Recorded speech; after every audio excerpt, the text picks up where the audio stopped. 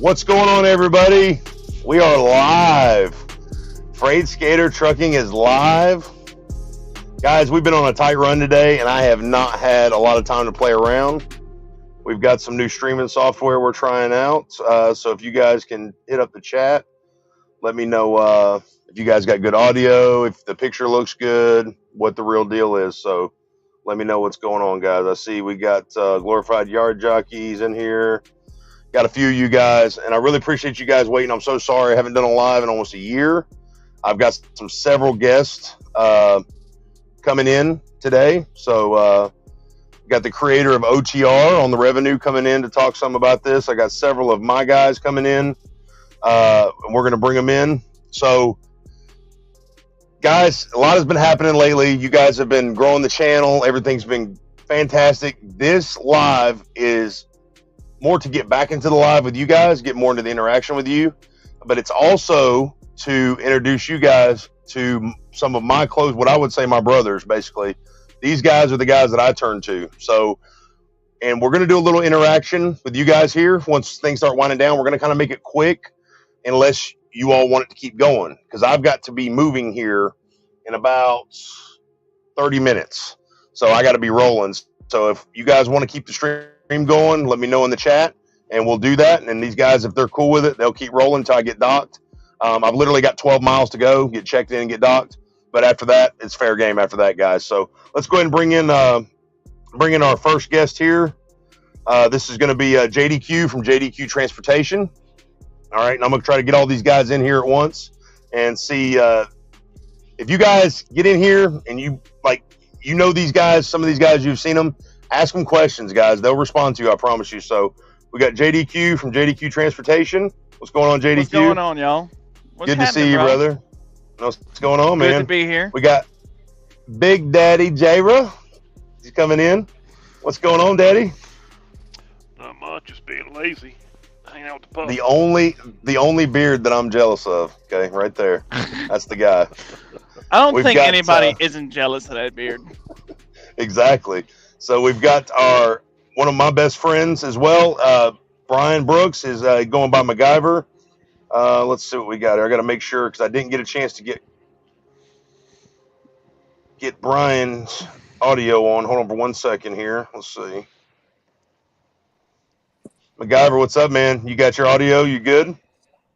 Yeah, I'm good. What's going on, man? All right. What's happening? All right.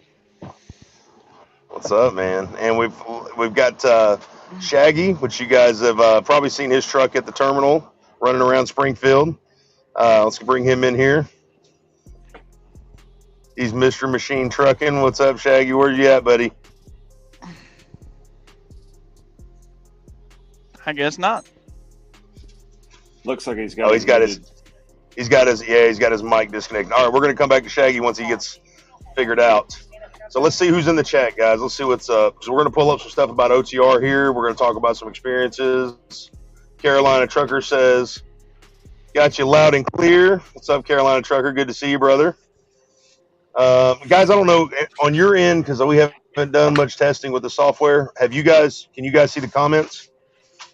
Yes, I can actually see him. We got Johnson's Logic in here. What's up, bro? Okay. Yep. Johnson's Logic. He's got the shifty eyes going on, man. He's looking kind of creepy tonight. He's over there lurking.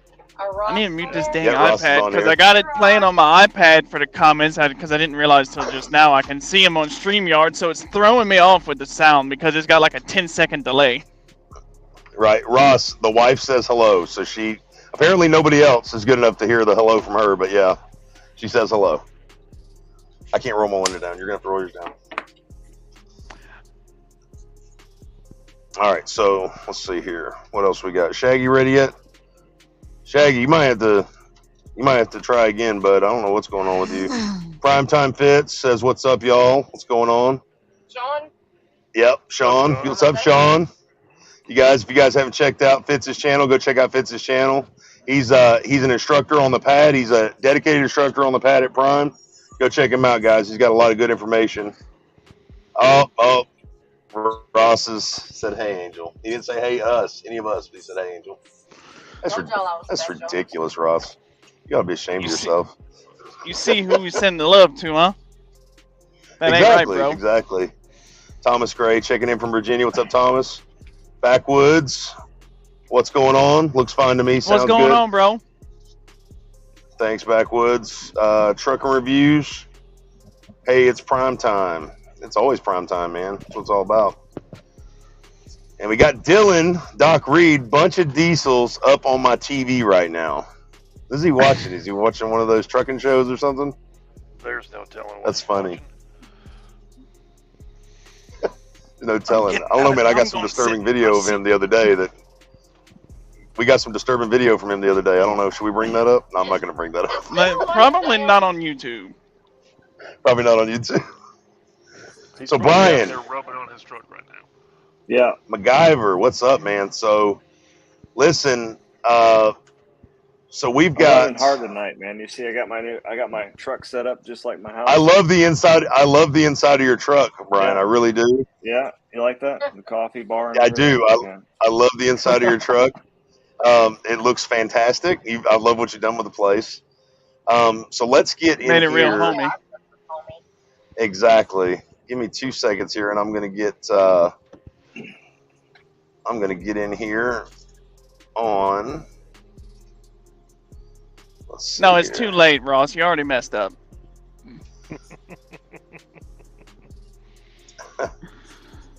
Alex Najoria says, "What's up, y'all?" Norwegia. I don't know how do you say that. Noriega. I'm gonna let you handle that. Carolina Trucker says, "Doing great. To see you all spending the night in Iowa tonight." Oh yeah, nice, man. As long as you're safe, man. That's all that matters. Let me see here. Let me bring this up now. Like I said, guys, this is the first time I'm using the software, so I'm kind of slow at this. I'm hoping it looks pretty professional to you guys. I'm hoping you're liking it. It's like I said, I had it going on my iPad, and it looks pretty slick. Yeah, it's for me. It here we go. Now we got it. All right, so let's see here, guys. So we've got OTR pulled up here. And Brian MacGyver, tell us a little bit about OTR, because there might be. First of all, tell us about your journey here with Prime. Tell us how, like, a quick little backstory on you. What's the deal with you? I've been here for about 5 years. Came to Prime, didn't know anything about trucking. Just needed something new, and started off. Got my CDL with Prime. Went into I was trying to get a new truck, but I didn't want to wait. And the only thing they had available was a used lease truck. Took that truck for 18 months. At the end of that, I was going to buy a new truck. COVID hit, and they kept pushing off the dates. So I was like, well, I'll just stay in the truck I got. Did the lease purchase on that truck, paid it off. It was for 2 years, paid that truck off, and been driving. So I've been in that same truck since I've been at Prime, 690,000 miles, I think, right now. So congratulations, man. That is awesome. Yeah. So as an owner-operator and the developer of a massive software tool for owner-operators, what's some, like, the best piece of advice you could give some guys coming into the industry right now that may not know anything about trucking? Depend on your experience in the industry so far. Well, I can only speak for business, and I can't really say anything about company drivers. But if you're going to be a lease operator or owner operator, know your numbers and run it like a business and treat it like a business. I see a lot of stuff on Facebook right now talking about people how they're struggling with loads and not making enough money, and struggling not being able to take home time.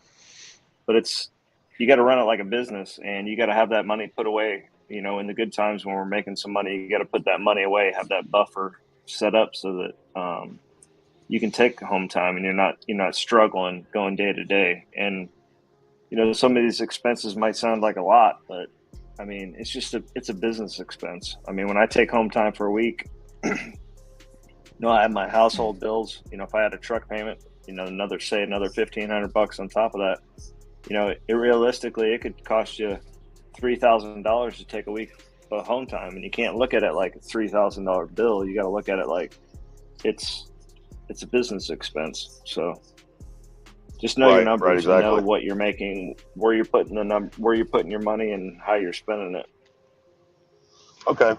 Now, OTR, what got you, when we're talking about OTR, what got you motivated to do this here? So what is the big deal about OTR? Tell some people, because I think there's a lot of misinformation about OTR. People think it's an app. People don't know how to use it. And a lot of people are kind of scared of numbers, it seems like. So tell me about OTR a little bit. Well, I mean, it started for me. I just wanted to know my numbers. It started with a spreadsheet. And then that spreadsheet just grew into this monster spreadsheet with all these formulas and everything in it. And I had drivers asking me, hey, can I have that spreadsheet? And if anybody knows anything about spreadsheets and formulas, you know, you hit one wrong button and the whole thing's wiped out. Anyway, so I thought I'd make an app. When I first started researching it, you know, I was going to make it a regular app, but this OTR is actually software. It's a web-based software, so it's not actually an app. It looks like an app, but the pluses of that is you can use it on any device. Like you can use it on your computer, laptop, tablet, whatever. Right. Yeah. So, and it just keeps track of everything. I mean, you have to do the work and enter in information, but it keeps track of everything for you, and you can look at stuff on the fly and get, you know, what's your cents per mile, what's your expenses per mile, you know, how much am I making this week? Can I afford to take a week off of work, or should I turn down this load because I'm already sitting at enough revenue for this week, and I can afford to sit. So stuff like that. Right. Now, what kind of plans do we have for OTR in the future? Because obviously it's an awesome tool right now, but what have you got in store? The biggest thing is, you know, I'm always trying to make it better, make it easier for users to use, make it flow better, faster. I want to add more features to it. The biggest thing that I'd like to let everybody know is it's me that's building it. So if anybody's got any questions about it, if they get on it and they're like, oh, maybe I don't like this color, or I don't like the way this is here, or I want to see a different number. You know, I'm not seeing this particular number calculated for me. All I got to do is send me a message, and I can change anything you want changed on it.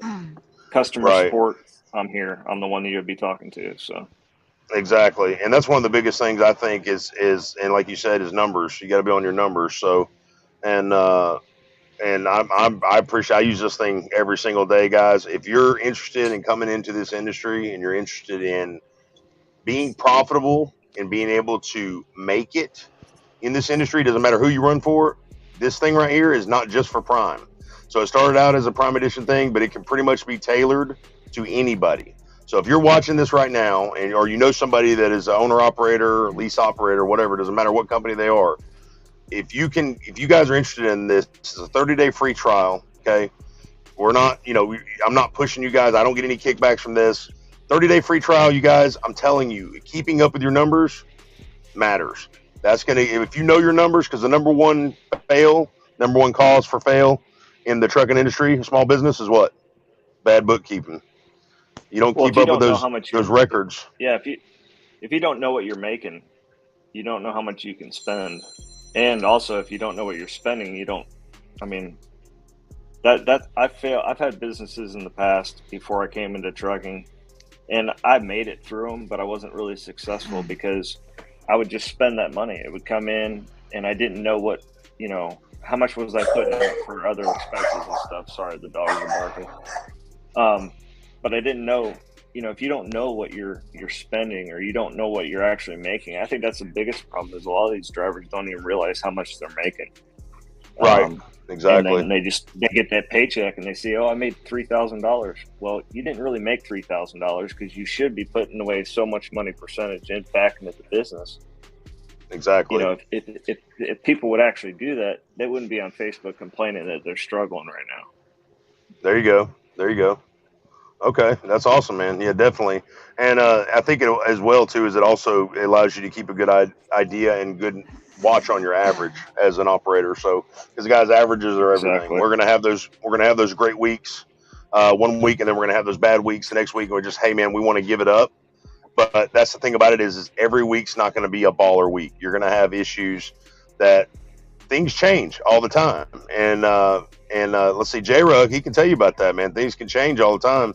So your situation has changed. You went from one truck to another. You got you started kind of training again. You thought one thing was happening, another thing's happening. So tell us a little bit about what's going on with you, Dale. What's been happening with you, man? Let's see what I got into the new truck. Let's see if I got a picture of that. I think I do have a picture of your truck here. Let's see if I can pull it up. You got it somewhere. Well, I ordered that truck. I never planned on putting a student in it. You know, mid-roof, a lot of extras done to it. And as I was working on it on home time, dispatch called up and offered me another dedicated where I was home most weekends, running back and forth from Charlotte to New York City, with the stipulation I had to train. So I picked him up. He made it all of 5 days. We went to the house on Friday. Told him I'd pick him up on Sunday at 10 a.m. to be in Brooklyn on Monday morning. Well, Sunday morning comes around and he had a family emergency, and he never made it back on a truck. Wow. So that's crazy. So, guys, if you saw that truck, that was his brand new truck right there. It's 2024 Peterbilt mid-roof, and Dale is on the flatbed side. He still came in on the flatbed side. He's still on the open deck side of Prime. Never leaving the open deck. I said the same thing. It's all. I don't know, man. Being a curtain pusher's got its perks.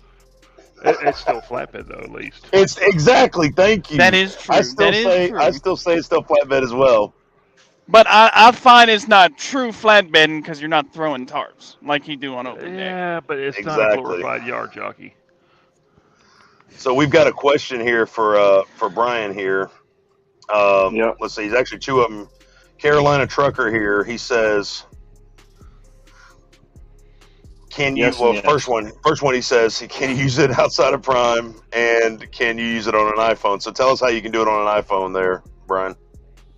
So you can use it on any device: Android, iPhone, Mac, whatever, computer. You just basically go to the website there on therevenue.com, and then just click on the link, and it'll open up your browser, and then there's a button you hit.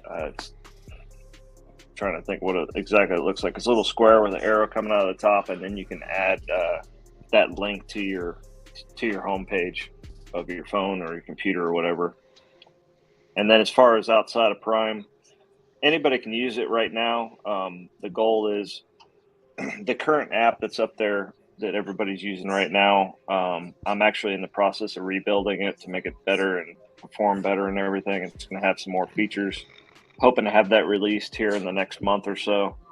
And it's geared toward Prime drivers right now, but anybody can use it. Once that new version is out, then I'm going to clone it, and it'll be available for independent operators outside of Prime or whoever has a trucking business.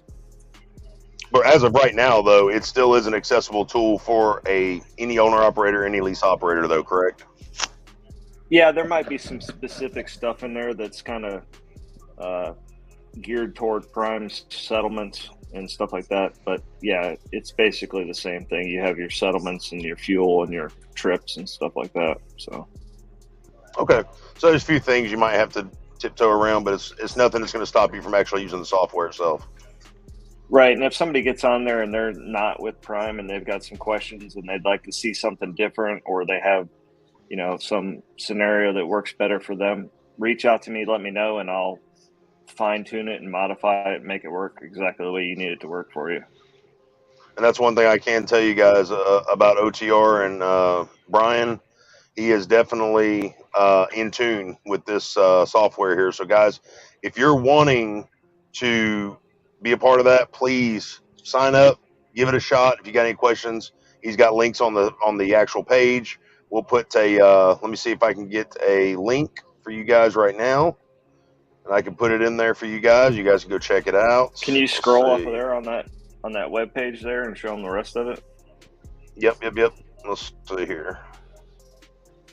Go ahead and post this link for everybody. If If you guys want to check out OTR, there it is. I don't know if that even worked. Is that a clickable Yeah, it link? came up. Okay. All right. And let me go back here so you guys can scroll up here. We've got a YouTube channel on there for OTR software, the Prime Edition, which, guys, don't be scared of that Prime Edition. You can still use it even if you're not at Prime. He does have his on the revenue. I have a question here, his Q&A thing. It tells you what's in the software, what it's capable of. And Brian, if you want to touch in on any of this, let me know. Yeah, that live chat there. So if you hit that I have a question thing, that'll go directly to me, and you'll be talking to me, not a robot. So. Right, exactly. That's what's awesome about that. About somebody actually doing this thing. So, custom accounting software designed for owner operators, guys, and that's what it's all about right there. So that is it. So let's see if we got any questions. You guys have any questions for Carolina Trucker says awesome, thank you. You guys got any questions at all for Brian on OTR? Shaggy, you're in here. What are you doing, man? Your mic's not working? Angel, you're in the cab with me. What are you doing? It's so weird. You guys don't have to watch this. You know, you're here. You're living this right now. Like, what is wrong with y'all? So weird. She's not going to get on. I'm just moving a little bit for me. So there's a lot of me to get in here. So I'm just trying to get a little bit more of me in the camera. You need to turn the angel cam on. Come on now. I need to turn the angel cam on. That's right. I can actually add a secondary camera and we can turn the angel cam on. So. Is Dale laying in bed on YouTube? Dale is laying in bed on YouTube. He sure is. I'm hanging out with the pup. Yeah, he's hanging out with the pup. Let's see. Oh, look at there. Look at there. Oh, you got a Boston? Or is that a Frenchie? Oh, Frenchie. Dude, my uncle raises Frenchies. Yeah, the same one that has the tattoo shop in Thomasville, North Carolina. Yes, he raises Frenchies. Rocket Roy's, Breeze, Walter the Breeze.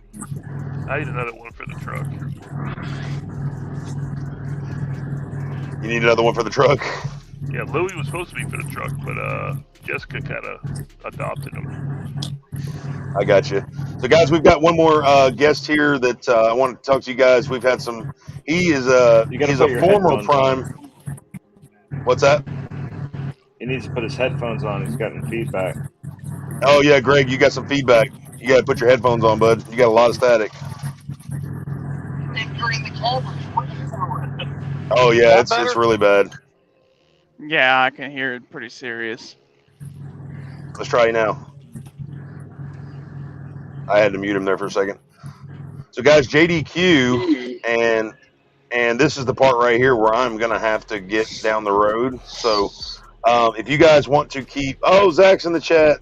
Zachy Poo, what's up? I thought the appointment was at 10. At 11. Oh, it's at 11? I'm going to look again, but I could have sworn it was 11. I thought it was 10, 2200. You're right. Okay, good thing I was watching because we'd have been late. Wow. Oh my God, bro, you about messed us up bad. I could have sworn it was 11. So somebody needs to learn a 24-hour time clock. Exactly. So we've got so Shaggy made it in. Shaggy, Mr. Machine. Yep, we got the Mr. Machine, Shaggy. Guys, JDQ was with Prime for a good while. He ran the flatbed and reefer side of Prime, and now he's actually running with another company with his own truck. So JDQ, why don't you tell us some of the stuff about your little bit of your journey from Prime and henceforth. Okay, so back in 2020, I was killing termites with Orkin Pest Control down here in South Louisiana, and things happened, and I decided I'm going to drive a truck. So I started researching companies, and I'm putting in applications, and the only one that got back to me was Prime, and they got back to me within like 10 minutes. So I got the orientation date set up, put in my 2-week notice with the pest control company. I'm going off to Springfield. Went through training, both PSD and TNT. Started off as a company driver on the flatbed side. Did that for about a year. And then I switched to leasing on the reefer side. And I did that for about a year. And then I got tired of reefer because I'm ADHD. I don't like to sit. Like, this sitting I've been doing today is driving me insane. So I decided I'm going back to flatbed. And then I was back on flatbed for like 2 months. And then the opportunity to buy this truck just fell in my lap and I couldn't pass it up. So I bought this truck, leased it on with a little carrier that's about an hour north of my house. And here we are today. Heck yeah. Nice, man. Nice. Well, guys, I'm going to tell you, I got to get rolling to this the stop. If you guys want the stream to keep going, I know we've only got 23 people in here. It's been a long time since I did a live. If you guys wanted the stream to keep going, I'm sure these guys, they can answer some questions for you guys and stuff like that. I've literally got 12 miles to go, and I've got to get over there. So if you guys want to keep the stream going, give it a thumbs up. If you guys are ready to end it, go ahead and do a thumbs down real quick, because other than that, we got to get moving. Shaggy, what's on your mind tonight, buddy? Nothing much. Scooby Snacks. Yep. I just ate my last one. You just ate your last Scooby snack?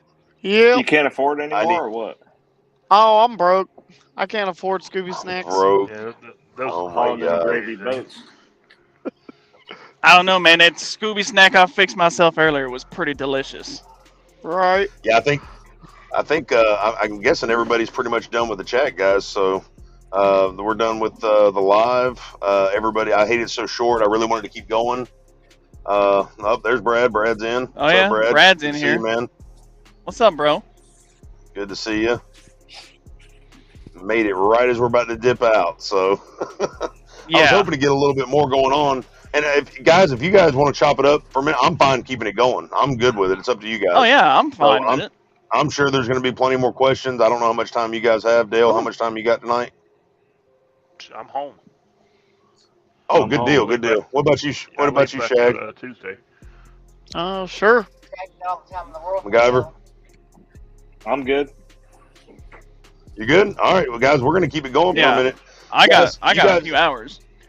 These guys are going to start chopping it up. Dreadnought, I meant to give you a shout out, dude. Thank you so much for joining, man. My son is doing really good when he wants to actually call us. So he's busy living life, man. He came off his first deployment about 2 or 3 weeks ago, and he's glad to be back on dry land. So I can tell you that much right now.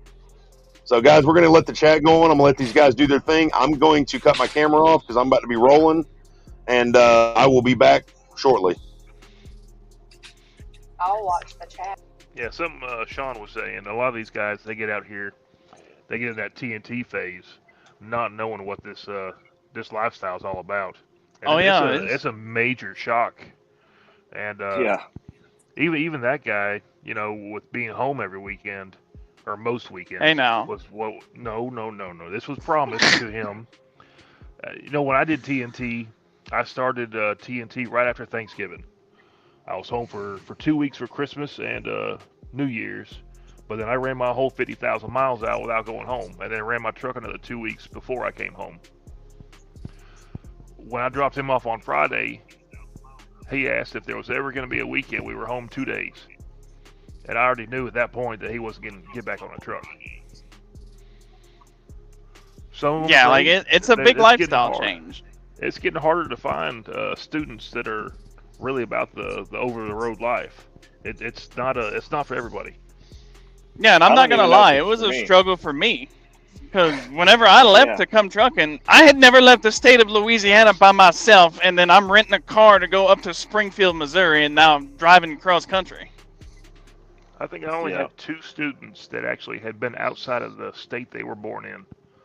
No, don't get me wrong. I left the state. You know, we took vacations to Florida, Arkansas, and stuff like that. But I had never left the state on my own. It was always vacationing with family and stuff like that. Because whenever I came to Prime, I was only 21 years old. I had just made 21. So it's a big lifestyle change. It's more than just being on the truck. It's just, I mean, it depends on. It was tough on me. I mean, it was okay being away for a while, but then, you know, then you realize that you're away from the family, and then now you're stuck in the truck, and you're not, you know, in training, you're not making as much money, and Well, maybe you are now. I don't know, but they make money now. Yeah, more than we made when we came through training. So it's. I mean, everybody struggles though. I mean, even I have times out there now where sometimes I'm like, I don't know if I want to do this anymore. So. Oh yeah. But tell me anywhere else you can go is making much money as we're making right now. And you're basically getting paid to explore the country. Yeah. And the good thing about us driving cross country, well, I don't do it anymore. I never leave the Southeast, but I did 2.5 years OTR. I've done traveled all of the lower 48. Whenever I get some cash stacked up, I know exactly where I'm taking vacations to. I got a whole list planned out. Right. Yeah. Yeah, I'm kind of like in the same situation as Dale. Whenever I left, I did PSD, TNT, got a truck, but I didn't run the truck. You know, I was waiting on a truck, and it had to go through the shop and all that because, you know, company drivers, they just give you something. The truck I got stuck with had to go in the shop, and it was going to be in the shop for like 2 weeks. I was like, screw that. I'm going home, and that was a whole fiasco in itself. I don't like to fly, and then I ended up having to get on an airplane to go back to the house, which was not enjoyable.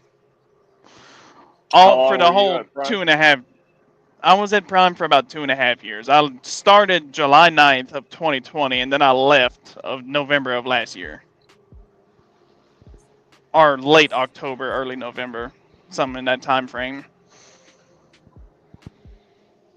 How about you, Dale? You've been around for a little bit, haven't you? I've been at Prime for 2.5 years now. Okay. But I mean, I was born more or less on the back of a W900. Right. Yeah. And I just, I fell into a construction job when I was 15. Went from sweeping the floors to running multi-million-dollar Publix construction jobs and movie theaters, and was making good money. I got talked out of driving. Take a look at the comments here. Brad, grow up. It probably wasn't that serious. I think, saying Will ran him ragged. 2008 I tried to start, and my ex-wife talked me out of it. And then I tried again in 2015. My second ex-wife talked me out of it, and then after COVID, I couldn't find another job, not paying what I was making. I finally came over to Prime. I was supposed to go to CRST, and I got talked out of that and came to Prime. I didn't want a damn restriction on my license. See, because I got my CDL at Prime, and I ended up having a restriction on it. But my dad being a farmer, we had 4 manual trucks at the house. All I had to do was relearn the verbiage for pre-trip, because in the state of Louisiana, you have to do the pre-trip, backing, and a road test just to get the restriction off your license, which is... Same as Georgia. It boggles my mind because the guy told me, just come with a bobtail. So I took the easiest truck to maneuver around the city of downtown Lafayette, which... a day cab. And the day cab has a window, like right behind the seats. Instead of just being just a wall, it's got a window so you can see what's going on, because that's the truck that normally runs his dump trailer. So all the backing maneuvers was like one shot because I'm looking out the window, watching everything. And I showed up by myself in this truck because I know how to drive a manual. I'm just not legally licensed to do so. So we did all the pre-trip and the backing and everything, and he got up in the truck and he looked at me and said, "You obviously know how to drive this truck, but we still have to do a road test." He ran through his whole spiel and asked me if I had any questions. The only one question I had was, how many points off is it if I don't double clutch? He told me it was 5. You go ahead and take them off now, because I'm not doing that. And I gave him a good chuckle out of that one, so we went, run my tests, got the restriction off, and then commenced to doing all the nitpick stuff on this truck to get it ready. You know, the whole dashboard had to be changed because it was all beat to hell. Changed all the fluids from front to back. Changed the kingpins and whatnot on the front end. And put some new tires on it. So besides you, JDQ, and like, you other guys, what keeps you at Prime? Why are you still here? I got a great relationship with my fleet manager. I make amazing money. I can take off whenever I want to, so long as that truck note's made every week. He doesn't give me any crap for it. And, I can say, hey, I want to go over, like every August I go to Vegas. My girlfriend goes out there for a convention. I take a 34 out there, hang out with her, and he leaves me alone. He'll send me a load, I accept it, I run it, and that's it. We might talk once a month. There's a good culture. There's things going on right now that's pissing everybody off. Not enough yet that it would make me leave. I do plan on one day having a matching trailer to my truck and stuff like that, and maybe running some more specialized freight. But I'm very content where I'm at right now. Yeah. How about you, Shaggy? I started back in 2018. I was an assistant manager for Walmart before I came out trucking. Basically doubled what I made there in trucking. Prime allowed me to get completely out of debt, so I'm thankful for that, and it's honestly one of the better companies I've ever been with. Yeah, Prime's going through some BS right now that I don't agree with, but it is what it is. A lot of companies, when you get into like corporate stuff, a lot of them do that. So I got a theory. So you hear a lot of people, like you can't make any money with Prime, this, that, and the other, and then whatever's going on in the economy now with trucking.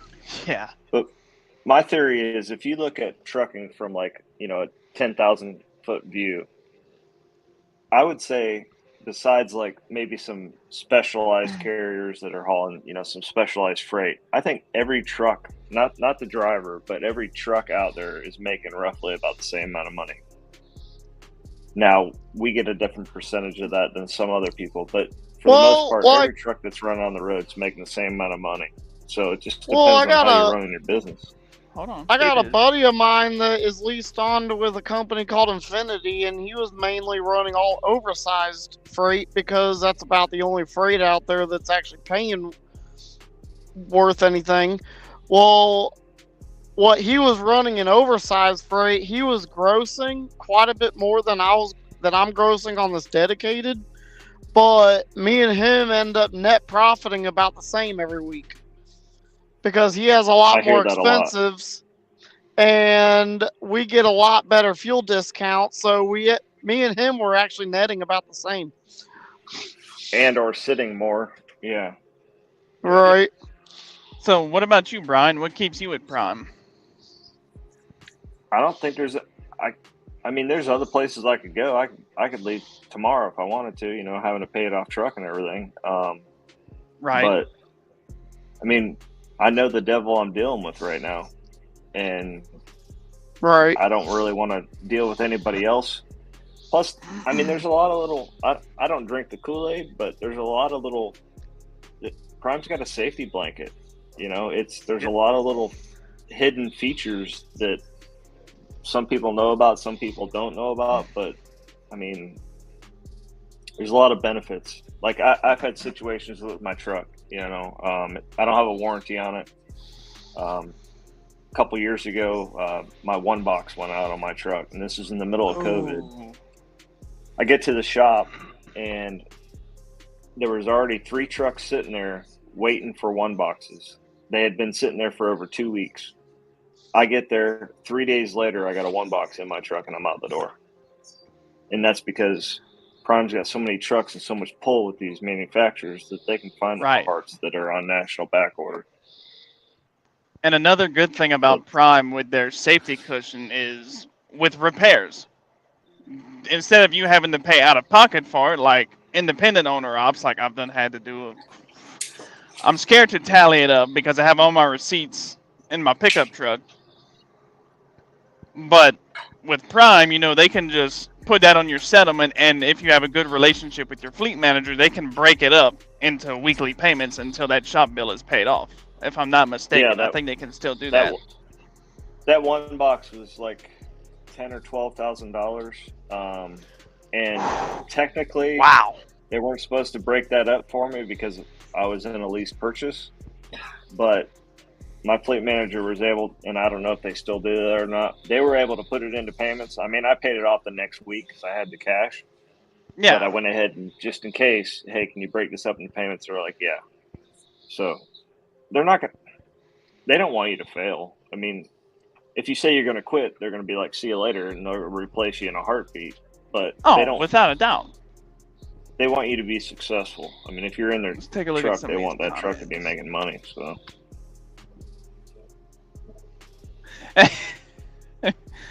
Dreadnought's watching my short I did with the Oreos in the blender. He's mad about it because now he's hungry. But yeah, since I got this truck, we've had to do quite a bit of repairs to it because, you know, I don't know what I got with this old truck. The guy that I bought it from doesn't have any history on the motor, but it runs like a top. It doesn't have any blow-by because my dad used to be a diesel mechanic, so he has a blow-by meter that he puts in the blow-by tube, and it measures how bad the blow-by is. It didn't even register, so we're good.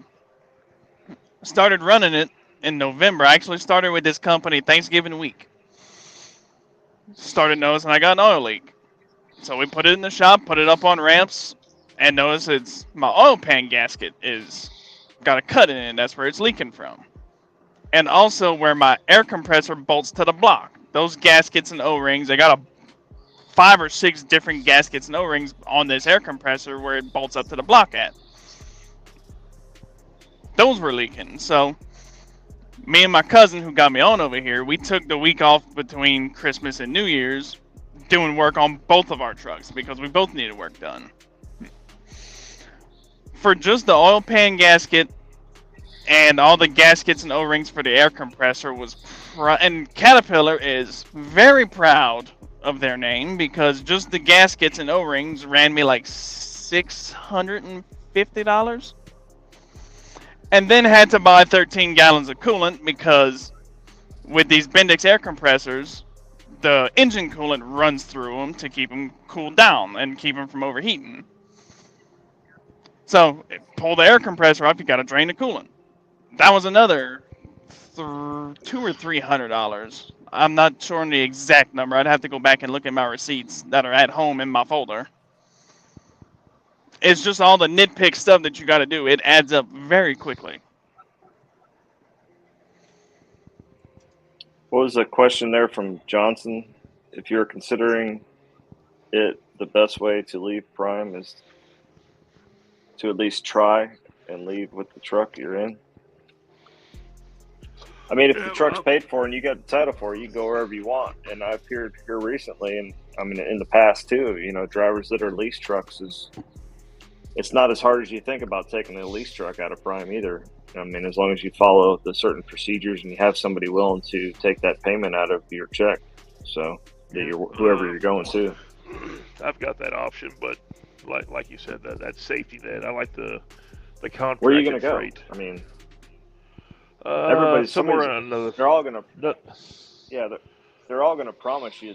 You know, everything, these other companies and stuff like that, but how do you know? And then you get there and they don't deliver. Yeah. No, I mean, I probably sound like I drink the Kool-Aid, but I don't. Yeah, I'm not going to lie, though. Whenever I left Prime and whenever I bought this truck, I was absolutely terrified because Prime is the only company I've ever known. That's the only trucking job I've ever had was at Prime and dealing with their safety net. Yeah, because I'm in a pretty good I'm almost in Brian's position because my truck will be paid off in like a couple of weeks. Yeah, bro. Congratulations. Appreciate it. And so technically I could take my truck anywhere I want to go, but honestly, it's like I'm sitting pretty good where I'm at. And plus I'm on a dedicated, it has me home just about every weekend. So unless something changes, like I'm probably just going to try to stick it out. The question from Dreadnought there saying something about his Volvo. Yeah, if you're in a regular lease and you want to buy that lease, Prime won't let you do that. They used to do it, but they said they're going to make you wait 2 years. I'm saying if you're in a regular lease and you want to go to another carrier and stay in that lease, not actually buy the truck, but basically all you're doing is transferring that lease to the other company is going to do the payroll so that the company pays Prime before they pay you. So Prime gets their money. The Prime will allow you to do that, but they won't allow you to get outside financing for the truck until you're after the 2 year mark. Yeah. So I see Juniper K asked you a question, Brian. Any of y'all owner op Prime flatbed? Sell me on it. What kind of advice can you give him?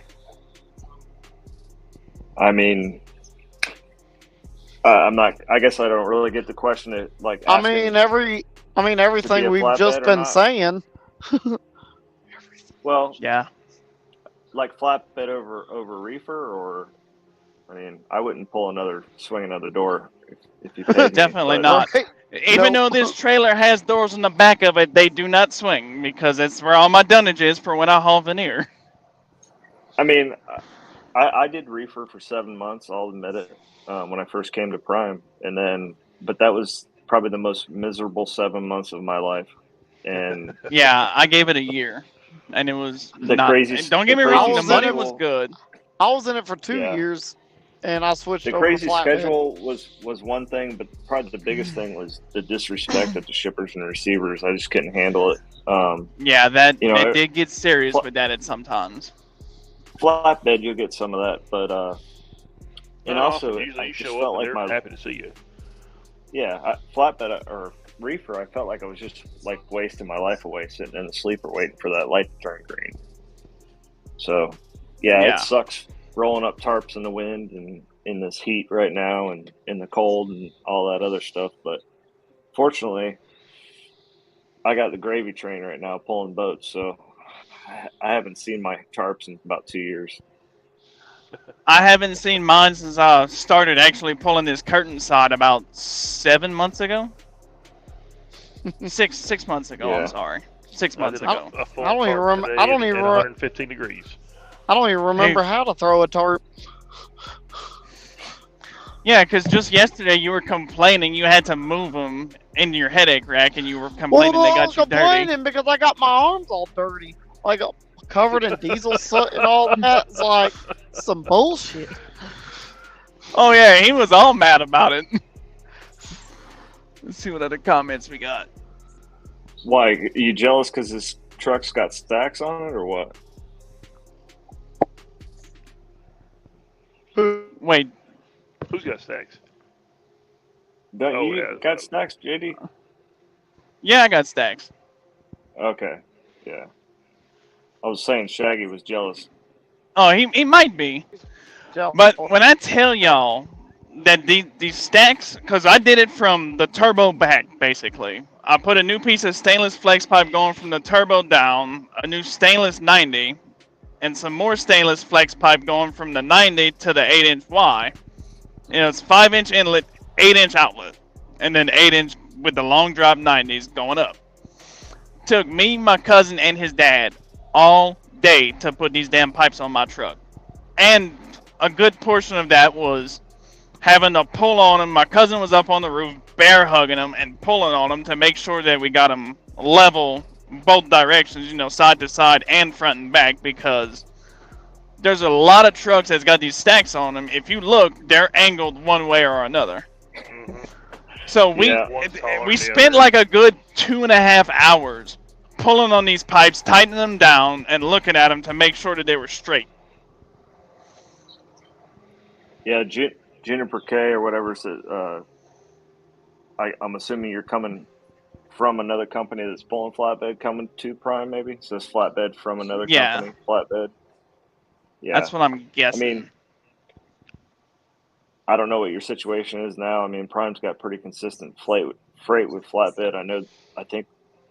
I haven't really been in the regular flatbed, but from what I hear, it really didn't slow down this year. No. During the winter time.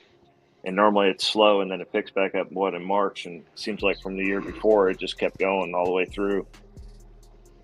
Thank So you, Jacob. I would say pretty good relationships with Timothy, customers. I've been telling Jacob that for the last 2 days. Yeah, I saw your comment, You don't Tim. want me to come over there and haul horses and make Giselle look bad. And I didn't want an orange truck over there at Brookledge either. I don't know What's up with that single axle?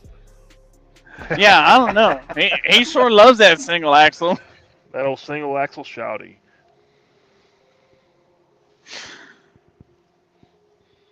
I'll take my tandem axle truck every day. I would like to get rid of these super singles though. I will say this: having duals is nice. Except when you shred one out in the middle of nowhere and you're fully loaded and can't limp it because shop foreman's afraid you're going to mess the other tire up. But yeah. But that's one thing I don't like about recaps is they'll either last 2 days or I'm sorry, 2 weeks or 2 years. If they'll get you through 2 weeks, they're good for a while. Because I've had one recap, a brand new recap put on this trailer. 5 days later, it was blowing up again and left me on the side of the interstate in Greenville, Alabama. Because I was fully loaded and my shop foreman didn't want me to go 30 miles down the road to the Loves and Evergreen.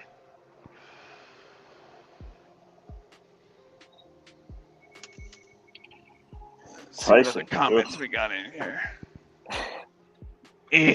I hate Tysons. Whenever I was training on the reefer side, we went to Tyson and somewhere in Indiana. I forgot what city it was. Waited there for 19 and a half hours. Our load finally was ready. We go to pick it up, and the driver's side back axle tire was flat, like on the rim, and it had been rode like that for a while because you can see the marks down the side of the tire. And then we had to wait another 4 hours for road service to get there and fix the damn tire. Yeah, back to that Tyson comment. I just saw a Tyson truck over on its side earlier today. Uh-oh. Oh, there's Brad. She's a rocket. 92,000 with duals. Rode 100 miles He does, with one tire. He does specialize for TMC. Yeah. Who's See, that? I don't want to do that. That's Timothy. He pulls specialized freight for TMC. You know, like hauling John Deere, cotton pickers, combines, grain carts, stuff like that. That sounds like fun. It does. Except TMC was actually one of the companies I had applied to. And as I was pulling into the campus in Springfield, Maverick, which was one of the companies I had applied to, was calling me back, you know, reaching out to me for my application that I put in. Like, y'all are kind of late because I done got another job. See, TMC denied me because I had my CDL coming into Prime, but I had to have restrictions removed off of it for the air brakes. And TMC turned me down because they didn't want to deal with the hassle. Yeah, they turned me down because I wasn't of age for their company. I think their minimum requirement is 22 or 23. I think it's 23, yeah. And I was only 21 at the time, so. Yeah. I applied for Snyder, and I was all ready to go to orientation with them. And then somehow stumbled across Prime. And I'm thankful I did that because at the time, I think Snyder was only paying like 34 cents a mile, and I was going to go company, and I was like, oh yeah, I can make good money doing that. And then obviously I didn't do that. But well, I came to Prime with the mentality of only being here a year to get my verifiable experience. I was already had a job set up here local with an over-the-road company that my dad had worked at, his best friend worked at, a couple other former Prime drivers actually worked there. And then once I started talking to Justin on the pad and talking to my TNT trainer and seeing how much more money I could actually make at Prime versus this other company, I never left. Granted, I gave up the big hood truck running 80 mile an hour, but that doesn't pay the bills. No. Yeah, like whenever I left Prime, I'm not gonna lie, I stayed on the floorboard doing all the 84 that this truck had from the factory for a few months, and now I'm just doing 65 everywhere because trying to save on fuel. It would be nice to be able to kick it up to 68, 69 just to get right around that guy. Yeah. Around somebody. But I would still drive the way I drive now, even if I go 80. Because, yeah, like the first day I drove this truck, I didn't even have my restriction off yet. I was just, bringing it for a test drive, see how it rode. Let's see what it got. Foot to the floor. It tapped out at 84 miles an hour. What, 4.25 miles a gallon? Yeah, about, yeah. I'm at 80,100 pounds, and I still average 8.5 miles a gallon on the way home. Yeah, I don't want to hear it, Dale. This truck ain't built for fuel economy. And especially with that twin turbo cat, it likes to drink some fuel. It's stainless steel sex appeal. What are you getting on your truck miles per gallon, Dale? Now? Last week I averaged 8.38. I'm saving as much as I can, Ross. Come on now. Oh, you're not. Well, I mean that's good, but I mean, that's been running up 81 and across 80 the entire time. At 80,000. I averaged 8.3 in my truck, and it's an 18. When I was hauling the boats, I was averaging 9.4. Okay. Mine went down for a while. I needed an overhead done. I was in the shop last weekend and ended up getting an overhead done. Overhead done on my truck. I had a weird scenario. I had an issue where the truck was acting like it wasn't running on all the cylinders. Usually it would happen after when it got hot. And I brought it in there. Thought maybe it was the overhead. They checked the overhead. Number 6 was out. It was tight. And they're like, well, we fixed it. But you might have the valve seat might be moving and you're going to probably need a new head, which is $10,000. And I'm like, okay, whatever. So I leave the shop and it's still doing it. And I call them back up. They're like, bring it back up there. They checked the overhead again. It was fine. So the valve didn't move.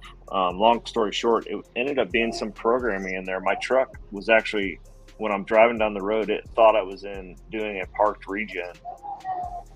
What the hell? In a parked regen, yeah. So the parked regen, what it does is on a Freightliner anyway, it basically turns the Jake brakes on 1 through 3 cylinders, and then 4, 5, 6. It puts all the power there to, burn off heat it up. Get the motor hot.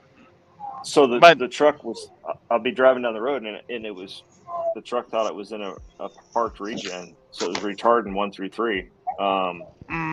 So they couldn't figure it out. They looked up some forums and everything, and some young mechanic there, he was looking around on the computer trying to figure it out, and he looked at the symptoms and everything. Anyway, he found some scenario just like I had, and they ran this.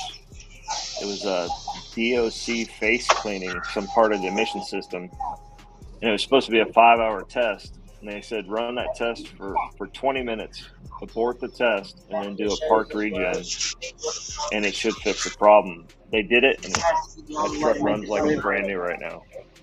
Wow. But it's weird what's weird is, like, you took it to any other shop, and I might still be sitting in that shop troubleshooting it. So it was just some freak thing. They said it's only happened a few times. Yeah, I'm back, guys. I'm there. But well, so much for my fuel mileage isn't that horrendous, Ross. I'm getting 4.25 between 4.2 to 4.7, depending what routes I'm running. Like with this local stuff I've been doing, I'd say 4.5 to 4.7. Looks like Timothy's killing it with 14.1. What, downhill? With the tail. Yeah, downhill. He's hauling that sailboat fuel, man. That's what he's hauling. Yep. Right. Shit, I wish I could get even 8 hauling sailboat fuel with this thirst fuel hungry something. I think I get 12 with sailboat. But it looks good. I can't lie though. I'm not gonna be mad at it. This is our current situation here. Oh. Yeah, we Nice. we rushed over here to get here, and there's probably 100 trucks in line. So, and they will not let you show up any more than 30 minutes early. So, I mean, I could have showed up 30 minutes ago and still been in all this. I mean, we're not moving at all. We moved one truck length up the whole time we've been here. So, Jeez. How do they do that? Do they Yeah. still complain at you when you get up to the window and be like you're late, even though you sat in line for 45 minutes to an hour or 2 hours? I don't know, man. I mean, I don't know if they do. You know, I don't know. I just, you know, I'm just here. I just came to play, man. That's all I'm here for. You missed some interesting topics of conversation there, Fr8sK8R. Did I? Yeah, we can talk about all kind of stuff over here while you gone. Nice.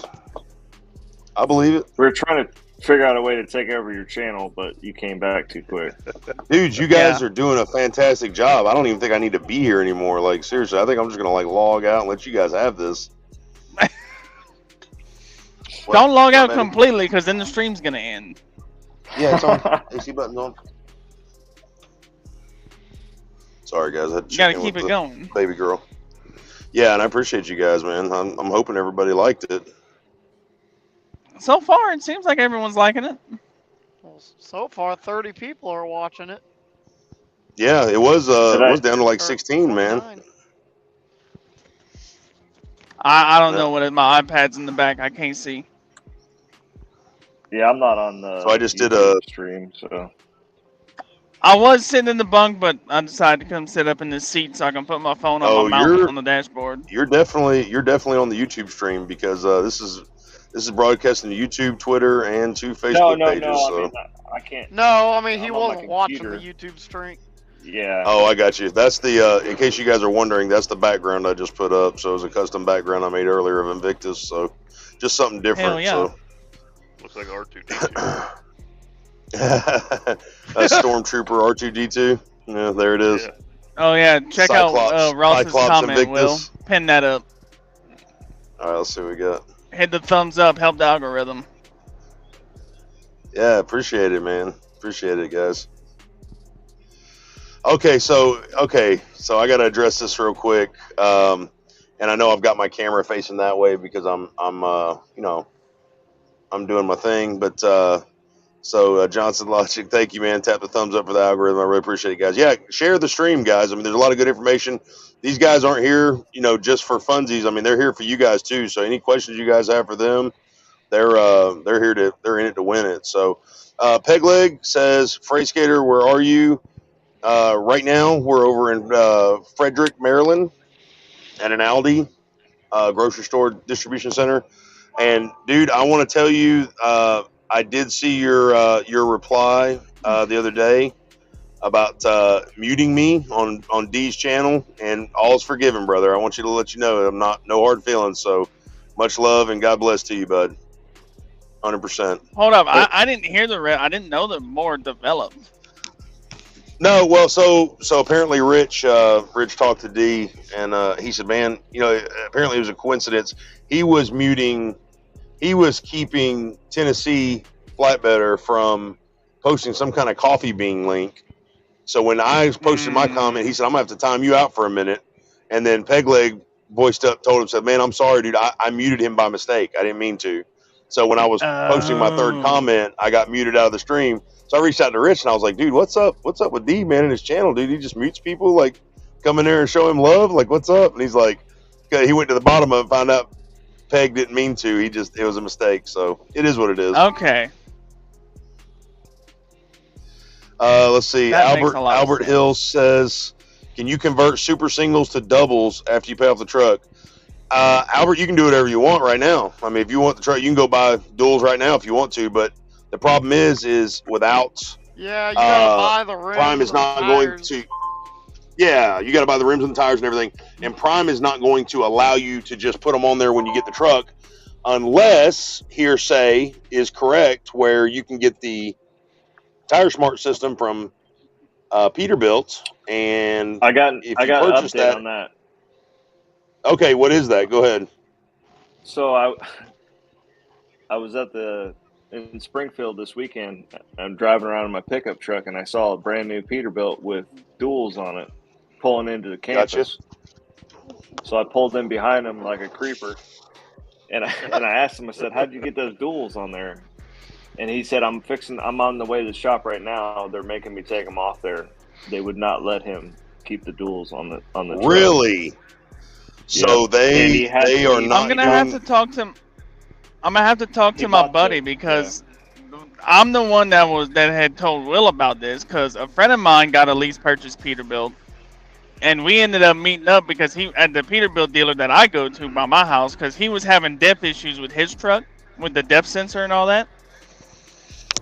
And I asked him how he was able to keep the duals, and he told me with the Tire Smart system on the Peterbilts, they're configured for duals, and if if you take the duals off and put singles, it's gonna throw the system on the Peterbilt off. So Prime just let him keep his duals, is what he told me. Yeah, this guy, I think Prime solved the problem there, because this guy had just got the truck like last week.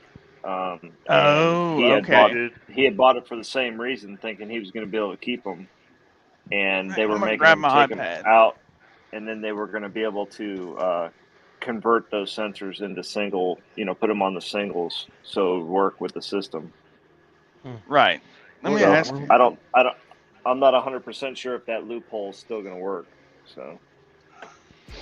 Well, that would be awesome. But guys, Prime's 100, just like they're 100% governed, they're 100% super singles. So it's now I know a personal, and I think everybody in this chat that's on this live stream knows a personal driver friend of ours, an acquaintance of ours, that got to keep his duals on a fluke just getting a brand new truck. I'm not going to name any names, but yeah. So, anyways, he got very lucky. I tried my damnedest to keep. I'm not. Oh my God, I would have loved to have done it, man.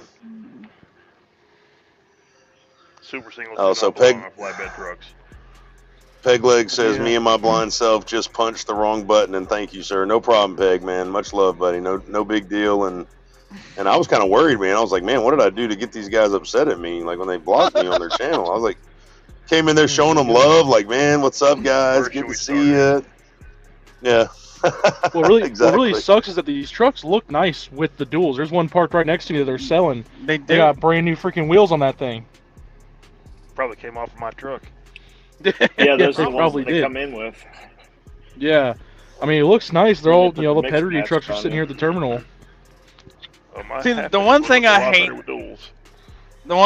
about having a longer wheelbase truck parking at a truck stop is my nose is sticking out a lot, and I'm just praying I don't get backed into at night.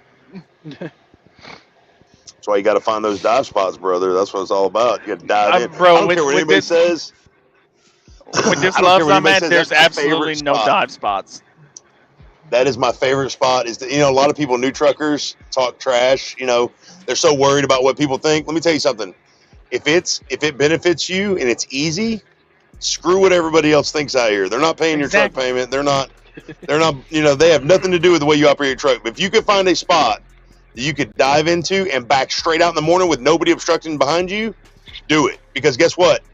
The two dummies that come and back in beside you at night, if they hit you, guess what they're hitting? They're hitting your trailer. They're not hitting your truck. So remember that. Plus, when you get up, trailer fixed. Well, that's your problem right there. I'd rather get a trailer fixed than get my truck fixed. Oh yeah, but see, with this loves that I'm at, there's no dive spots I can hit. But now when I'm stepping across to Alabama, that loves an Evergreen, that place never fills up, and there's a ton of spots you can dive into and back straight out in the morning. I've never pulled into a spot. Yeah, I've never nosed in. I just don't like the idea of having to back out. Well, there was the one time when I was on your truck, Will, you dove into a spot at that Balsaman on 80 in Grand Island. Yeah. And I just don't like backing out of the spot. You know, it is sketchy because I've only done it once because it was right when I got this truck. Yeah, even in my car, on my motorcycle, everything, I back into spots. I do not pull in anything. I do not park nosed into any spot ever. I can't park my pickup truck. I can park my big truck any day of the week. Oh yeah. Tell me where you want to put it. I got to park. Well, that's my the thing about it is crooked.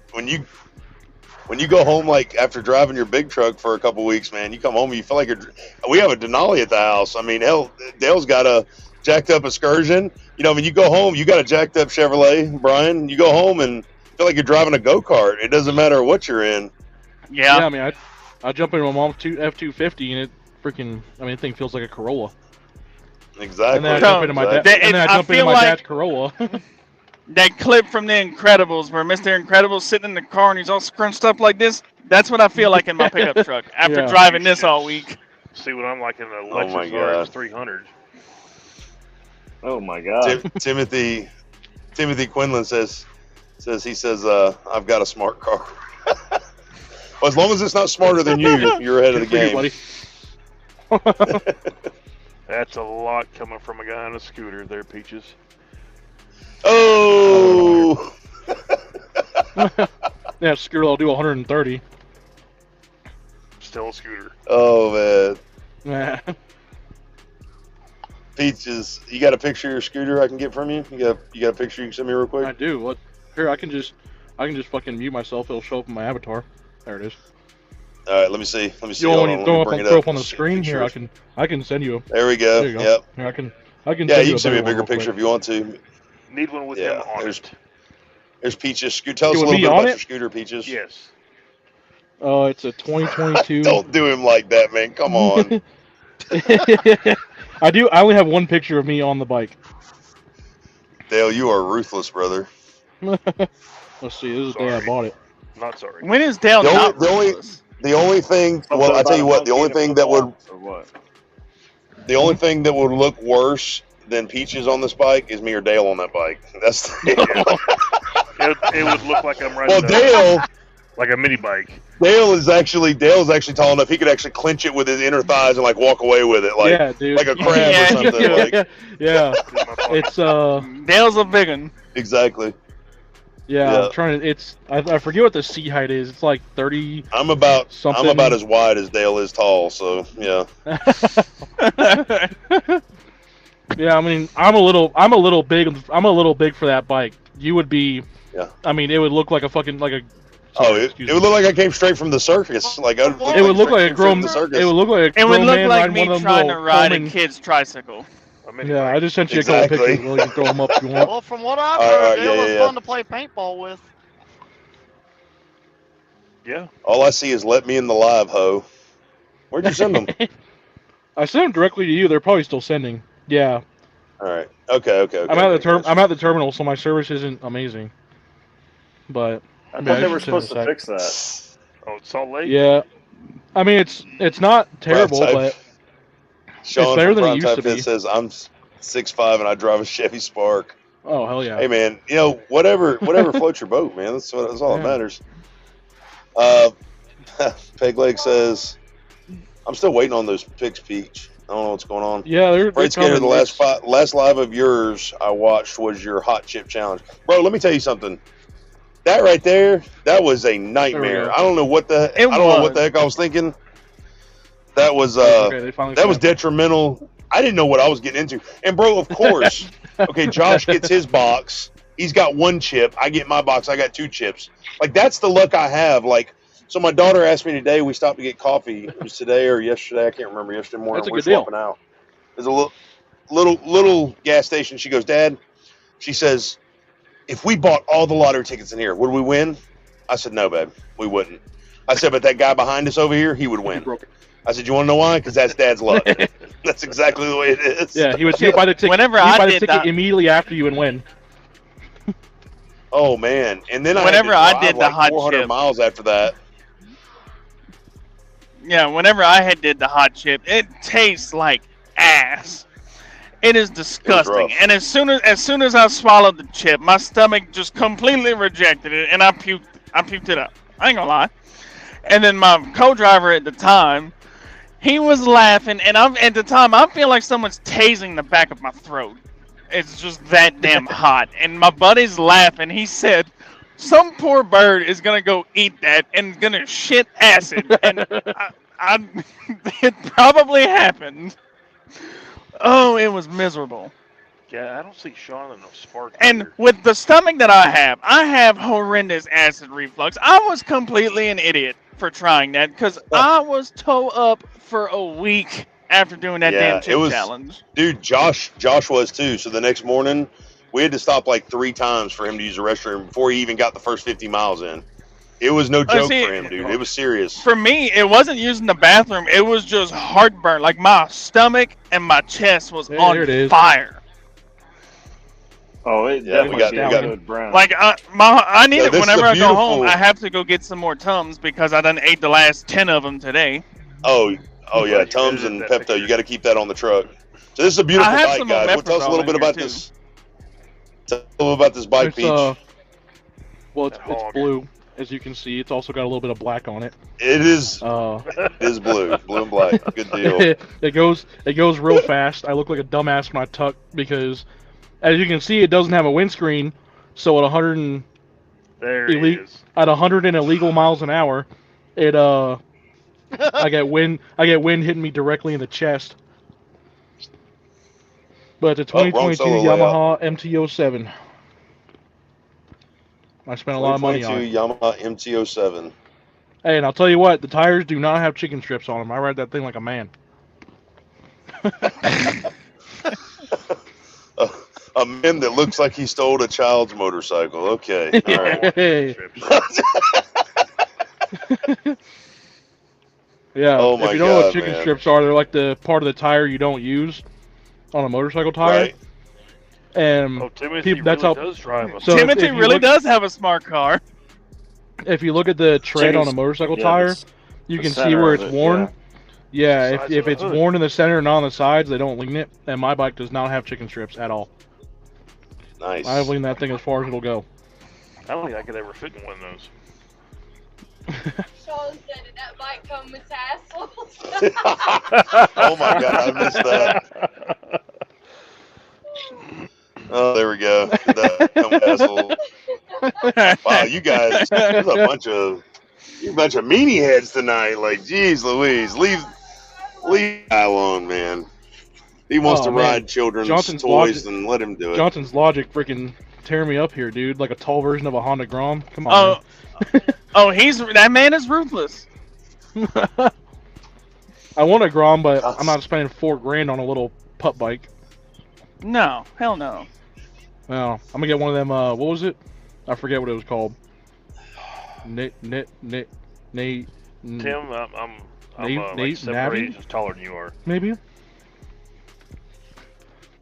There's another little tiny bike the Honda sells. It's like $1,500, and it's like the same thing. I'm gonna get one of them. Pegleg says, "Put me on that bike, and I'll look like Michael Clark Duncan on a Harley in Armageddon." Oh my god! I'm tired, boss. I'm real tired, boss. All right, King Chef says, King Chef Truckett says, "What's up, guys? What's up, King Chef? What's happening, bro? Good to see you guys. Thank you all for all coming out, man. We really enjoy this. This is a new platform for us. It's a way for all of us to get together with you guys. And I'm gonna go ahead and do something here. Let's do something a little bit different. Mix it up a little bit. So if you guys, and I've got pictures to put up here to the guys' stuff here. If you guys want to join the stream, text Freight Live to 706-741-6904 with your name, and I'll bring you in. We'll do that. How about that? If you want to get in there on the stream with us, we're in it to win it. Jacob, let's show a picture of your beautiful truck here. Let's see what we got. She's still a work in progress. That's a beautiful truck. Tell us a little bit about it, man. So she's a 2006 Peterbilt 379. Got her in about mid-October is whenever we signed the papers on her. And at the time, she had 1,014,465 miles on it. And right now she's sitting at Wowzers. $1,067,648. She's got the ACERT, nice. which is the twin turbo, which is Cat's half-ass version of an emission system, but doesn't really work because it still blows smoke. But right, that's just more stuff to go wrong. Who cares? Yeah, so it's the ACERT C15, so twin turbo, so she's fuel thirsty. Pulls like a freight train, rides like a Cadillac, and drinks like a fish. And whenever I got her, you know, she was bone stock, like didn't have nothing. I'm not sure if you can zoom in on that picture, Freight, but you can see I got some stainless. You can see I got some stainless step covers. Didn't have those whenever I got her, but I'm coming down I-20, coming back from Crowley, Texas, when I was pulling open deck, and I'm in the right lane, and I look, my toolbox lid on the passenger side is basically mangled up into a ball rolling through the median. Oh man! So I was like, all right, that's gone. So I called up Peterbilt to get a price on it. Just the toolbox lid was $2,200 delivered to the house. So I was like, no, we're not doing that. Just the lid. The lid and the hinge. Just the lid. Wow. Holy cow. So, me and my parts lady at Peterbilt started doing some research. We found these stainless step covers for $1,200 delivered for the set. So that's, yeah, I'm going to go with those. And then first thing we did, though, was the visor and my chop tops that I have on the side. Then I got the stainless step covers. Then I got some panel lights to put in front of the air breathers and some blue lights to go up inside the air breathers. Put some new cab lights, put the stacks, and now next thing I'm saving up for is some new wheels. Some high polish, either 24s or 22s. I haven't decided yet. Which I do need to do some research because with these 22s with tall rubbers, my stacks are 11 foot or 13 foot 4 off the ground. So I can't really go much taller before I have to trim my pipes. No Pro 24.5 should be the same height. I think it might be 24s then because a hood truck with some 24s does look good. Anything with 24s looks good. I want 24.5s. That is true. Mine. But I've never seen 24s on an aero truck before. Oh, it's especially when you dump the front end, it looks really good. And see that's one thing I do want to get for this thing is an air ride front suspension, so, and then have it with a dump valve. So when I'm sitting in a parking lot or cruising down a smooth road, which is definitely not inside the state of Louisiana, dump that valve and set it on the ground. I don't think there's a. Did you put a dump valve on your state of Louisiana that says smooth road in it? No. I found the company that makes a kit, but it's set up for dual leveling valves. And these trucks only have a single one, so I'm waiting for them to get back to me on. I'm sure I could use their kit and use half of it, but I don't want to buy twice as much stuff that I don't need. I was curious if on that new Pete, on the one you got, is it possible to dump it? Because is the leaf spring soft enough for it to drop? It's supposed to drop at least 3 inches. Okay. Dang. Hold on, but if you could do a retrofit with the new 389 spring and supposedly get like 5 inches out of it. So, Will, can you pin John Armstrong's comment? Because he's asked if the lid's made of diamond. I'm not sure what he's referring to. You're crumpled. Yeah, he was talking about how much he's talking about how much it cost. He's talking about how much it costed. How much it costed to get it sent to the house. Yeah, it must have been made of gold. Diamond plated. He was being sarcastic. Yeah, I was like, diamond plated, yeah, but it's probably made of gold the way they asking prices for it. No, that's diamond plate. Well, I got to meet. But yeah, like, no. So we didn't do that. So now I'm just have to worry about burning the shit out of my hands to get the rubber T-strap off of it because it's like right next to my stack.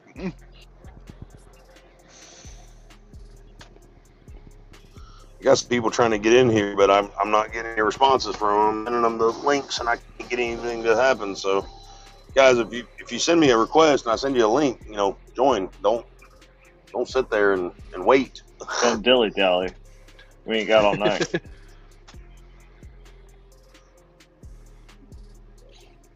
But you got to give them a chance, Freight, because they do have to go through a few prompts before they can get in.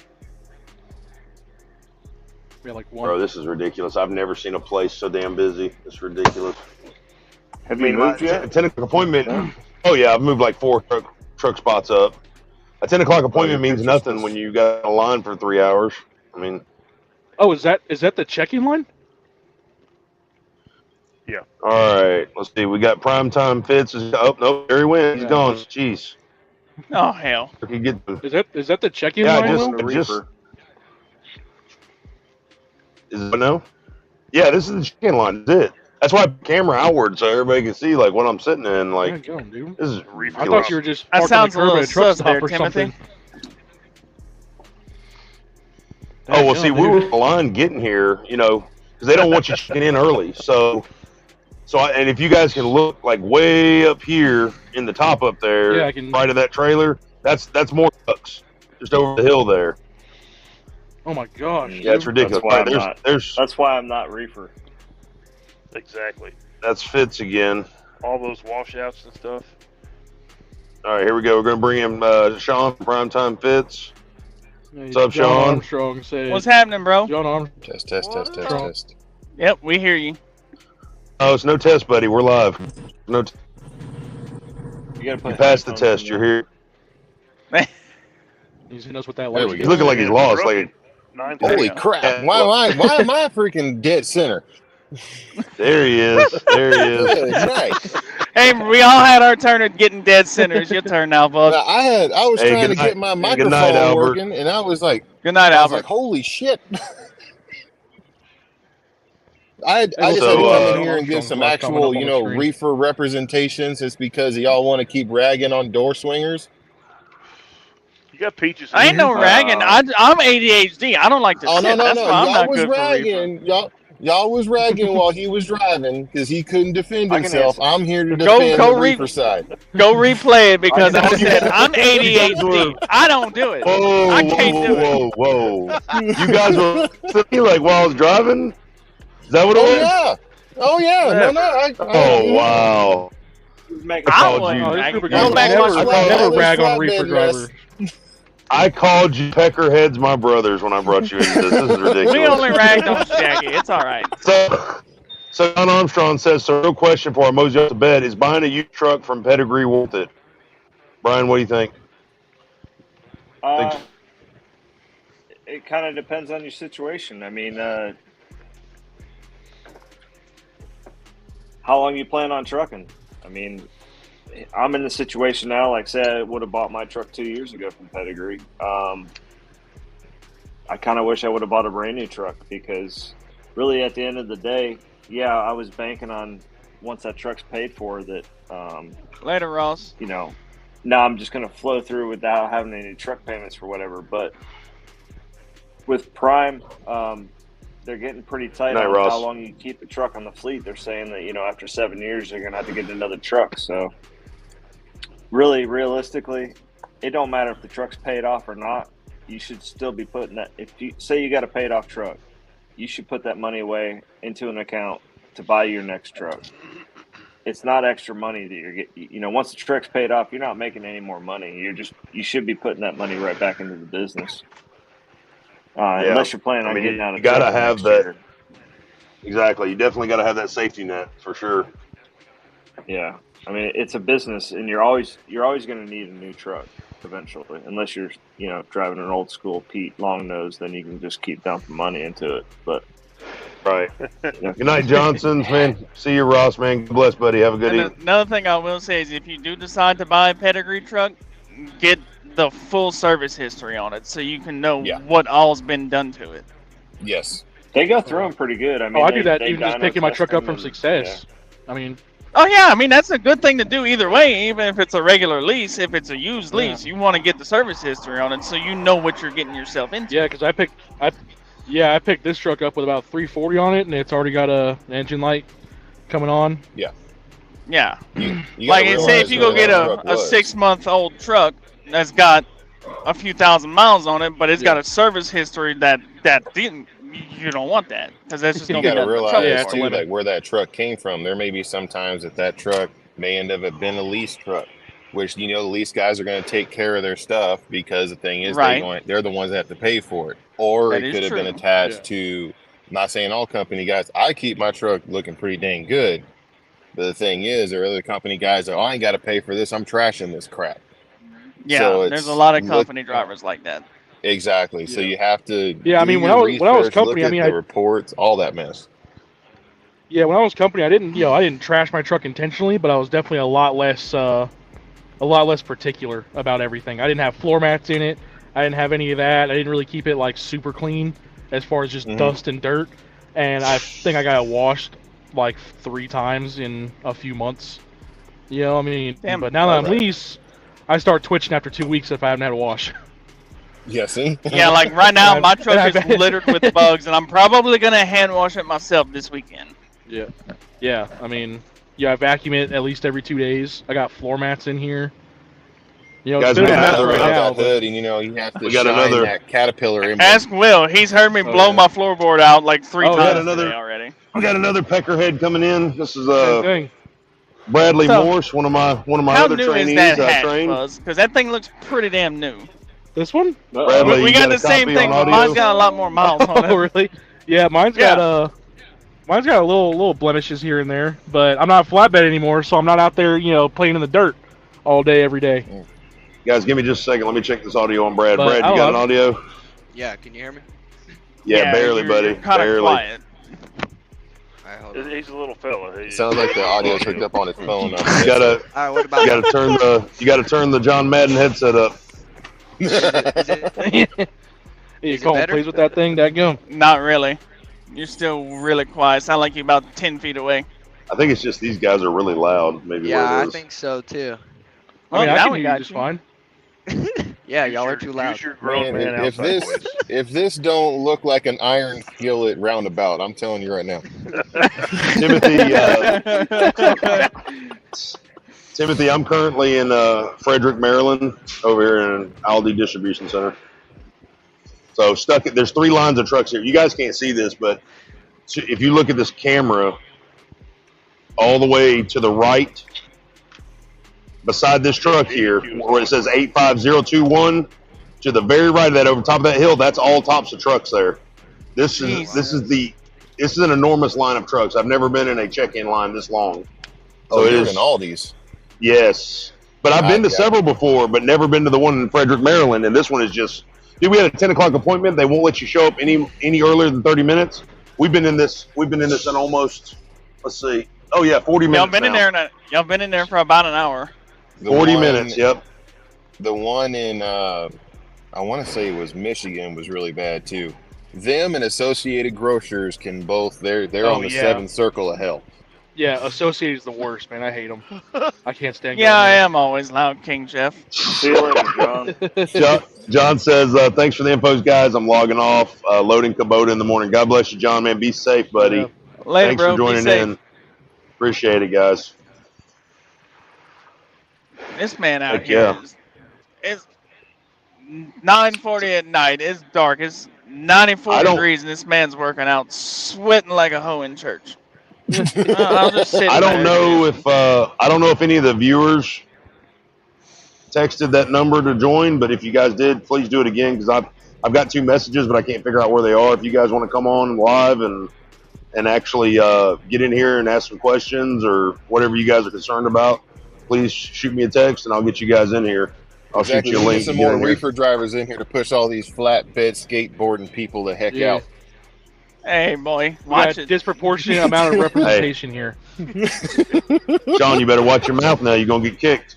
I don't care. Just letting you know. I will drive up in my Spark. I will drive up in my Spark and just whoop on there. I don't care. Bring it. Come on, I'll drop you a pin right now. Come on.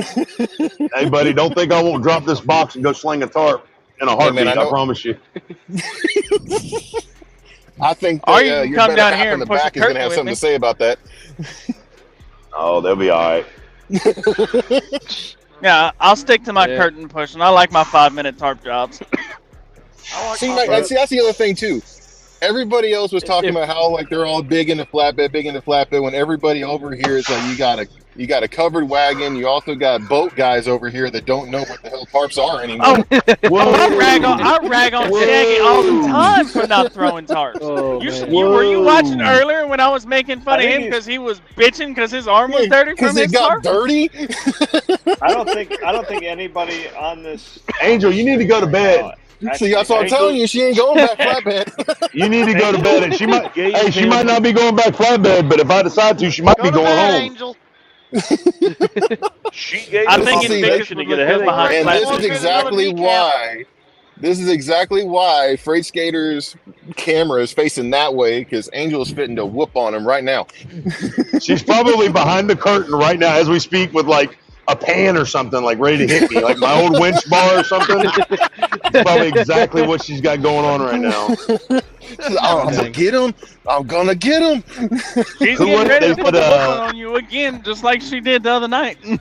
Somebody said earlier, they said it's a vicious cycle talking about owning a truck. And it's a vicious cycle teaming with your wife. That's what it is. Oh, it is. I've seen a lot of viciousness come out of Angel. Timothy, all kinds of reckless for being in that small box with her. Timothy, bro, what's up with you, man? You're doing me dirty here. You're not showing me love. Kiss ass. You're not showing me love. Jeez. Dude, she has before. Let me tell you something. There's your view. Let me tell you right something. There. Like I said, dude, I'm just gonna log out and let you guys handle this because I'm not even. They're like, only saying that because they want to see Mama Fr8 on camera. I feel like my life is in danger right now. Like that's what I feel like. Like seriously. But you gotta think about it, Will. Every video they're always asking for Mama Fr8. They're only saying they want to see her kick your ass because they want to see her on camera. Exactly. I told her, I said, look, if you would do 1 year of YouTube with me on camera, like we'll never have to drive again after that. We could literally just drive one load a week, and like we would make so much money, it'd be ridiculous. See, that's the difference between plausible deniability and premeditation. No, man, dude, I'm telling you, the stuff that goes on this cab, the Kardashians don't have nothing on this drama, bro. I'm telling you. No, they don't. Because me and Will were talking about the differences between me leasing at Prime to being off on my own, not having repairs come out of a settlement, having to pay out of pocket. It turned from that to them bitching about why you shouldn't team with your spouse. Exactly. Yep. But it could be something. I have trained because they could not get together. They could not actually work on the same truck together. How many? We're coming and we're going to team. It's going to be great. We're going to team. 2 weeks later, I can't stand that woman. I can't stand that man. We need to be 2 states apart. Exactly. Yeah. You guys, seriously, in the chat here, guys. If you guys are on here and you're watching this, please do me a favor and share this stream out. Let's get some more viewers in here, guys. People who are interested in trucking, who've got questions. That's what all these guys are here for. You guys to answer your questions and get some stuff, get that information out there. So that's what it's all about. We are having fun. We enjoy this just as much as you guys do watching. But we are here for you guys. So, guys, if you guys would share that out to your pages and everything, I'd really appreciate it. And to Chad Davis, hopefully you make a speedy recovery and you can get back in a truck and get back to your training. Yeah, God bless you, Chad, man. I hope they get that taken care of. I hope it's nothing serious. Ooh. That gallbladder ain't nothing to mess with. No, man. It's not. But good, I'm hoping they found that early, my mom man. had the same thing. Yeah, my mom had the same thing a couple years ago. She was down for like a week. Couldn't even get out of bed, and then couldn't go into the office again for a couple months. He said, I can't be solo, so he is lucky. It almost looked like he's laying on the floor. Hey, you need to get out of that bed and get up here. Like, if you're going to be commenting on this thing, it's ridiculous. I'm fighting a brick wall right now. Like, you're literally 2 feet behind me. Hey, Timothy, that sounds a little sus, bro. I don't like the way you said that. Ridiculous. Like, I know she's laying down with the baby right now, and she's in here. She's gaslighting me on my own stream. Like, what is that? Bro, that is terrible. I'm about to kick you out of the chat. You're about to get kicked. Let's see. Ban user and delete their comments. Kick you physically. Ban user and delete their comments. That's what I should do. Don't do that. Hey, Timothy, you're going with her, bro. You're going with her.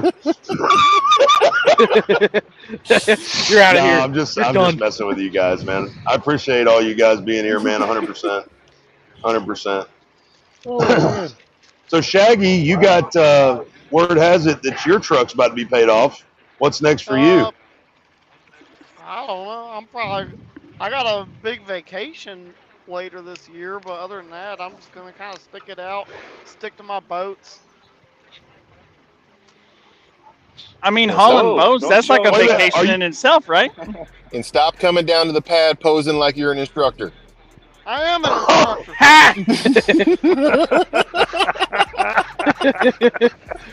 Because me and Justin will be on that ass, I'm telling you. Well, hey, where's Justin at? Why isn't Justin on here? You know Justin is technologically illiterate. Yeah. The only reason he even gets onto my stream is because he has to sit right next to me. All right, I got a good friend of mine, Matt. Matt, the Tanker Yanker's coming in. Let's get him in here. Matt's probably got more experience than any of us in this room right here. What's up, Matt? How you doing, buddy? Man, I'm just sitting here in Memphis debating if I'm going to get my lazy ass up and actually go over to the shipper to get loaded. Don't do it, man. Take a stand. Don't do it. Be a real man. Yeah. Don't pay your bills. Yeah. Live on the street. Be a man. I don't think the wife would like that too much. She wouldn't. Matt and his wife just had a baby. Congratulations to you guys, man. 100%. Congratulations. Hey, congrats. Hell yeah. How's that little darling doing? Dude, she's got her attitude. I swear to God, I'm getting in the stereo. Anything bad, it's the mother. Because if it's on them, anything bad, it's us. Always. Like, it's so, yeah, you got to get your hits in when you can, man. I'll tell you right now, your motivator to go to that shipper is going to be the word diapers. Nope, I already got plenty of those in the house. I may not be the most intelligent person, but I am smart about that. Buy plenty of diapers. There you go. Exactly. So Pro Steel says, I miss Justin. He's a cool dude. Is he still addicted to Mountain Dew? Is he, Sean? Yes, for the good God. If there was a Mountain Dew, rehab, it would be named after him. Hey, Sean, didn't Justin say when he dies he wants to be cremated and put into a Mountain Dew bottle? Well, when he dies, when he gets cremated, he's going to be Mountain Dew. That's all he's made of. That is Zero sugar ain't the way to go, bro. Well, you guys just realize in 20, 30 years, when you're drinking that next Mountain Dew and it tastes funny, think of Justin. Exactly. It's going to visit. Yep, it's going to have his face right on the side of it. Y'all ever hear about that? Remember stuff like back in the day whenever you used to smoke like a crap ton of Marlboros and they used to be able to get enough where you get points for a jacket? If they did that for Mountain Dew, he'd have a damn car. I think they do that. I have the Marlboro lunchbox and the double bag. I didn't know they had like a reward system for that. What the heck? Mm-hmm. 2 Camel. I need to get on that, dude. Anymore.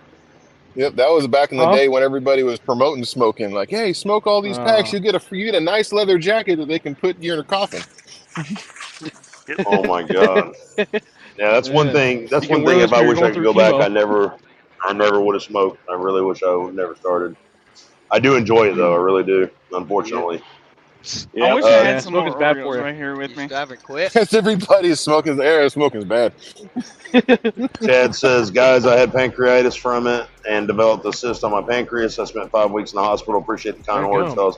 Yeah, Chad. Damn. Much love, man. Much love, 100%, guys. And I want to tell you guys real quick. I want to do do this real quick. I know it's going to be boring for people on the stream, but I'm sorry. I don't care. I want to do a moment of silence real quick for one of our drivers here at Prime that is going through some serious stuff. I'm not going to elaborate on it, but I am going to say that they've got a tragic event that has happened to them and their family, and I want to do like a minute of silence for them if you guys would. So if you can just, guys, unspoken prayer request, say a prayer for them. Their family is going to need it. They're going to be going through some rough times here pretty soon. So.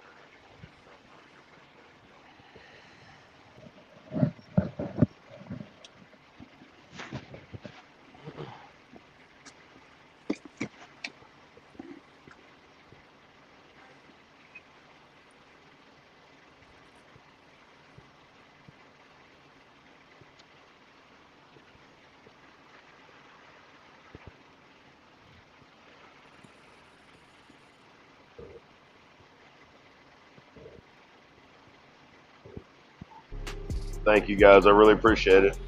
I know that this is touchy information. We can't talk about it, and but I just want to let them know that wherever they are right now, that our prayers are with them, and God bless them and their families. So this will show you something more in the fact that that's what this job really is. It's in this industry, it's a family. That's exactly what it is. it is. Yeah. It At the really end of the is. day, Yeah. we're all each other's See, got. see, the biggest thing is like when I got started years and years ago, it really was, you know, family, brotherhood, sisterhood, whatever you want to call it. I can remember when not everybody had a cell phone, saw somebody broke down, just stopped, check, make sure they're okay. And I mean, it's sad to say it's not the way it is anymore, but there's still little groups that are still like that. Mm-hmm. And you know, I wish we could go back to the old days, but you know, it is what it is. It's hard. It's hard if you Yeah. break down on the side of the road, or you got to stop and make an emergency stop for anybody even to move out of the lane next to you. Now, I mean, it's rough. Yeah. Man. Yeah. It's rough. I'd say It it's really like, is. and with a background in the military, like that's a straight up brotherhood. That's all of what it is. I will tell Thank you you for your this: coming service. out of the military and doing this job after doing law enforcement and everything like that, this is about as close as what you can get to the military type brotherhood without actually serving. That's That what is keeps true. me in this industry. Yeah. So Brad and Peaches. You guys, I trained both of you guys. Peach, I trained you flatbed and reefer. Bradley, I trained you flatbed. And Bradley, why don't you tell us a little bit about what you're doing now? You're not at Prime anymore. What's up, man? So I I'll was just put at him on blast. Prime for. Can y'all hear me good? Yeah, we got you.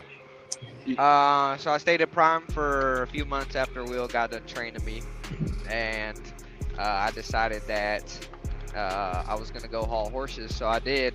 I did for about 3 or 4 months, and it was definitely a lifestyle change because hauling regular freight and then hauling horses are 2 different lifestyles. So it was a culture shock, you know, stepping into the trucking industry after coming out of the military, and then doing this. So then I went kind of local for a little bit because I was so, you know, culture shocked as far as trucking and then trying to go into horse hauling. So I stepped away and went local for a little bit. I was home on the weekends, but it was still local. I was out and back, so I was home a couple times a week. And then I had to do some soul searching and figure out what it was that I really wanted to do. And I've been around horses forever. I grew up riding, stuff like that. So I found myself back here hauling horses, and I've been back here almost 2 years now. And so my day-to-day is I go to racetracks. I go to big horse shows that are hunter jumper is what they call them. Our main bread and butter are race horses, so we do all the Kentucky Derby stuff, all the races in between. You know, we haul them all over. So now I work out of the Chicago terminal. There's 5 trucks up there, so my boss was bought out about 2 years ago. And we still do business as is, or as was. And it's definitely a lot different than, you know, I post pictures of the truck and stuff like that periodically. It's different. You know, I'm not on the road all the time. I'm in hotels a lot of time. I sit for a couple days at a time. But my pay never changes. It's consistent. So I love it. You know, you get to meet all kind of different people all around the world. These owners, these kids, you know, and delivering their freight safely is definitely a blessing, and it's you know, it makes you feel good at the end of the day. But it has its days for sure. We don't, when we're going, we don't stop. You know, the winter time we're down and back to Florida every other day. I mean, it's like, it's crazy. But I love it. So here I am. How is that like, especially driving and doing that livestock, basically a livestock kind of deal? Like, you obviously have to make sure that the horses are, like, everything's good with them. How often do you have to check them, or do you have any, like, camera system, or what's going on? Yep. So in our trailer, we've got 8 different cameras. I can see everything from the front to the back. They have all kind of different views.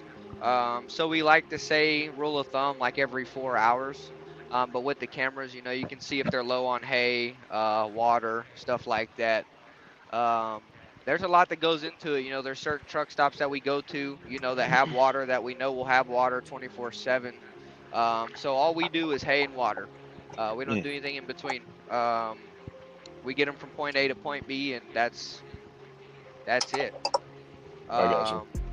Muck out every single time we're done. So we muck a 53-foot trailer out that's full of shit and piss. And it's literally full of hard shit. Yeah, and then we that's a shitty job. And then we wash out. So we take, you know, a big sprayer with soap and hit the walls, scrub them down after every single load. Obviously, with our local stuff, when we're doing little local horse shows that are 4 and 5 horses that are going an hour down the road, we don't wash out. It's a waste of time. But yeah, it's a lot of people, they love the job in itself, and then they have to do the work in between, and then they're gone. So their rule of thumb here is that if you stick it out a week, you'll make it. But usually their biggest turnover is within a week. But the crazy part is some of these guys that are still here, I mean, their top 5 teams have been here 30 plus years.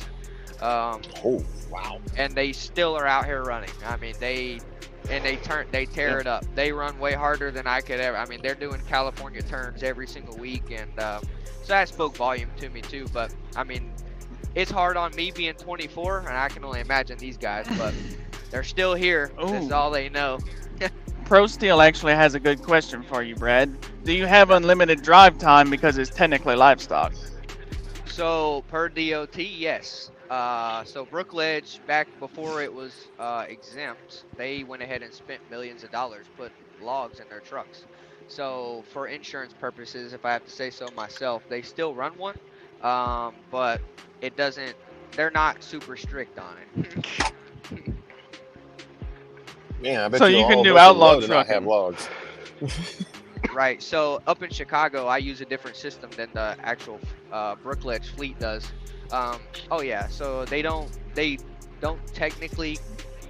They connect to the truck, so you can play with it how you need to. But when somebody stops you, most of the time, like I've been pulled in a scale maybe twice, because they don't want to mess with it. The thing is that, you know, these aren't cows, these aren't pigs, these are, you know, $200,000-$300,000 live animals that we're hauling. They're not gonna sit there and fool with us. We need to get down the road. If something happens, well, that's on you, bud. Yeah, and they ain't got the money in the budget. No, they don't. I think this winter I hauled the most expensive horse I've ever hauled. Well, I've hauled one pretty close, but as young as it was. It was 2 years old, and it had sold at a sale for $2.5 million. And I carried that like it was gold. Oh yeah. That's some expensive Taco Bell meat. Yeah. That's some expensive elders. The thing that blows my mind is that it's 2 years old. It's done nothing but sat in a field and just got weaned off its mom. And you know, these people that are in this industry just have so much money. I mean, the people who own R&L carriers, they have 2 huge horse shows in Ocala, Florida, and in Wilmington, Ohio. We haul their horses all the time. I just hauled one horse 30 minutes from my house. Yeah, so we haul their horses all over. And the guy who owns that actually built that facility, and it's the largest horse show in the United States. And it's so nice. It's crazy. I hauled a horse the other day that the people who wrote Beavis and Butthead, that was their personal horse that I hauled. So you'd be surprised. You hauled Beavis and Butthead's horse, bro. Hold on. Hold on. We got questions now. Hold on, Beavis. What was the name of the damn horse? Advent. ADVENT. Come on, Mike Judge could have done so much better than that. Yeah. You think she was hot, Beavis? Yeah. Oh. It came from a farm. I would have laughed my ass off if that horse was named Cornholio.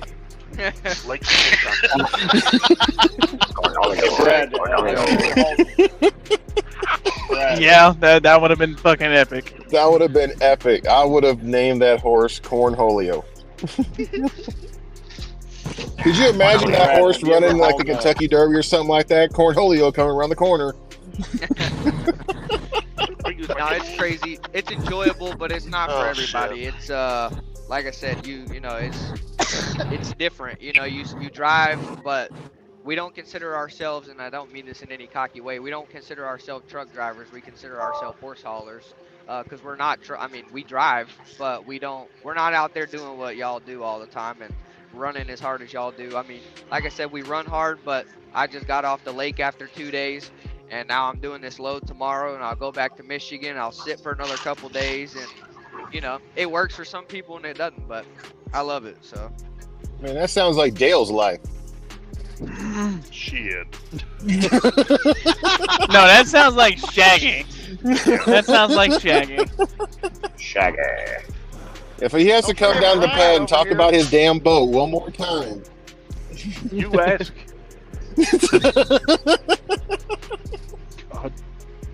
While we're on the subject, tell us about the boat, Dale. Yeah, let's get a picture of that up on the screen. Why don't we? Send me a picture of the boat, Dale. Hold on. Your boat, not the one in the brochure.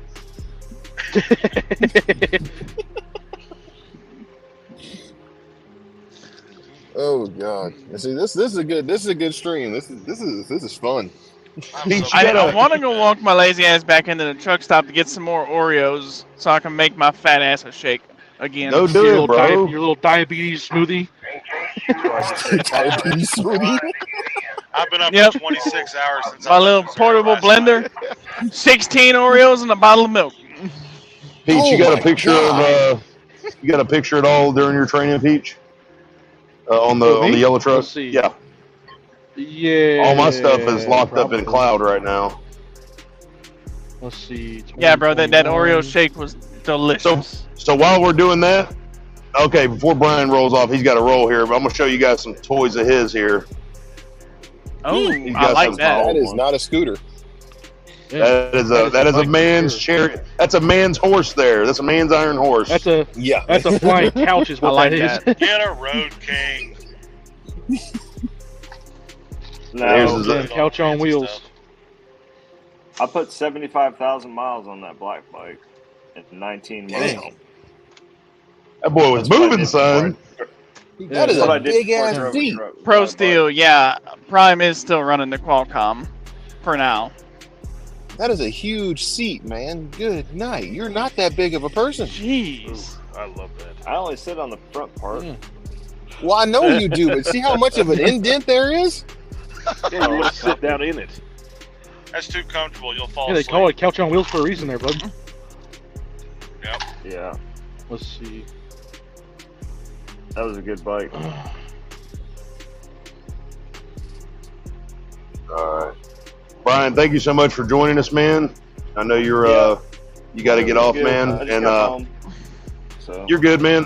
We're gonna. I look forward to doing a video about OTR with you, man, and yeah, we'll get a one-on-one thing. We'll do a little bit more in depth, and we'll get that posted up on OTR site and the Fr8sK8R site. And heck yeah, man. If anybody's got any questions about anything, you can email me or go on the website there and do the chat on there and whatever, Facebook me, whatever, and I'll answer any questions you got. Plenty of ways to get a hold of MacGyver. Plenty of ways. Hey, tell Mama MacGyver we said thank you for loaning you to us. Will do. I'll talk to you guys. All right, man. God bless, buddy. You guys later, brother. Have a good night. See you, Brian. All right, peace, bro. Peace. Wait, if he was on loan, what was his payment?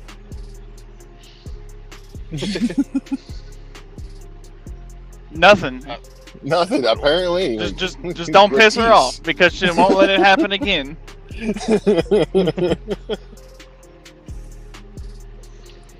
see. I'm All gonna get right. off too. I'm about to go to bed. I'm gonna have to All right, Shaggy. Go to bed. All right. Thanks for joining Later, us, buddy. Shaggy. Really appreciate it, man. Yep. See See you, ya. Greg. Thanks, man. Peace. Later. Later. I don't know why it defaulted to me. And then there were 6. Special. Yep. You have not moved within like the last 30 minutes. Bro, I'm telling you, I'm just chilling, man. This is my life right now. Yeah, what what even is the check-in You might process get an there? 8 Good hour. lord. Dude, this is it, man. Dude, you should see behind me. They're backed out to the road, bro. Where are you They at? are out in the street. He's at Aldi in Frederick, Maryland. Ugh. Never mind. Yeah. He said, ugh. I do not miss swinging doors. All right, hold on. Hey man, swinging doors is really nice, especially whenever it starts getting stupid cold or it's raining. I think the one time I've been to Frederick, Maryland was to the Tamco out there, backing in them tight-ass docks. Nah, go pull tanks. I'm good with my curtains odd. The lazy man's flatbed. Of course. I've seen pictures of what happens whenever you don't pump the tanks wrong, and everything ends up looking like the submarine at the Titanic. Everything is. And you've seen what happens on flatbed when you thump the strap and don't say that's not going anywhere. Dude, I did that every damn time. I'll tell you what, when I was still flatbed. Same. Every time. Yes, Prime does pay detention and layover for lease. Carolina trucker. We had a guy suck in one of our tanks last week. Ooh. Sounds like he could suck a golf ball through a garden hose too. I'm telling you, man. Suck the chrome up a ball hitch. Damn. Start a Harley through a chain link fence. Well, if it's not in your mouth, it's on your mind. Oh man. See, I've been up Will's for like quiet right now because 27 he's writing hours. all these down. I'm saving all this right now. I'm like, man, I'm gonna use this for later. Use this one. Exactly, I'm gonna use this for later, man. That's fucked up like a two-toed motherfucker running in flip-flops. Hey, Oh. PG-13. Hey, he kept it PG-13. Kids are watching. Watch That your wasn't mouth. PG. That was PG from like back in the 80s. That was PG. The F word is PG now, but yeah, we need PG back in the 80s. Yeah, that's what we need. No, we're PG back in the 80s. saying- Like you had some weird stuff back in the 80s. Like that should have been like almost R, but it was PG. Now, if we're going back to the 80s and PG, Oh, man. we're going to be saying, darn it, dang it, heck, Yeah, and all gummit. that crap. Yeah. Pro Steel, Prime, as far as I know, Prime doesn't have any Conestogas. No, they're not going to. Nope. Too expensive. I know it's been Hey, if they brought had up a few Conestogas, different I'd still be times, but flatbed. there's not. Yeah, they've brought it up a few times, but they've always said no. You say you'll still be flatbed till you go hook onto a Conestoga. If they Why? had Conestogas, I would still be at Prime doing flatbed. I mean, there's other people that said they would always be flatbed that they decided that they wanted to come over to the better side. Ain't that right, Will? Because Hey, don't bring me into your shenanigans. Better a side. while back, me and him did a video on my channel together, and he said, We "Man, all the only time know- you ain't gonna catch me in front of a box." Look where he's at. I'm You about all to go know- find that I have- video and I have screen record it and send it to him. Look, I have stood Everybody in front knows why I'm here. I have stood next to Will in the parking Yeah, the old lot ball in and chain. Temple, Georgia, with him saying that he'd never pull a reefer. We My sat wife in can my testify fucking to Prime that. truck together. I remember that. I Doing was a there. video I remember together. that. You don't remember anything. And then the Shut very up. next day, or the next morning, I left at like 3 o'clock to go deliver a load. And for his birthday, I left a candy bar sitting on his driver mirror. That's where that 60 pounds I've gained in the last 6 years came from. Thanks a lot. From a one candy bar? Yeah. Yes. It was a large candy bar. It started the Yeah, It was a was, very healthy it was- candy bar. Yeah, it was one of those Hey, weight gain whatever candy happened bars. to Hey, Will, Hold on. whatever happened to the tagging each other? I got a candy bar right here, and I'm not gaining weight. You've seen the Oreo shakes I've been drinking. I ain't gaining no weight. That's All right, so I got, fantastic. I get rock candy. Check that beautiful I got a- beast up. Hell yeah. Is that Big it? Daddy's boat right there. Hell no. Mm-hmm. Give me a sailboat. Hey man, we need to have the stream on the boat.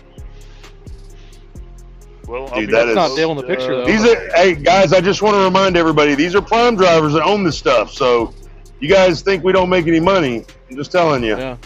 we make money. Cash.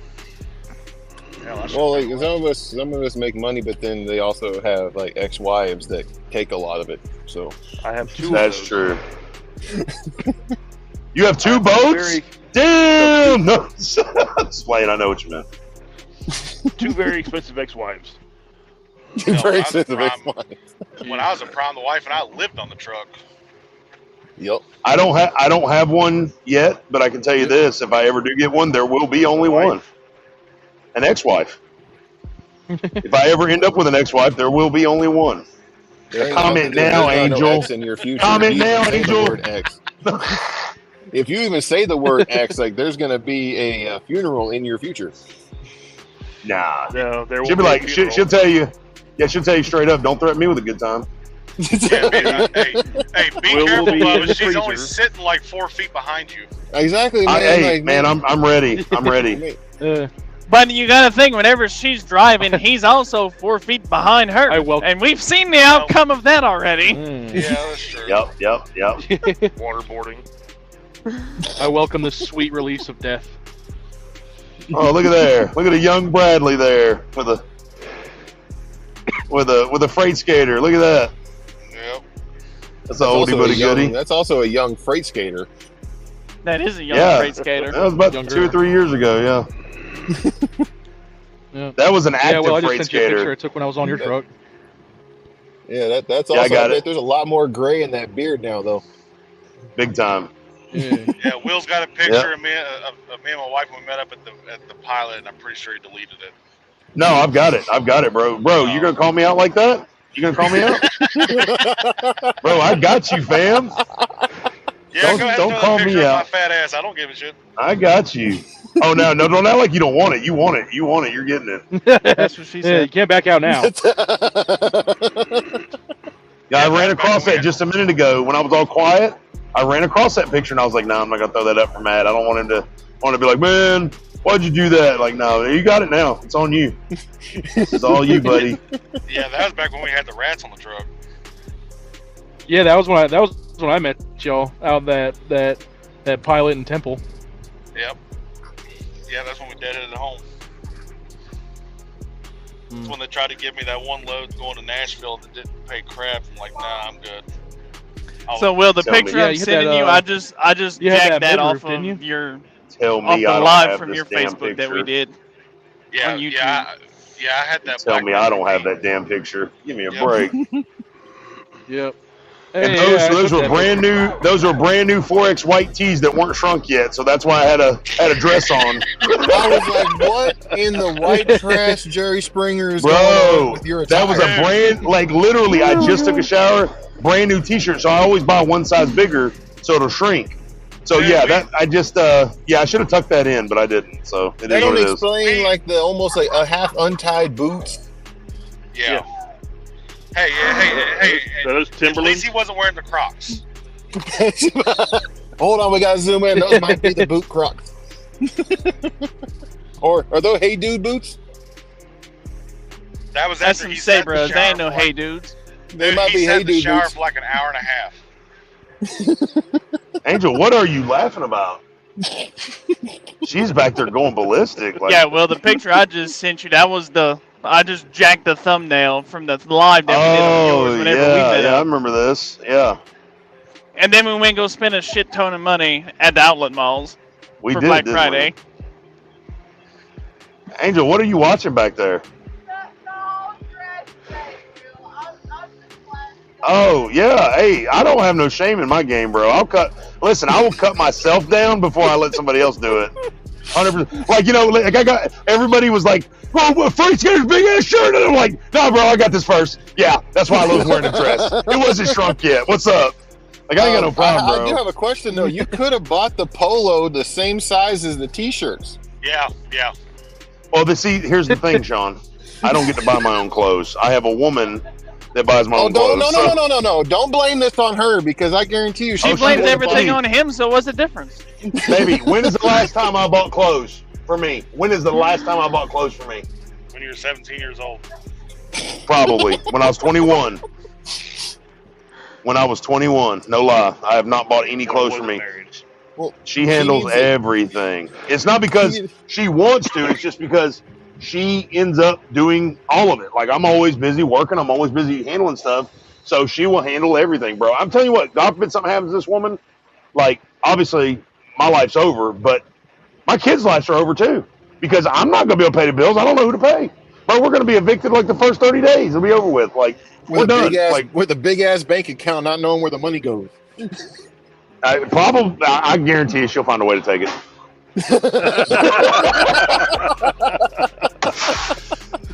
Stick it with her.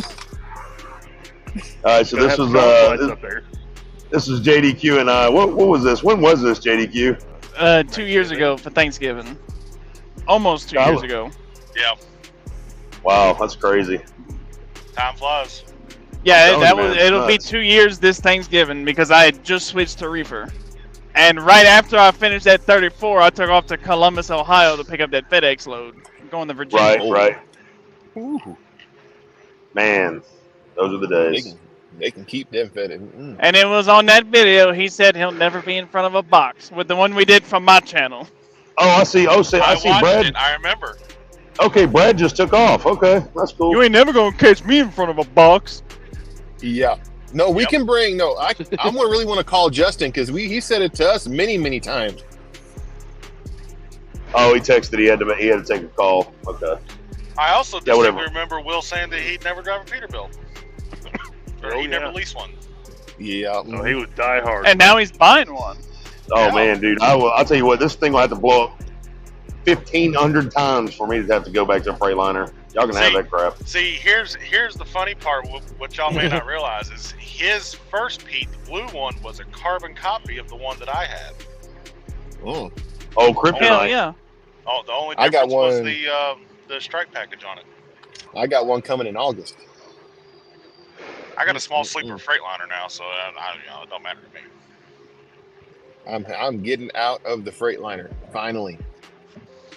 You are? After 7 years. Yeah, Oh snap! Yeah, I'm definitely glad to be in a Pete. I couldn't handle that Freightliner anymore. I don't have a choice in the matter. Here you go, Big Daddy. Here's one for the ages.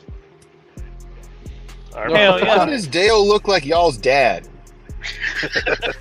Because he is a big son. Bro, if he's standing next to you, he will look like your dad. He don't. Okay? If he's standing next to me, he don't look like my dad. He's only the one other dude that I have to look up to, but we're almost eye to eye. We're good. I'm 6 foot tall. I feel like a child standing next to him. Heads. I guarantee you, he will look like your dad. Being around Dale was weird because I've never had to consistently look up in my life like that until I got on Dale's truck. Sean, you have the face of a 3-year-old, man. Like, don't even talk about it. You know why? He will look like your dad. I promise you, he will look like your dad. That is fine. You know why? Because whenever I end up being y'all's old ass age, I'm still gonna look like this. Oh. I know. Whoa! Shots fired there. Hang on there, Bubba. I'm still gonna look young. Age. How old is we'll start with Will. How old are you, Will? I'll be 42. I'll be 42. No, I'll be 41 in November. 41. All right, so next. If you're gonna keep throwing shots like that, you're gonna need these. Oh, he got the federal. There you go. Don't worry. He got the I'm old turning burner. 35 on Monday. When I turn 40, I'm gonna look just like this. So hate all you want. Baby Huey, I look like this when I was. I don't give a damn. Yep. Timothy Quinlan says, "Wives are the backbones." They are. Definitely are. So how long you I pretty much stopped aging when I turned 18. Yeah, there's a reason Peach Fuzz is called Peach Fuzz. Oh no, this is actually, you can barely see it, and this is like a week of growth. Can you use your EOL bonus to order a Ace Lease truck, or because it takes 5 months to show up, should you have the down payment before you use bonus? Yes, Carolina Trucker. So this is and I've touched base on this on some of the videos. So you can use your EOL bonus to pay your final dividend of your down payment. But if you want that truck sitting there waiting on you when you complete your lease, you're going to want to have that minimum $5,000 down to get that truck ordered. So well before you finish your lease. And the best thing to do is to divide the weeks of service that you've been in that truck by the actual mileage that's on the truck. Because Pedigree's goal and Success Leasing's goal is to get that truck there around 595,000 miles. So when they do sell it, they can sell it with an existing factory warranty. Now, that being said, if you're averaging 4,200 miles a week, obviously you take 595 minus the current mileage on the truck, divided by 4,295 or whatever it is. Obviously, it'll give you how many weeks estimated that you're going to be turning that truck in. So, and you need to keep up with, success or whatever. But when you're about 5-6 months out, that projected date, that 2-week window, right in the dead middle of it is when you want to say, hey, I want that new truck there. Go ahead and put that $5,000 down. I would say save it up in your e-fund and just let Success or payroll take it out of your e-fund. It's a lot easier to do that. And then if you've been leasing for a year or more, Prime will actually take out those extra payments for any upgrades that you put on the truck before you order it out of your settlement automatically in 10 weeks. So hope that helps you, Carolina. By the time that you pick it up, doesn't the whole $14,000 need to be down by the time that you pick it up, though? No. Before you sign the contract, they'll give you the contract to sign, they will actually ask for the dividend of the down payment. So if you paid $5,000 down and you owe $9,000 more, they're going to want that $9,000, which is why you should have it in your e-fund. Let them take it out, and no big deal. It's good to go. You sign your contract, you get moving. Okay. Hey, Will. What's up? Stop talking about lease because you're going to make me come back to Prime. Bro, come on, baby. They're waiting on you.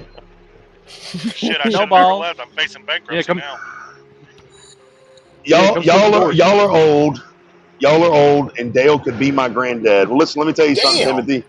Come, get on out here. Come swing with us old heads, baby. I'm old. We're still out here doing it.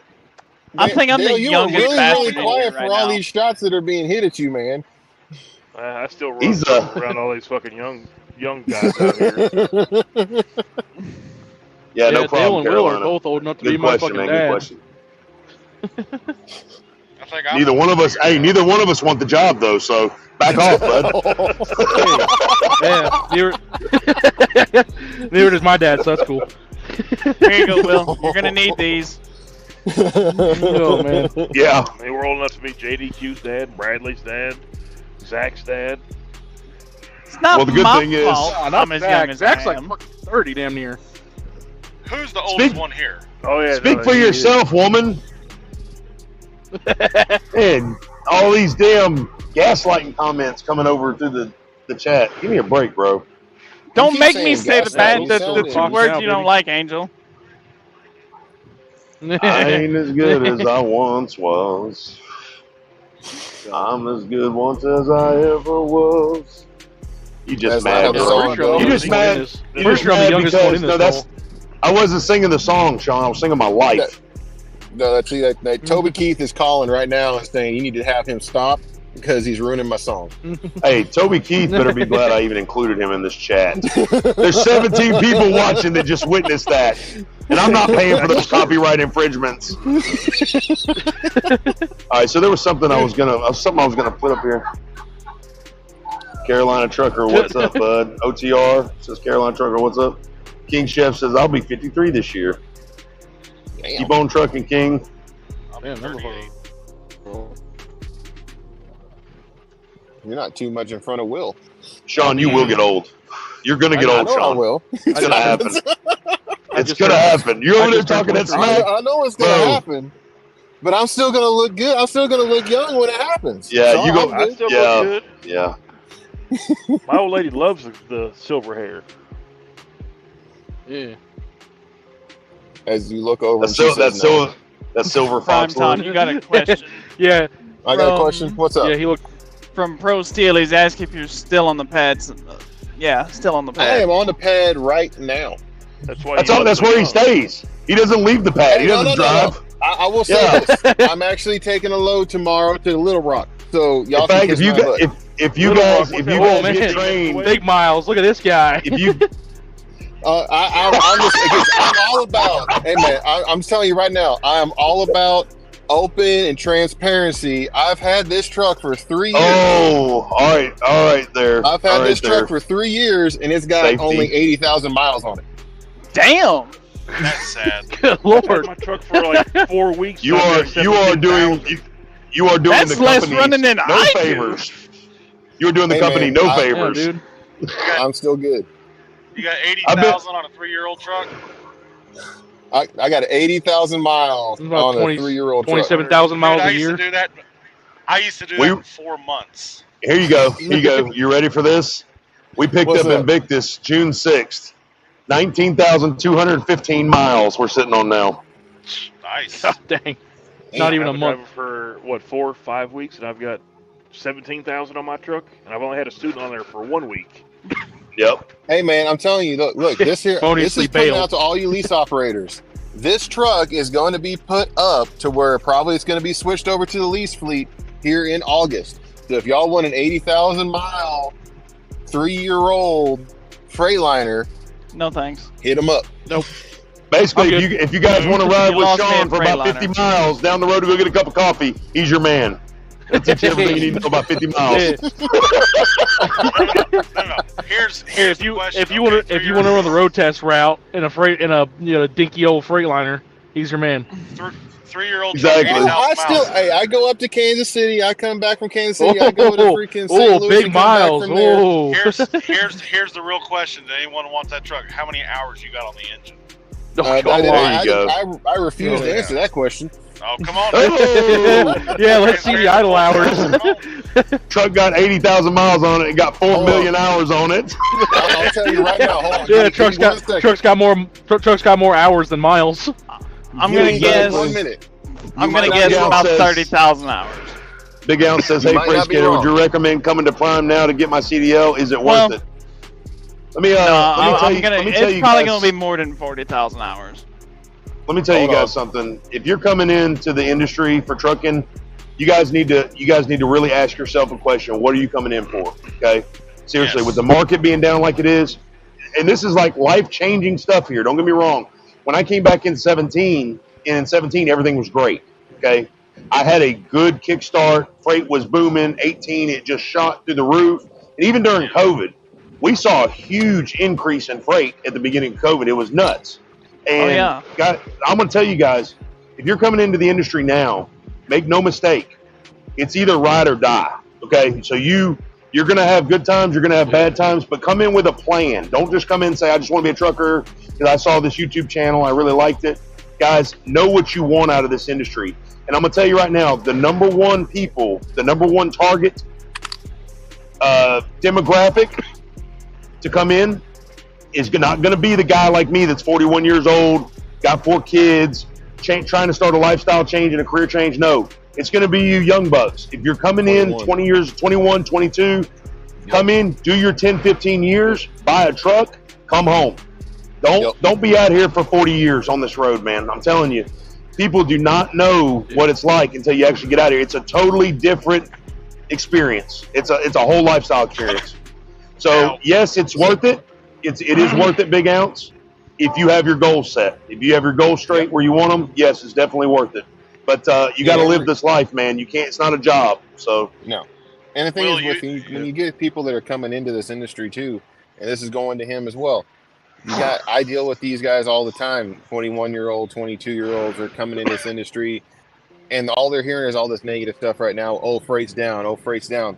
The thing about it is, freight's going back to a normal level of what it was. So the thing was, everybody that's come in within since 2018, all the freight's been going up like this. It's been going up at a 45-degree angle every year. Right now, they know nothing but a plateau. Yeah, they know nothing but great rates, so now they're freaking out. Exactly. So the thing is, ride the wave out. You want to ride the wave out with a company that has established freight. You ride that wave out, and then you go right back up, and you ride that wave going back up. And I will tell you right now, it's like I've seen so many people that just want to bounce. Oh, they want to go over to this company. They want to go over to that company. Well, guess what? They're going to use the same damn freight system. Grass is always greener somewhere else. No, it's green colored concrete. See, well, I can tell you too. That's the number one thing companies hate is you seat bouncing. You start bouncing seats, they're not going to hire you. Oh yeah, I mean they're just not. Well, shit gets tough, and I mean the last person these companies. Go ahead. I was gonna say the last person when shit gets tough, these companies are going to want to hire the guys who've been bouncing different companies every 4 months. I mean, you're just making yourself unhireable when shit hits the fan. Yeah, pretty much. Well, So the one I mean, thing that I've been in Prime for 2 years. Go ahead. I would say the one thing that I can add to this, I don't know how long everybody else has been driving, but I was driving back in 08 when we had the recession. It's not bad yet. So Right. in 08, 09, I mean, I was doing flatbed back then. We had our own mailboxes at pilot truck stops because we were sitting so long, we were getting mail. Damn. So, you know, everybody's freaking out about, you know, whether you're at Prime on percentage with lease, your company driver on mileage. It's not bad yet. We haven't got back to 08. I mean, it's in some markets, maybe a little bit, but as a whole, industry-wide, we're not there yet. And the thing When you see all these guys who went out and bought a truck and... Trucking is a direct representation of the economy. So the thing is, if you decide that you don't want to end up doing truck driving and you want to go somewhere else, guess what? The recession is going to be hitting everybody else as well. So not only would it just affect at a job of what you already have established, it's going to hurt the other jobs of which you already are trying to go to. They're going to start going down. This is stuff that you just have to ride. That's right. I mean, got a really good friend of ours, Zach. Call him Zachy Poo. What's up, brother? But real quick, the hours on the truck are 4,522. Good Lord. That's less than I thought it was. And I was wrong on the mileage. I'm at 75,000 and some change. Oh my! It's even worse.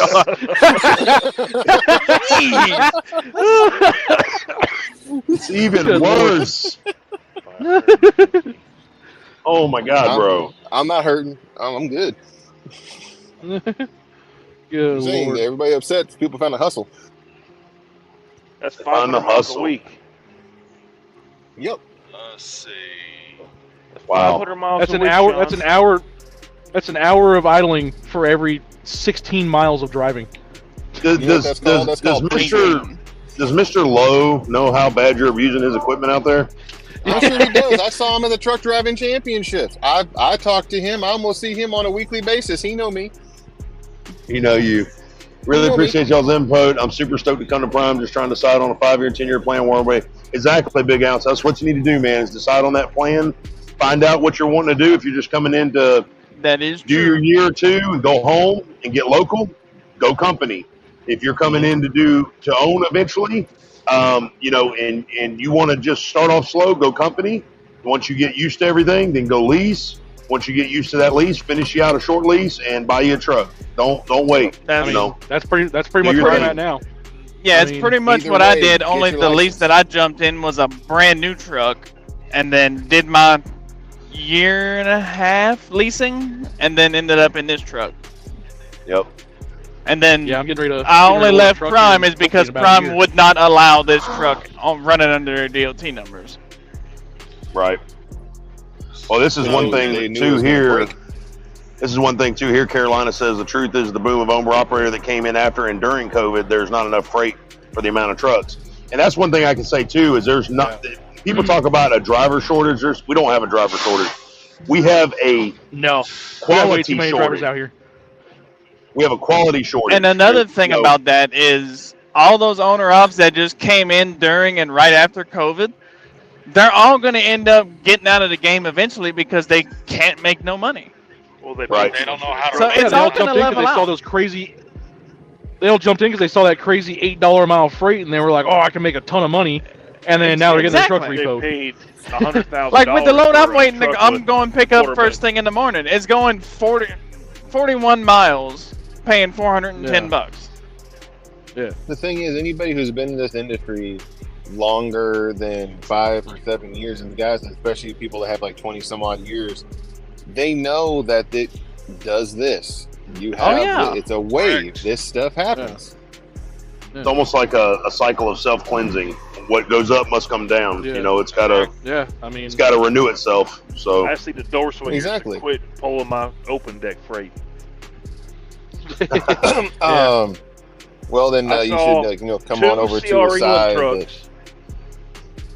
No, I saw 2 CR England trucks today at the lumber mill, and a JB Hunt truck hauling logs.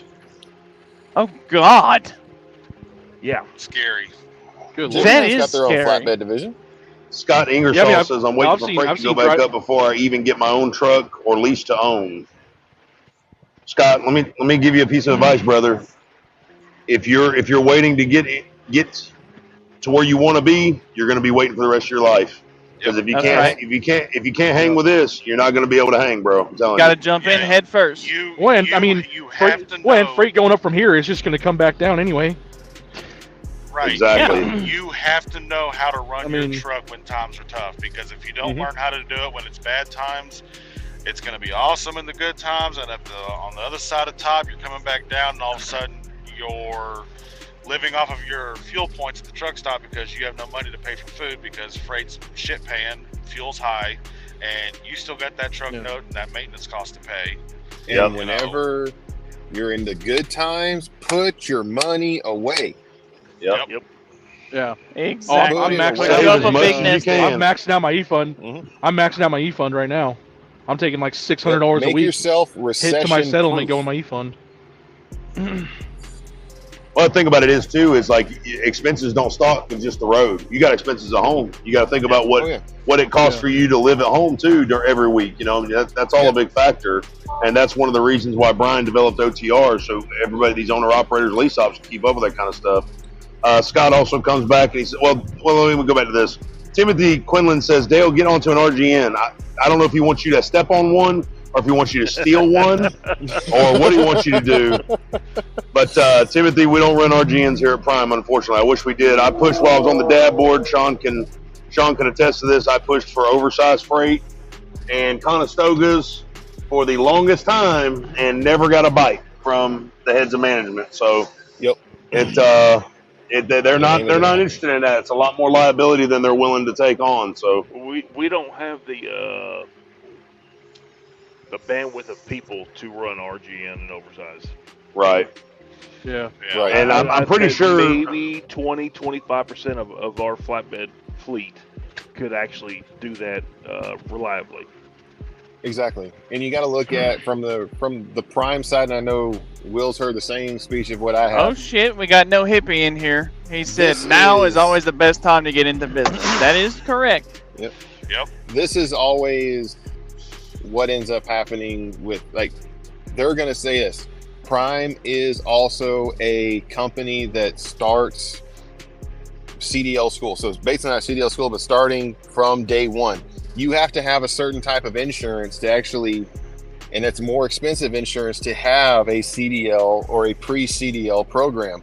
Whenever you decide that you want to go into oversize and bring in different equipment, that oversize is going to require a different type of insurance, which ends up being more expensive, of which we're already paying out the butt for insurance right now. So it's just, you have to look at what Prime is, and that's, me and Will got so many of these talks coming back to us that we want to try to make Prime all of these other companies. And the heads of the company have said, like, well, if you want it to be like those other companies, go to those other companies. Yeah. Those are his words. Well, and not in that rude of a manner, but yes, they have said that before. He did say it when it came to the load board. Well, that's always a thing, you know, and that's one thing I do disagree with Prime, and I hate saying that, but, you know, and Prime's like any other company. There's going to be a lot of things you love, and there's going to be a lot of things that you hate. But I'm going to tell you this, I do feel like the lease ops and the owner ops that are here, even if you're not on the A-Fleet logistics side, you should be able to kind of plan yourself, you know. I mean, that's what it's all about. If they treat you like, they say, especially when you get ACE lease or you buy a truck, they say, well, we treat you like an owner operator. That's why you don't get the perks of leasing anymore. Well, owner operators get to plan themselves, you know, and so that is one thing I do disagree with Prime. I have for a long time. Doesn't mean I don't love Prime, but like I said, guys, if you're coming to Prime, figure out what you're coming here for. Don't think everything's going to line up in your favor 100%. I promise you, there's going to be things you're not going to like, and there's going to be things that you love 100%. There's no job that you're going to go to that everything is going to line up 100% anyway. And there's no perfect company unless it's perfect for you. Yeah, I want free truck washes every day. Well, the frustration of like waiting for a load is unreal.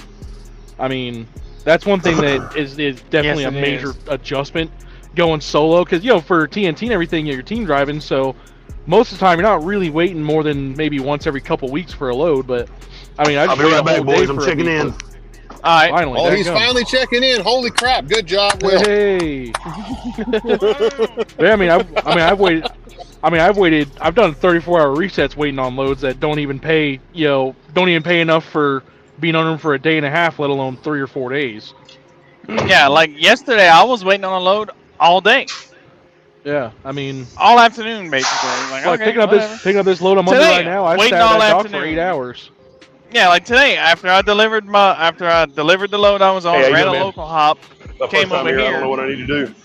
Was waiting all afternoon. About 3:30, my dispatcher put out an outside load. So just fill this out. 41 miles for $410, and I know exactly where I'm picking up and where I'm delivering. Don't need a GPS to get there. I'll take it.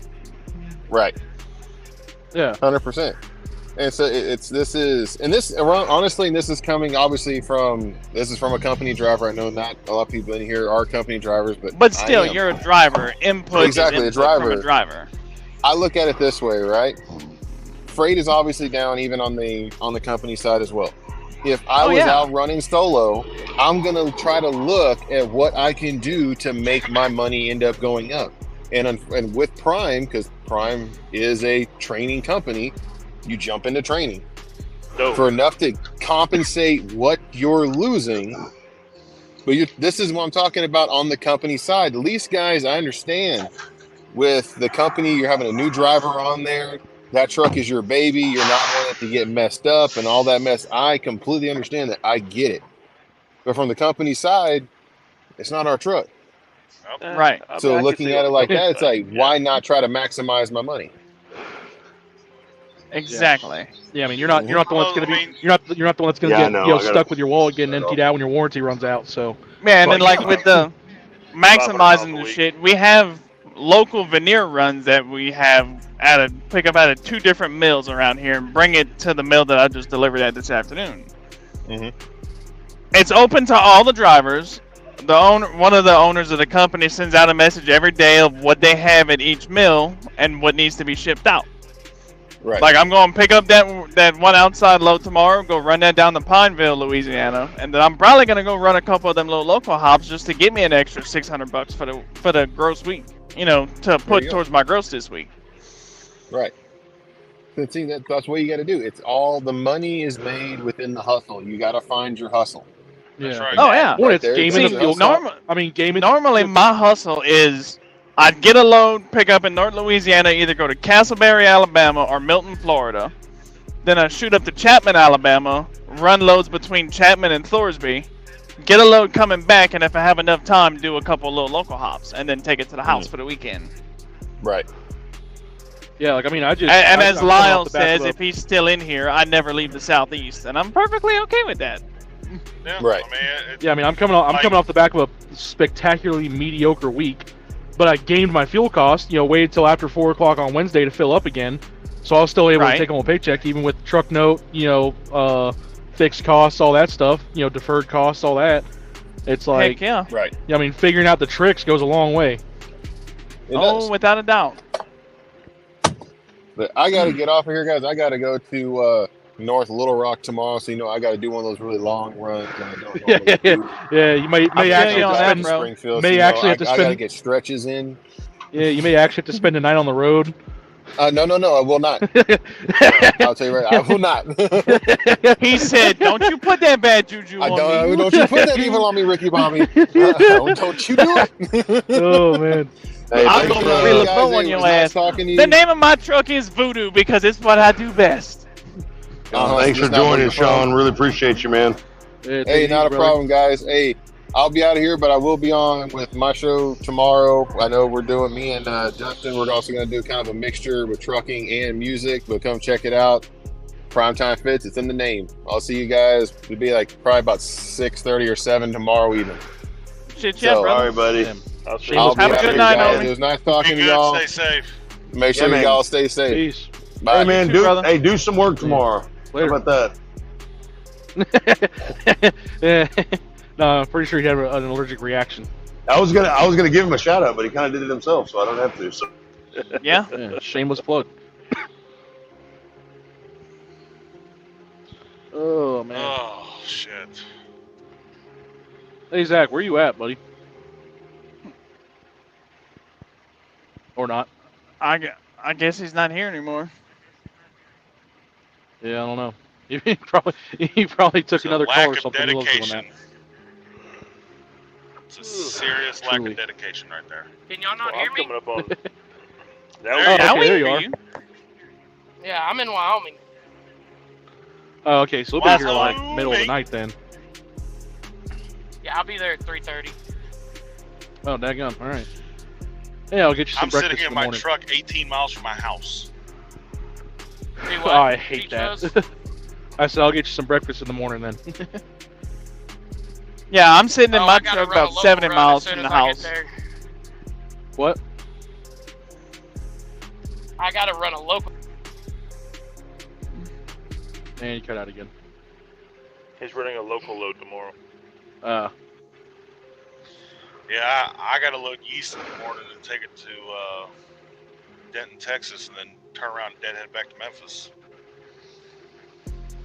Yeah, I'm doing a reset here, getting the truck in the shop tomorrow, and then rolling out Saturday morning, running this load on into Denver. All right, King Chef, have a good night. Be safe. God damn. Chat's Can y'all blowing up. hear me now? Yeah, we can barely hear you. Yeah. Alright. Yeah, I said, Peaches, I gotta run a local run as soon as I get there in the morning. It delivers at 7:30. Oh, word. But then I'll be back at the terminal. Where's it going? 1 mile away from Where's the it going terminal, I believe. to? Costco. Costco. Oh, yeah, it's like a couple months. Yeah, I know exactly which Costco you're going to. That place is fast. Probably be back at the terminal by freaking 10 o'clock. I delivered there not too long ago. No, y'all can have that.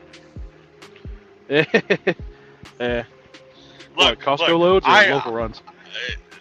Well, no, there's nothing wrong with local, but going to Costco, Walmart, Publix, all them kind of places, I like what I do. I go back to where I'm going, I hook up my hose, I open the valve, and I stand there and play on Facebook while I'm waiting for the tank to unload. Yeah, dude, Costco is fast, man. I mean, I never spent more than 2 hours at a Costco. Best Costco I ever went to was in, is it Tracy, California? Up there by Sacramento. Yeah. I think it's Tracy. I used to go out there a lot with John Krishner. It's a nice place. What is up with this? There he goes. What is up with Sorry. Out, y'all. What? This damn truck. He parked in the row of trucks in front of me, but parked in front of him. He was there for like 45 minutes. He's circled around. Now he's parked in front of me, and he just popped his brakes. He's looking for that primo place to park. If he's in my way in the morning, he's gonna have a rude awakening. If he's in my way in the morning, he's gonna have a rude awakening.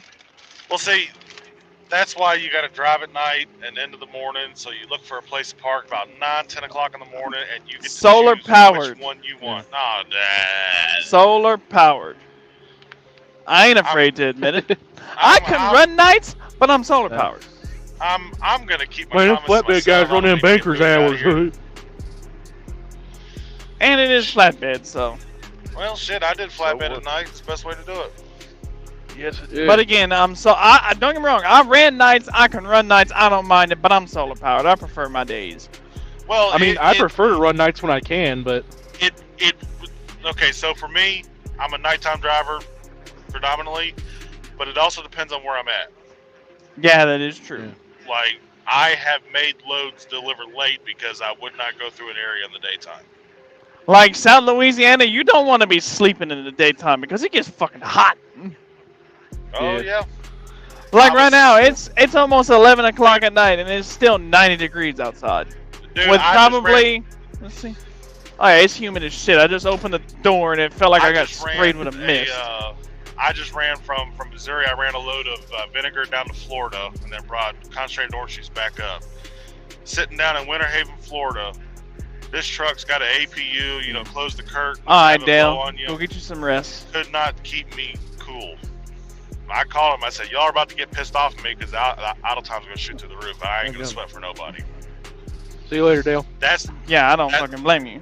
That's the times where I'll actually run during the day, because even though I'm a company driver, having run my own truck, I know how expensive it is, and I, for the most part, care about the place I work at. Oh yeah, it gets expensive idling this thing, but I am not gonna sweat whenever I go to bed. I like to see damn penguins up in this unit. So when I first started driving, yeah, that's me. All right, here's a little history lesson. When I first started driving back in 2006, I drove for Swift.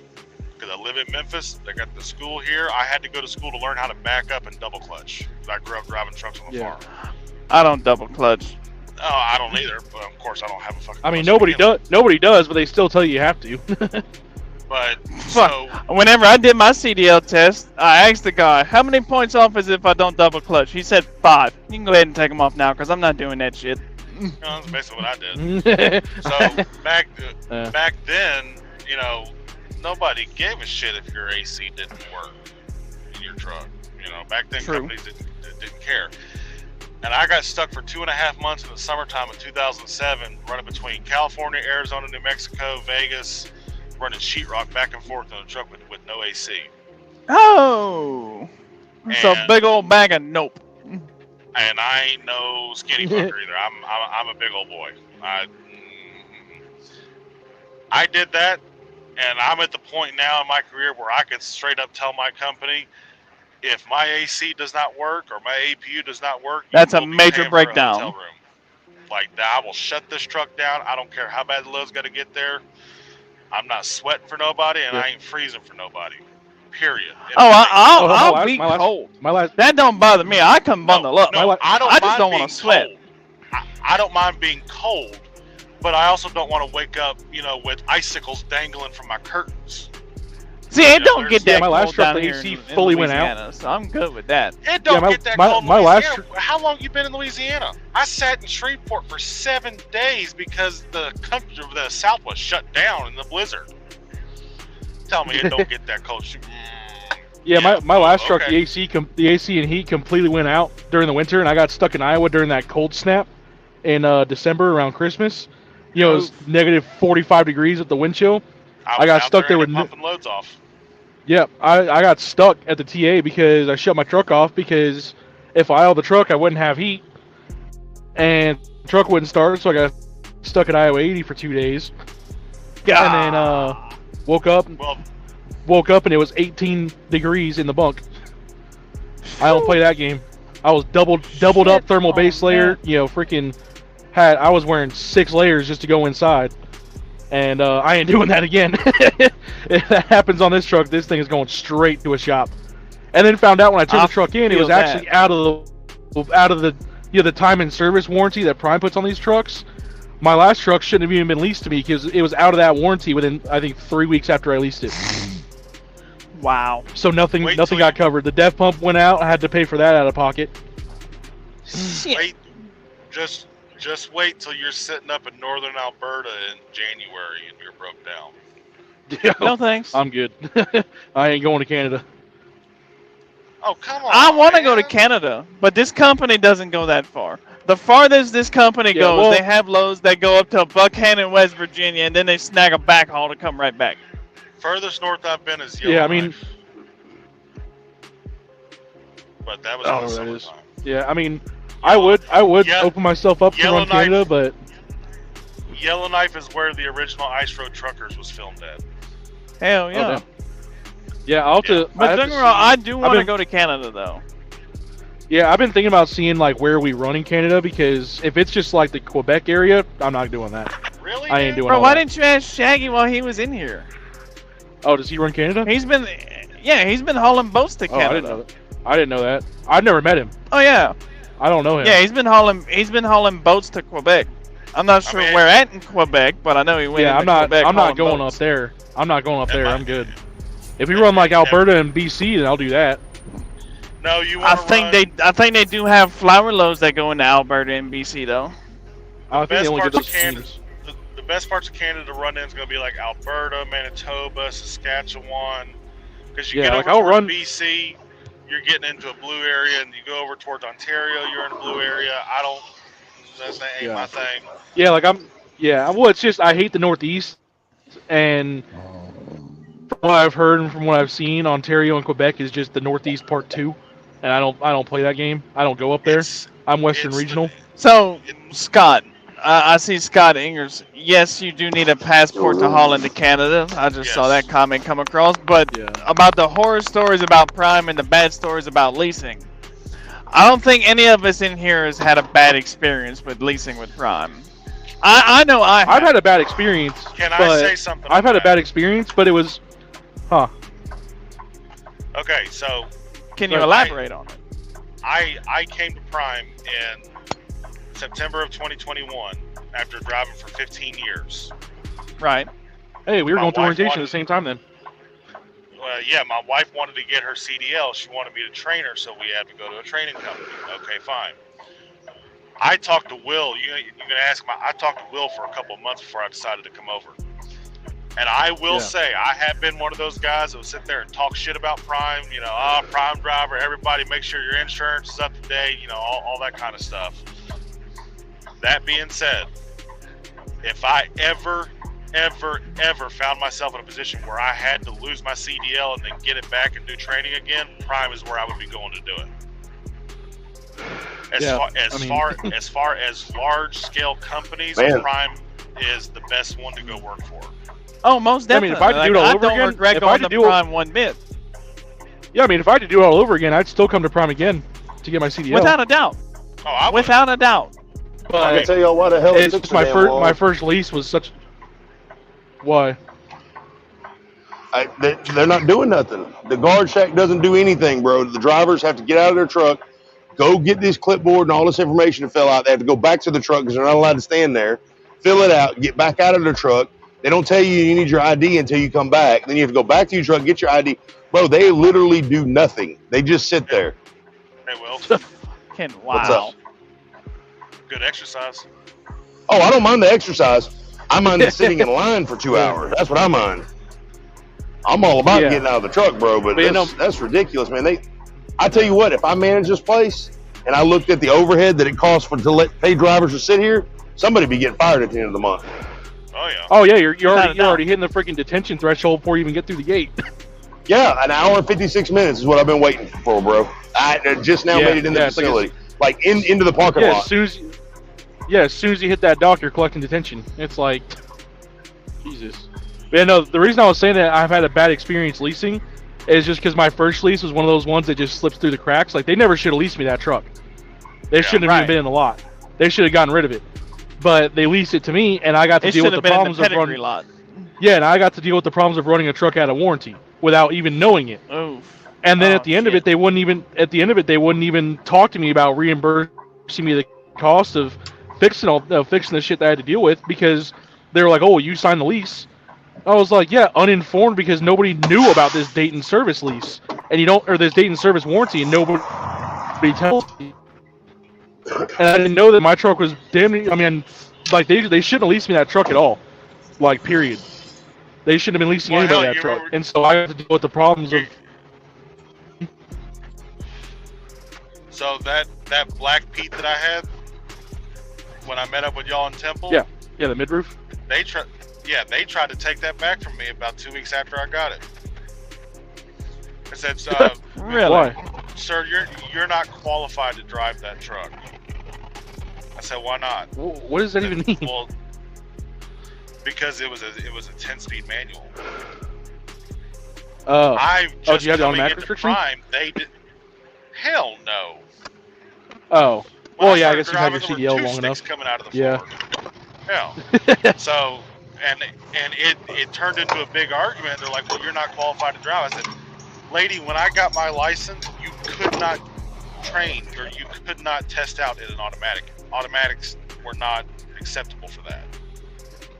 I said, when I started driving trucks, the first truck I ever drove had a 2-stroke diesel engine in it that sounded like a pissed off weed eater. And it had 2 sticks coming out of the floor. Hey, how you doing? You go to door 94. They want me in 90. Imagine what they sound like when they're running away. Okay, you want me in 94? It's actually pretty damn satisfying. They have a dude on YouTube that made one run away. Is it open up, ready to go? Yeah. Okay, got you. You want me to just mark it on the paper? I'm in 94. I'm moving.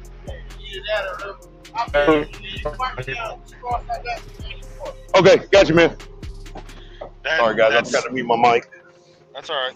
That's 78 the 78 GMC Brigadier had a 671 two-stroke Detroit. It ran away on me. It sounded awesome, but it scared the shit out of me at the same time. Because that, like I said, that this guy on YouTube, like he's made all kind of different old diesel engines run away, and it was one of them 376 two-strokes. See, that's the thing. Newer drivers have no idea what it's like when it happens. Oh, it'll just start getting away from you, and there's nothing you can do to stop it. So you just pop it in neutral, come to a stop, get out and watch the show. Yep, you're gonna watch it destroy itself. Yep. You're gonna watch. Yeah. Oh yeah, I've watch it fly apart or lock up. Oh, when it happened to me, it threw a rod in a very spectacular manner.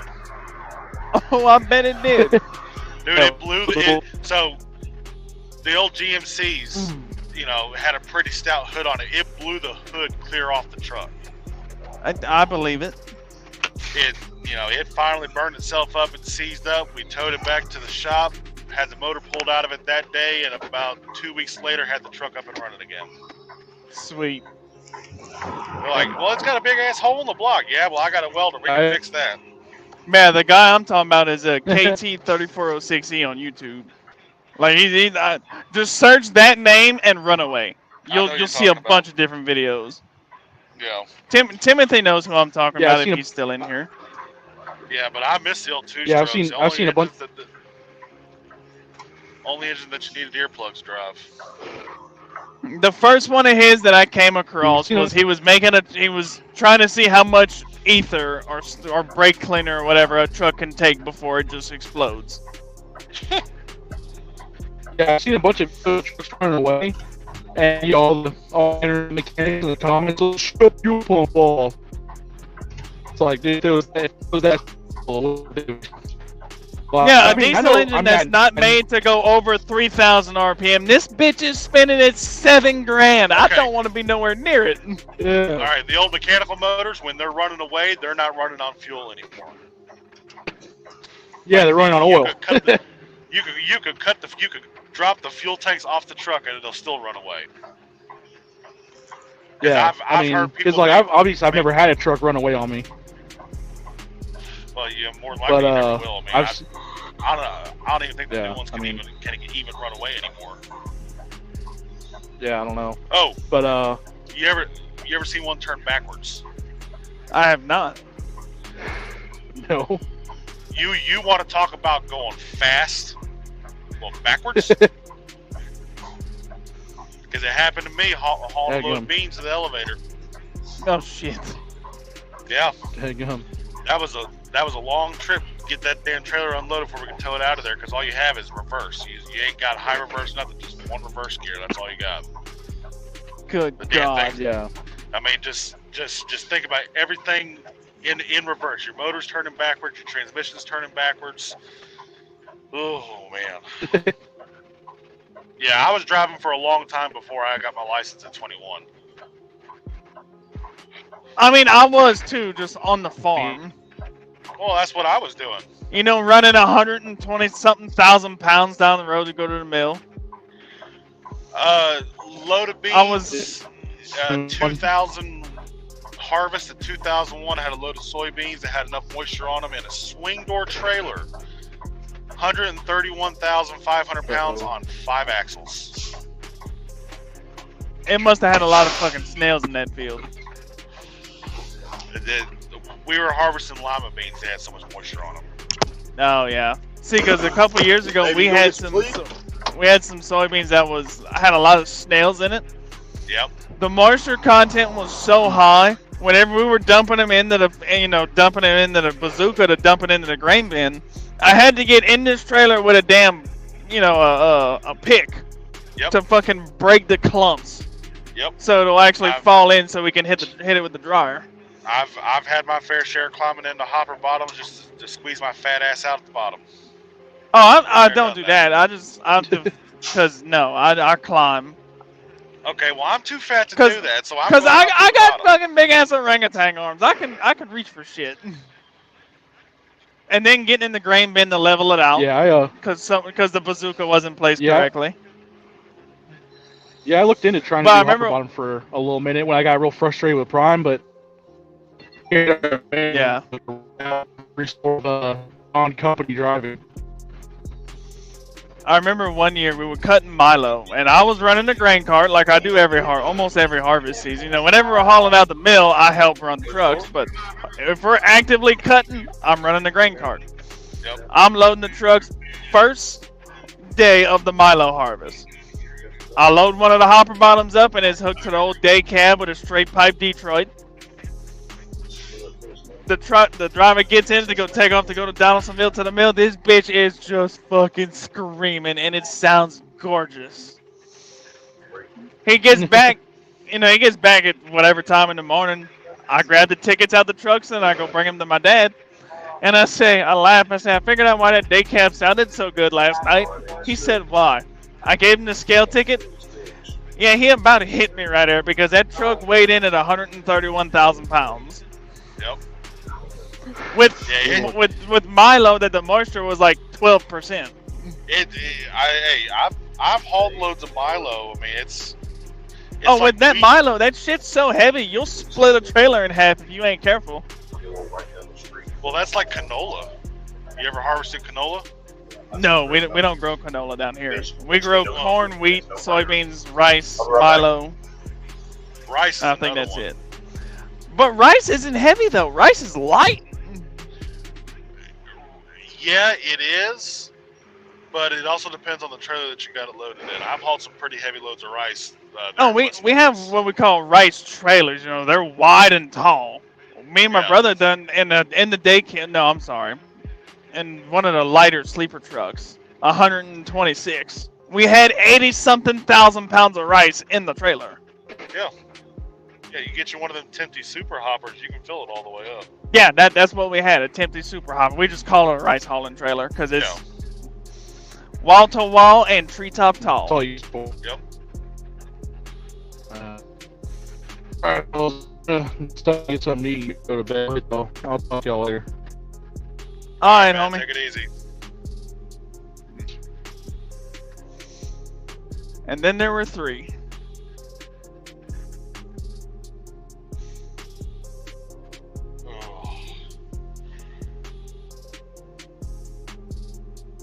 Let's see. I only got 9.25 hours from a 70. Alright. Let's see what I got on my 70. Damn, I got 35 hours and 45 minutes on my 70, and I'm gonna have probably close to $5,000 gross by the end of the week. Yeah, I missed the days of seeing what I was gonna gross for the week. Well, actually, it might not be close to $5,000 because tomorrow's Friday. Hell, if I had a crystal ball, I'd have never left Prime. Why you say that? So, I was at Prime for, actually, I think I was there for 371 days. Right. So, I came to Prime to train my wife to get a license, and she ended up getting pregnant. Oh, shit. Yeah, that'll do it when you're stuck in a truck together. So, because we live in the Memphis area, I always had issues getting loads going home that paid worth of shit. Yeah. And her pregnancy was high risk, so I made the decision to go back to Oakley pulling tanks because it was easier to get home. Hey, you gotta do what you gotta do. Right. And I'm now trying my damnedest to not have to file bankruptcy because of it. Because there's no freights, no miles, there's no consistency. So knowing what I know now, I would have at least stayed at Prime for a couple months longer. Because, see, her and I lived in the truck. Like, we were there for a year. We lived in our truck, including that fucking roof Peterbilt. Right. And then she ended up staying with a real good friend of ours. And I'm like, yeah, okay, I'll stay gone. But I needed to come home so often that I didn't know if I was going to be able to stay profitable or not doing it. So I ended up just saying, just cut my losses and go back to being a company driver. And I wouldn't blame you. I mean, well, I look back on it now. Shit, I should at least finished out the year. Yeah, but I mean, you did what you thought was best at the time for your family, right. And family comes first before anything. Right. So, it just, yeah. And then of course, Will's sitting there talking about, leasing and everything else, and Ace Lease, and it's like, yeah, you need to shut the hell up about that because you make me want to come back to it. Fuck it, what's stopping you? I'm not financially in a position to do that yet. I Fair need enough. To get my bills caught back up. Plus, so I'm still on most of the Prime groups on Facebook, so I see a lot about what's going on. I got booted off of most of the Prime pages for a fucking stupid reason, because I posted a picture of a scale ticket at my truck at 84,960 pounds. I don't see a problem with that. It was someone I'm not gonna say her name, but she was power tripping. Oh. Shit, Will knows who I'm talking about, though. Matter of fact, I can do this. Watch this. This is...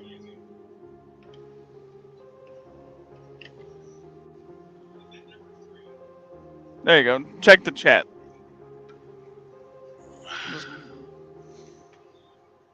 Oh, yeah. Okay.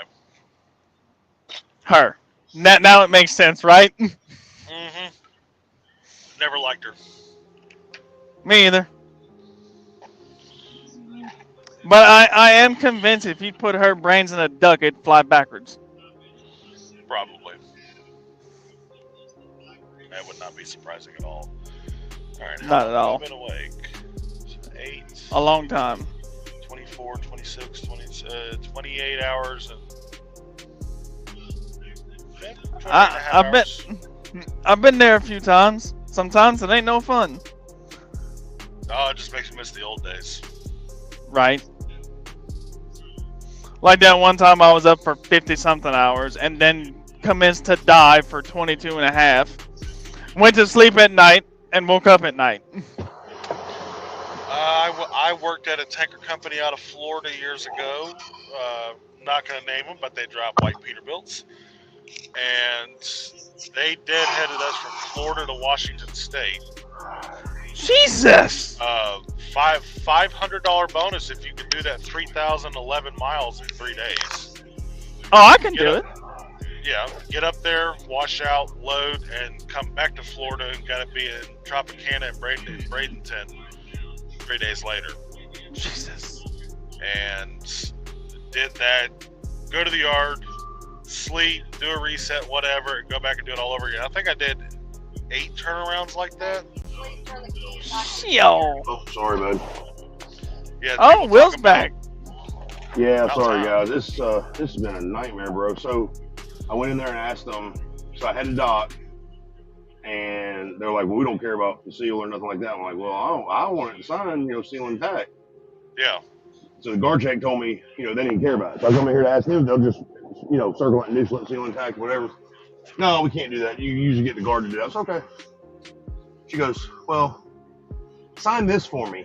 I'm like, "So you won't sign anything saying I have the seal in my hand. You guys won't sign saying that it was intact, but you want me to sign something on your stamp before you guys even unload me?" Nope. I said, "No problem." I signed it. I said, "Sign before unloaded." That's right. Put it right there on there. Yeah. So these people, and she's like, "When you see the green light, pull out and park in front of 35 and wait for us to call you." I'm like, "So we won't be done yet?" She said, "No, you got to wait for your paperwork." I'm like, "Okay." She's like, "We'll call you twice." I'm like, "Why twice?" She's like, "Well, once to pay the lumper. Then we'll call you again and tell you when your bills are ready. Then you come to 45. And I'm like, "So I'm in 94. I need to park in front of 35, but I need to end up at 45 before I leave." Man, y'all really don't do nothing. Jesus. Yeah. They don't do jack squat, bro, over here. Like this is straight up reefer life right here. This is the 100% reefer life right now. That sounds like the Aldi's that we went to in Illinois, where I think I talked to you that day. I sat in that door waiting on a phone call, and I sat there for like 21 hours waiting for him to call me. Give me a second, boys, and I'll get the camera back up. Get in the dock, get everything unloaded. You're sitting there. You see all the other carriers leave, see all the Aldi trucks come in, get loaded, watch them all leave, and then sit there and eventually see the carriers coming back in for the next round of loads that night. I finally walk in there. I said, "Is somebody going to give me my damn paperwork or what?" "Oh, we forgot you were sitting out there." Oh yeah. Yeah.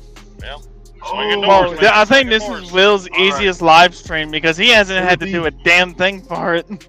Oh yeah, except for all this freaking engineering and stuff right here. I got Timothy. I just got Timothy's text here. Hold on, let's bring him in. You wouldn't have even known about this if I hadn't said nothing.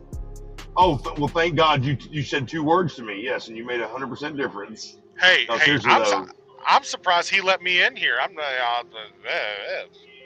a bad influence. Whatever. Don't start. Hold on. Let me see if I can get this. No, Jacob. For real though, man. I appreciate you helping me test all this and everything. The last couple days. You know I got you, bro. I'm trying to get this to Timothy here. Don't hurt yourself. But yeah, ain't no thanks necessary. You know I got you. Thank you. Timothy, if you're watching, I got you, buddy. Give me 2 seconds. I'm just getting back in the truck. It's been ridiculous. Yeah, Timothy's cool. I've talked with him in the flatbed group chat we got on Facebook a few times. He's been in here long enough. It's about time. He's been on this chat long enough. It's about time he got in here. Yeah, he has been in the chat for a while. Link's been sent, buddy. Oh, it says it was failed to send. What? I mean, you better let him in. Hell, you let me in there. I got his number right. I don't know. Shit, he let me in here. That should say something. No, he let me in. I'm a real bad influence.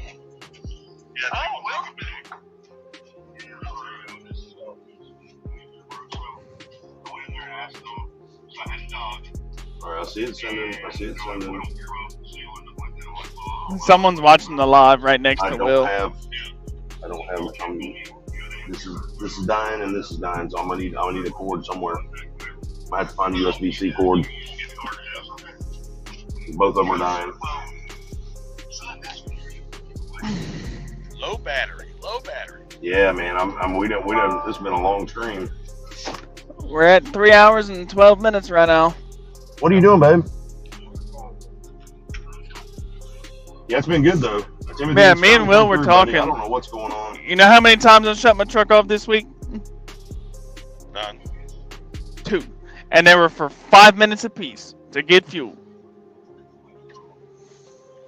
And I only shut it off for them 5 minutes so I can just check the oil. You know, while I was pumping fuel, roll the hood over, wipe the dipstick, throw it back in, check it. All right, we're good to go. Start it back up. Yep. Yeah, I mean, it's not bad, though. For an 06 motor, she's only got 38,341 hours. As long as it runs and it ain't puking oil out.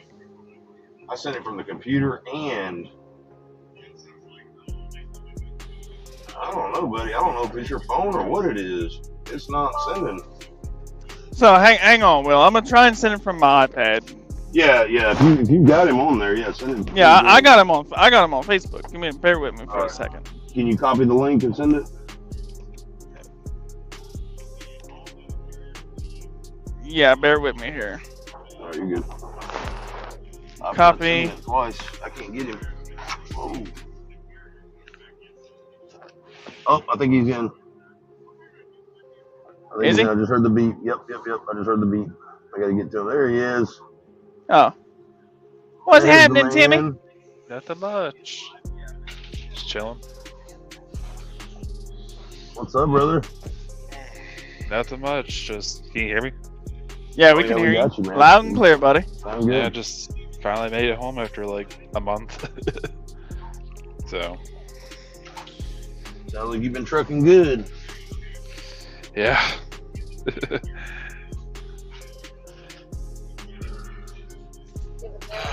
No, baby, no, it's not on. I guess For the 15 people, who are still watching, God bless you guys. Y'all are the G's for hanging in this long. Y'all the bomb, man, for some old trucker YouTubers. Once I get established in the place that I'm about to be buying, I'm gonna try and do some more lives. Because I think I've only done 1 or 2. Wait a minute. The entire time I've had YouTube. Oh, I know I know what you're buying. You told me already. I know. Yeah. Heck yeah. I think I've actually mentioned that in my one of my latest videos too. Yeah. So by the way, guys, and give me just a second, I'll pull it up. If you guys are new to the channel, you guys, there's 15 of you guys in here. You've got to be new. You got to be wondering what trucking's all about. You just ain't no trucker. I guarantee you one thing. I would not be hanging in no live stream this long, being what I am right now. I'm going to tell you, I love my boys, but they're going to live stream unless I'm in here like this, like JD is, just in the chat. Ain't no way I'm going to be hanging out this long. Right? You found one, baby girl? She's trying to find another USB-C cable for the MiFi because the Wi-Fi is about to die. So. Oh hell. I got everything dying tonight. But for you guys, what's up, brother? Get Verizon home internet and stick it up in the top cubby of the truck. I don't know about Verizon home internet, but I've just got a MiFi from Verizon. Dude, Casey and I had it. It worked flawlessly. Really? It's called Verizon home internet? Yeah, it's Verizon. It's either LTE or 5G, depending on where you live. We had ours sitting up in the cubby that's above the closet behind the passenger seat. Right. Or sorry, behind the driver's seat. We stuck it up there and ran the cord down to the inverter and just left it, and it was flawless. Well, I would love to leave this one on charge, this little MiFi, because it works great. But every time that I leave it off on charge, when it gets charged, the screen constantly lights up. Charging complete. Please unplug. Charging complete. Please. Yeah. And I cannot get it to stop unless I turn it off. Well, you'll also kill your battery doing that. Right, exactly. Yeah, just leaving it on. So I'm doing my best. So guys, if you take a look here, this is JDQ Transportation's page on Facebook. Go show them some love. YouTube, not Facebook. Or YouTube, sorry. Thank you. Oh yeah, check out that latest short. Show everyone the fatty that I am. Is that good? Is that even good? It was delicious. I don't want to show him no love. Which one is it now? Which one's the one that I'm holding the blender. The Oreo shake. Let's see. All right, y'all. I gotta try this. Oh Lord. Can y'all hear it? Can you hear the audio? So? Yeah. I just need to add the milk. Okay. It's like diabetes in a cup. But it was so good. In the stream. I know, right? I'm sorry. I didn't mean to, if you're sensitive, I'm sorry, but didn't mean to do that. Or I'm fatty too. Oh, hey, I'm right there with you on that one now. Yeah. Oh yeah. And keep in mind that's 10 Oreos in that blender right there with a little bit of milk. Fucking hell, man. Measures.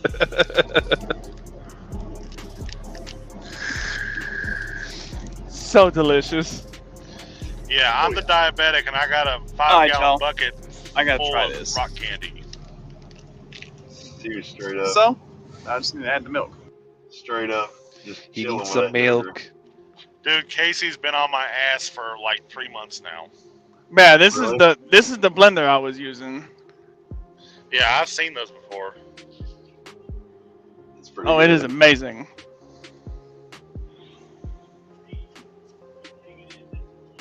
Oh God! Ugh. Will showed his face tonight again. Here I am. Yeah, you still need to work on the beard, though, man. Man, what is this dude doing? What you were looking for? Probably not. Hey, Will, did you notice that I don't have the Moses beard anymore? I did. I saw you shave the Moses off, man. What happened? Dude, so we brought Scarlett home from the hospital. Baby, I'm trying to crank it up right now. This idle, man, this idle shut off is killing me. And the damn... Angel! I know. I'm cranking it up. Chad Davis, yeah, you correct on that one. That's just a cavity in a cup. But that McDonald's sweet tea is cavity in a cup, and if sweet tea ain't a cavity in a cup, it ain't sweet tea. That's Angel's favorite stuff right there. Is McDonald's and Chick-fil-A sweet tea. She's all about them. Oh, McDonald's got some good sweet tea though. Sweet tea has got to be. I want to see a layer of sugar in the bottom of my cup. Right. Coke from McDonald's, man. Coke from McDonald's is always good. No, Sprite from McDonald's. No, Coke from McDonald's. That is cavity in a cup. It's so good. I found something interesting today. What'd you so find? y'all have heard of lemon heads, right? Oh, yes. Yeah, I love lemon heads. Grape head and cherry head. Oh yeah, I've had those before. They're really hard to find. I found them a couple of years ago, but that's what's up. Yeah. Yeah, I've had those a couple times before. They're actually really good. I can't ever find them in a big box though. It's always the little one. But anyway, I am freaking starving. But no, Will, we brought Scarlett home, and she mastered the ability of using her hands to grab a hold of something. Guess what she was grabbing a hold of? Your beard. Oh yeah, buddies. Oh yeah. That's what babies do, though. My brother's little boy, whenever he was itty bitty, he would the little bit of shit I got on my chin, he'd just grab handfuls of it. Well, no, you can ask Will. Like I had a beard, like Holy Moses beard going on. I was proud of it. See, I want to get to that point, but I don't have the ability to grow a Holy Moses beard. Like the first time that. I think it was before I came to prom, Will, the first time that I got you on video chat, you're like, damn, Moses beard, you rocking that thing. I gotta keep mine combed out, bro, because it likes to bunch up. Bro, this guy has just been pulling up and backing up in front of this row of trucks that I'm sitting in for like the last hour. I don't know what his deal is. Let's see. Angel's been on I'm trying to do this thing for a long time, bro. She's been wanting me to shave this beard for a while. I'm trying to make a monocle of mine. So Timothy, you on the flatbed side? No, I'm gonna be specialized. Yeah, I'm prime. I'll be joining Prime at the end of this year. Right now I'm at TMC, Specialized Division TMC. He's the one that does TMC Specialized. So, okay. So how you liking it over there? What's going on with TMC? I liked. I'm doing great. Top 5 of the company, but I'm just doing work over here, just keeping me busy, keeping me running. Right. So. Where the hell is this damn thing at? I'm almost scared to know what my data usage is for the month because I don't have any Wi-Fi in the truck. Oh, bro, my phone. I'm going to tell you right now. It's like, and I pretty much just use my phone for small editing, transferring files, stuff like that. Current period this month, 2.8 terabytes. Fucking hell.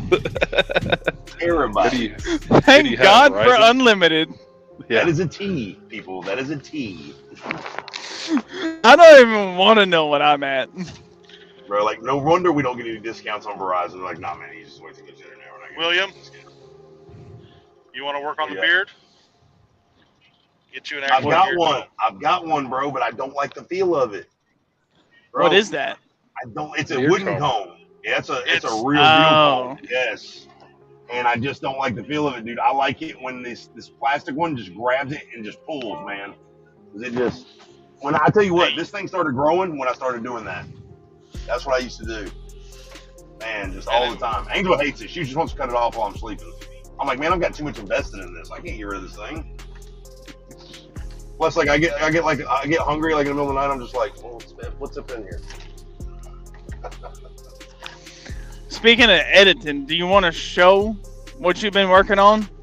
Oh yeah. So I'm not sure if you wanted to advertise that or not. I'll tell you what. While we're all talking, I could probably shorten it down while we're actually on screens. Let's see. Yeah.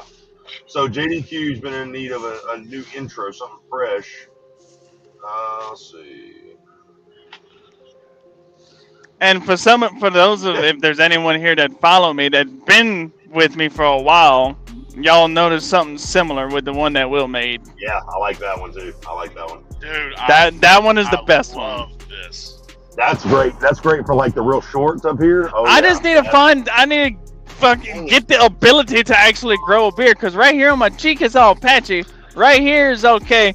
My damn mustache grows like wildfire. Where did Fuzz go? He went and hopped off. Where who? Fuzz? Peach yeah, Fuzz? he hopped. Yeah, Peach Fuzz hopped off. Okay. Peach Fuzz. We call him that because he can't grow facial hair. Period. All I got is this patchy stuff right here, the stuff on my chin, and then my mustache grows like wildfire. I gotta shave that off like every 2 weeks. Will was jealous of what I have. I was. So I went out by my own. Keyword was. The only beard that Will is jealous of is Big Dale. Yeah. That's the real beard there. Zeus, you get them on Amazon. It's a Zeus beard brush. Get the coarse hair. Right. Yeah. Because when it gets longer, like when you get out of the shower, just get a handful of it. Just start running it through. Yeah. Yeah. And then hit it with a regular hairbrush, like every morning when you wake up. Right. It'll just, dude. I had this going on for quite a while, and then I started using the Zeus brush, and that's when it got long as shit when you and I first started talking. Heck yeah. I will throw this clip up real quick. I think this is it, JDQ. I think so. Let's see what we got.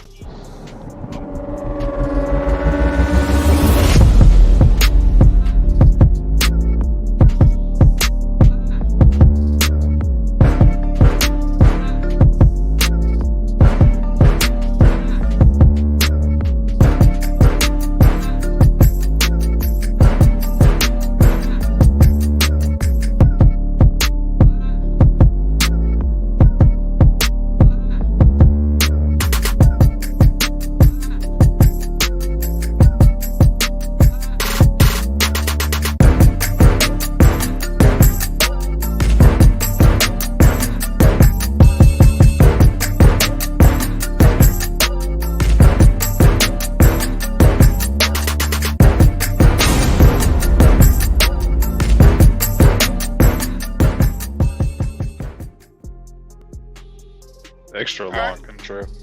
Not bad. Yeah, that's what I told him. That's what I told him today. I was like, we gotta shorten it up. Yeah, and then a couple of them clips, you can see the luscious mullet that I had going, but it got too hot for all that, so I had to chop that off. Chad says, "Don't do it." I shaved mine off last night and immediately regretted it. Chad, I'm with you, brother. God bless you, man. I promise you, I'm probably not gonna do it. I didn't tell Casey that I was shaving mine off.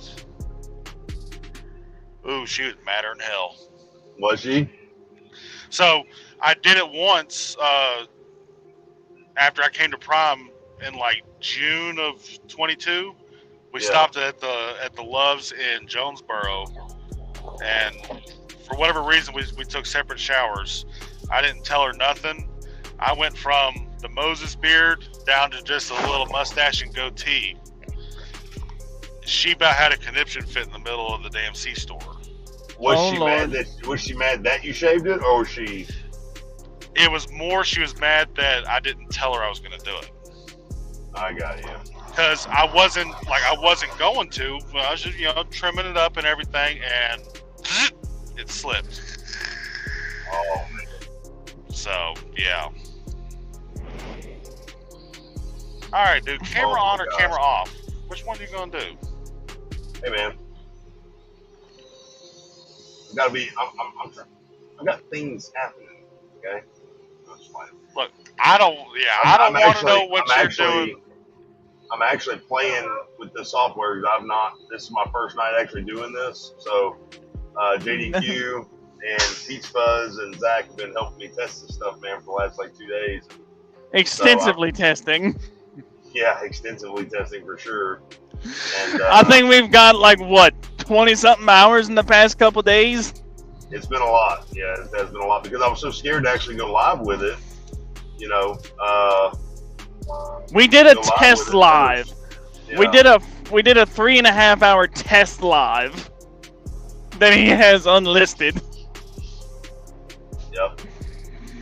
At least it was the live itself was an hour, and then we stayed after he ended the live, we stayed in the chat for another 2 hours.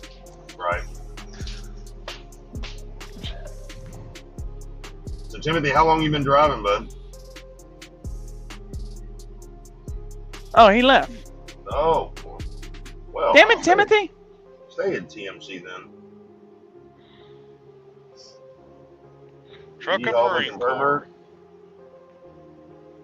He's back. The Yeehaw pervert's back. There he is. Yeah. Hey, there he is. I was like, he's at TMC, man. He just thinks he's better than us. No. He thinks he's better than us because he extracts everything. No, it's just against my line haul, guys. No. I am so tired. Just got to walk to my truck and actually grab my phone charger. I don't want to hear it, Will. I've been up since like 7:30 last night. No, I'm so tired of this truck cutting off on me. Like, it gets to the point, so it beeps a couple times, and you hit the gas pedal, right? It beeps, you hit the gas pedal, beeps, you hit the fuel pedal. Mine didn't do that. He gave me. And it just cuts off. Mine never gave me any warning it was going to cut off, and there was nothing I could do. So since you're Ace lease, Will, you can't get him to disable that idle shutdown? No. I can't hear you. You guys hear me? Who, me? Yeah, now we can hear you. Hold up. The mic. Yeah, since you're Ace lease, you can't have them disable the idle shutdown for you? All right, sorry, I don't know. Mike just disconnected. No, it's in the contract. You can't disable the idle shutdown. They made sure to put it in the contracts. Really? Man, that's hard to believe that's an actual thing there. Well, as we've seen Prime exhibiting the behavior they've been exhibiting lately, there's a lot of changes coming, Yeah, that's part of the reason why I haven't come back. Yeah, like, since we're live, I can't really say anything, but you know what I'm about to say. Oh, DD. Oh, just say it. No, I'm not saying any names. It's not my YouTube channel. I don't want him to catch heat for shit I say. Please, let's not. I don't want to. We're good. I think the comments. I think the comments have spoken for themselves. Yeah, because we're down to 11 people watching right now. Zach, let's go read some comments, shall we?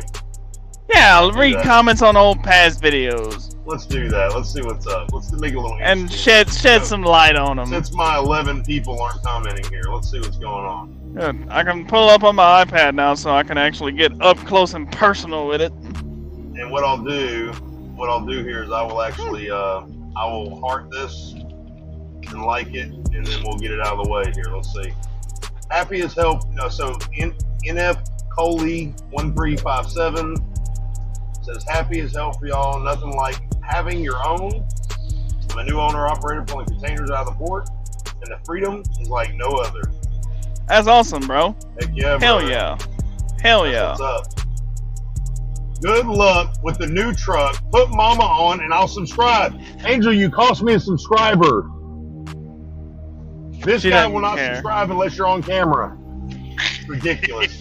I bet you if you click on it, he might already be subscribed. Thumbs down. Thumbs down. No, I'm just playing. Click on his name. He might already be subscribed to you. You can do that? Yeah, click on his name, on his profile thing, on the M. I did. I clicked on it. Oh, you can do... I know it works on the phones. I don't know. I guess it does. Oh, it's because you're in YouTube Studio. If you're on the YouTube app itself, is how that works. All right, so this comes from the Prime Inc. Camera video, the 2 major change video. It says this is borderline invasion of privacy. They better be ready to up salaries. I can see the lawsuits coming if this happens. Yeah, that's one thing I'm Gabriel 7147. Lawsuits. Yep. And I don't think a lawsuit will stand up in court to that, though. We'll have to see. Quentin Green 1972 says, if they add those inward-facing cameras, then I'm leaving it plain and simple. You are not the only one, Quentin. Greg says a little glitchy. That was our test stream. I'm not liking this comment. Oh, here's a good one. First Amendment shirt, 4768. Hey, can you guys still see me while I'm reading this? I can't. Yeah, I can see you. Yeah. Okay. All right. I was gonna just gonna flip this guy out. I'm not gonna do it now so you guys can see me. Freight Shaker, don't shake anymore. Come up with something with something new. I never bungee the fuel hose. LMAO. A guy from Prime talking smack. Oh no, lights brighter than they used to be. LOL. That higher fog light option. LOL. Huh? Love that. Is this man okay? Because it sounds like he's having a stroke. Sounds like the people I deal with. I think he's just mad because my headlights are brighter than his. I don't know. How you said that the other day, Will? You're never gonna encounter a hater that's doing better than you. Exactly. And you're never. I'm gonna go ahead and tell you guys, I'm never gonna encounter a hater that I actually care about. So, First Amendment, I will tell you this: Freight Shaker. That's not my name, but Fr8sK8R is my name. And I did take a poll not too long ago through the community, asking if they wanted me to change my name, my alias, or the channel's name. And it was a unanimous. Go pull up that poll and go look at it. Go show him. We're not doing it. Let's see if I can find it real quick. Hold up. Let's see. Content. Let's go to contents. Posts. Let's see. Filter. Type. Poll. I think it's probably the only one I've ever done. Okay, here we go. Here we go.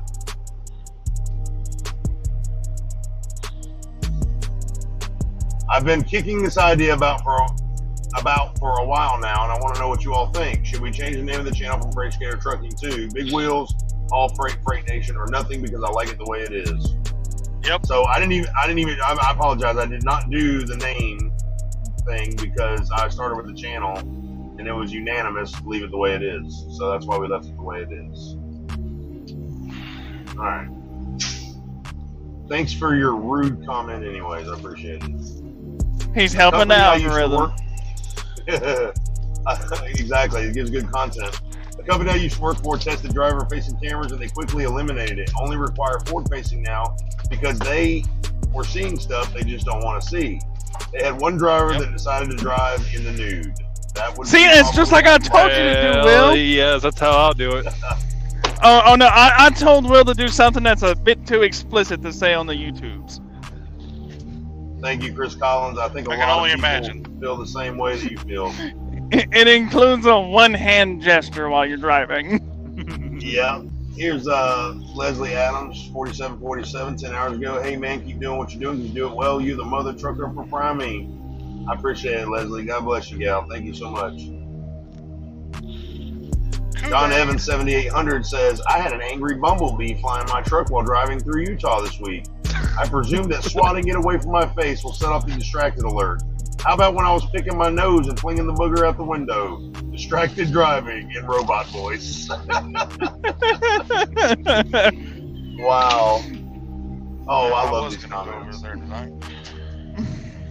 John Evans also says, I've also heard that they're installing virtual lawyers to deduct points from drivers who make unsavory comments, look at harmful content, and make ugly faces. He will be a hologram complete with rimmed glasses, suit, and tie. No, that's what DD is. Hey, I know that Sloan Trucking TV guy. I'm actually decent friends with him. There it is right here. See, this is what the last video was about, the update video that you guys saw me apologize for giving false information about. So I knew you guys would figure it out. So Sloan Trucking TV says the camera needs to see you to assess the data and see if you committed a violation. You ain't committed.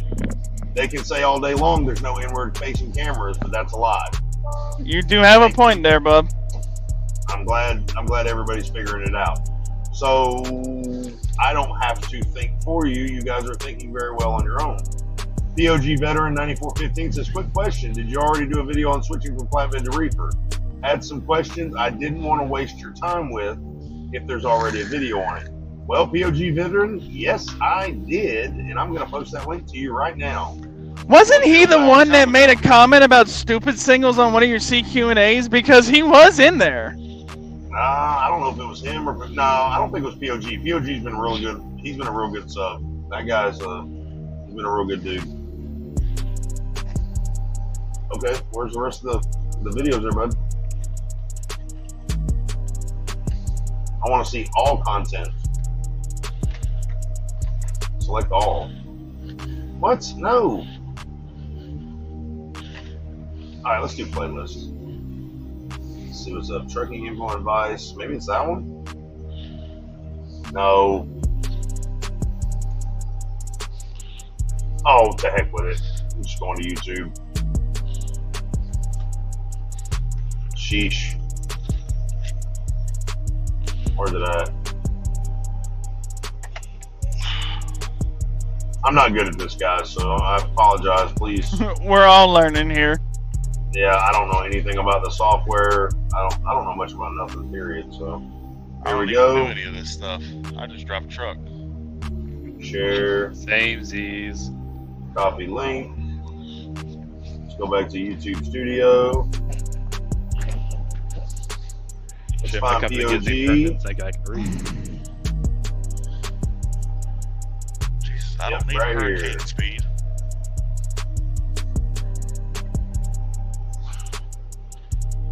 I couldn't remember if it was him or AR that said about the stupid singles. Are you a tanker there, Matt? Yes, sir.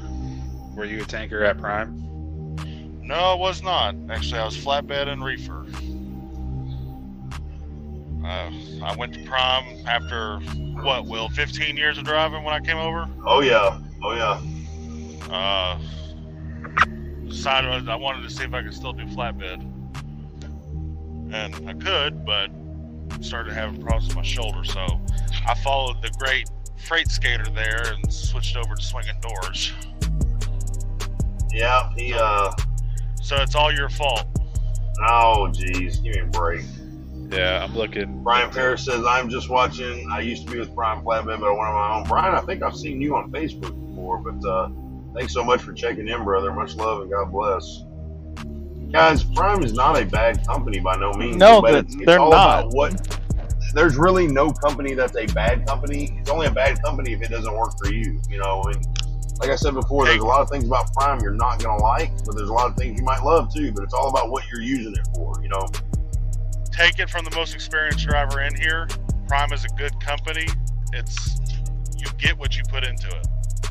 That's right. And Yeah, Prime is an amazing company. I do and I don't regret leaving them. I mean, But I don't regret being with them for the 2.5 years that I was there by any stretch of the means. And before anybody says anything, these guys are not sponsored by Fr8sK8R Trucking or Prime Inc. in any way. So. No, not in the slightest. Hey, if you want to sponsor, you know, we can talk. we can make some arrangements though. Robert Benoit 5374 says, I would not do a Peterbilt. My last one was the prettiest truck in the shop and stayed broke. I'm staying in a Freightliner. See, I don't understand that, Will. I didn't have any problems out of mine. I put 90,000 miles on it. Kryptonite and Invictus, absolutely no issues. But I do think there was a stint from like 17 to 19 where Peterbilt did have some issues that were pretty. Oh yeah, it's all the DPF scale. It was the pad car motors, honestly. At that Well, point. like the black truck that I had on flatbed when I first came over, the only thing on the maintenance history for it was it needed a new def pump, where it went through 2 of them. But that truck had what, 250,000 miles on it. That was the only thing for that 250,000. There was no sensor replacements, no nothing. Yep. And so what's crazy is our 21 Freightliner had the def pump go out. You know, it was like 300,000 miles. So it was a Freightliner. You know, it doesn't matter what you drive. Sometimes there's just lemons. It's just going to happen. You know, Yeah, I've driven GMCs, Diamond Rios, Auto Cars, Pete's, Kenworths, Max. They all got their own problems. Exactly. I think what your issue was, bro, you started in a Peterbilt and went to a Freightliner. I started in a Freightliner and went to a Peterbilt, and I'm not never going back, brother. This thing's I was smart. I just went straight into a Pete. Yeah, this thing. Yeah, I can't go back to a Fr8sK8R. It's gonna have to do some raw stuff, man, for me to get out of it. Although now I went from a Volvo to a Freightliner. I guess with being with TMC, I've been spoiled with Peterbilt, so. You got one functional stack on your Pete, okay? No. You see them TMC trucks going on the road in the cold weather, only got steam blowing out of one stack. Hey, it's a beautiful truck, though. And they are pretty. I will give you that. Mine's a beautiful truck too. So we're interrupting the man here. From our Prime Inc. changes video, DD Davis. That's pretty creepy because the head of safety at Prime's Dennis Davis. DD Davis 186 says it's not micromanagement; it's to blame you for the accident. Well, that can definitely be a tool to do that with. Yes. Yes. Absolutely. But that definitely doesn't sound like what something Safety Davis would say. Well, I don't know if I hope not. I hope. I don't know. I'm not gonna. I can only speculate at this point. Those cameras are to place the blame on the driver when there's an accident, so the driver gets sued and not the company. Yep. And see, so I think a lot of people don't realize that about these cameras that they're talking about putting inside these trucks. And my wife can't find any AI technology that does not use a camera lens to view the driver. Exactly. So, like Sloan Trucking said, the camera has to be there videoing you to analyze that you're doing something wrong. Exactly. So let's throw a hypothetical out here, okay? We're going to throw a hypothetical up. Say you're driving along, you stop at a red light, all right? And it's red. You wait. Turns green. You look right, you look left. You make your left turn, start making your left turn. Drunk driver comes from the right side, T-bones you in the passenger side of your truck. Boom. You have an outward-facing camera, right? And an inward-facing camera. The outward-facing camera clearly shows you waited for your light. You are not in the wrong. That driver came out of nowhere. He was drunk. He ran his red light. He hit you in the side. Now, the inward-facing camera that is on you saw you look left into your mirror as you were turning to make sure your trailer cleared. Whatever you needed to clear, the other traffic, whatever, it picks you up as distracted. Now, this ends up being a huge lawsuit case. It's a big money case. Goes to court. The family of the person that was drunk, that ran into you, killed themselves, they want justice. They want to sue the trucking company. Because we've all seen it. There's billboards all over the place. Hey, you've been involved in a big truck accident? Get millions. Call such and such now.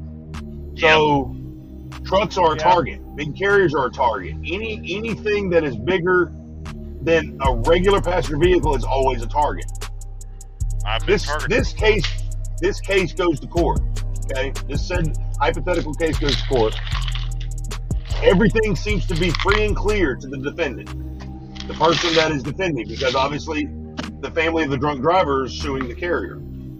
Well, then they say, and the opposing lawyer says, hey, there was an inward-facing camera. Let's take a look at that. That AI technology deemed that driver distracted just for looking in their left mirror while they're doing what they're supposed to do. And then it turns around and guess what? That driver's going to jail for involuntary manslaughter, even though the other driver was drunk, ran the red light, but because of a piece of technology that is not perfect, let me remind, AI, artificial intelligence, artificial, not real, is not perfect, sends a man to jail. Because that's how our justice system works. It's not innocent until proven guilty. It's guilty until proven innocent. I don't care what anybody says. That's the way it always is. Especially for a truck driver. And guess who's going to back up, throw their hands away? The carrier. Whoa. Exactly. I mean, yeah, we're going to get insurance to pay that out, but hey, none of us are going to jail for that. You were driving, man. You shouldn't have looked in your left mirror like you were taught to do from day one. So there you go. So that's just one hypothetical. These inward-facing cameras are not going to save anybody's life. All it's going to do is create another micromanagement level, and it's also going to be able to fault the driver at all costs. There has never been an accident with an outward-facing camera involved that has ever been deemed wrong. The camera has always showed the truth. Okay, no matter what it was, whether the driver was at fault or the other vehicle was at fault, it's always showed the truth. You've never needed an inward-facing camera to show the truth. So, this is why there's so much pushback from companies.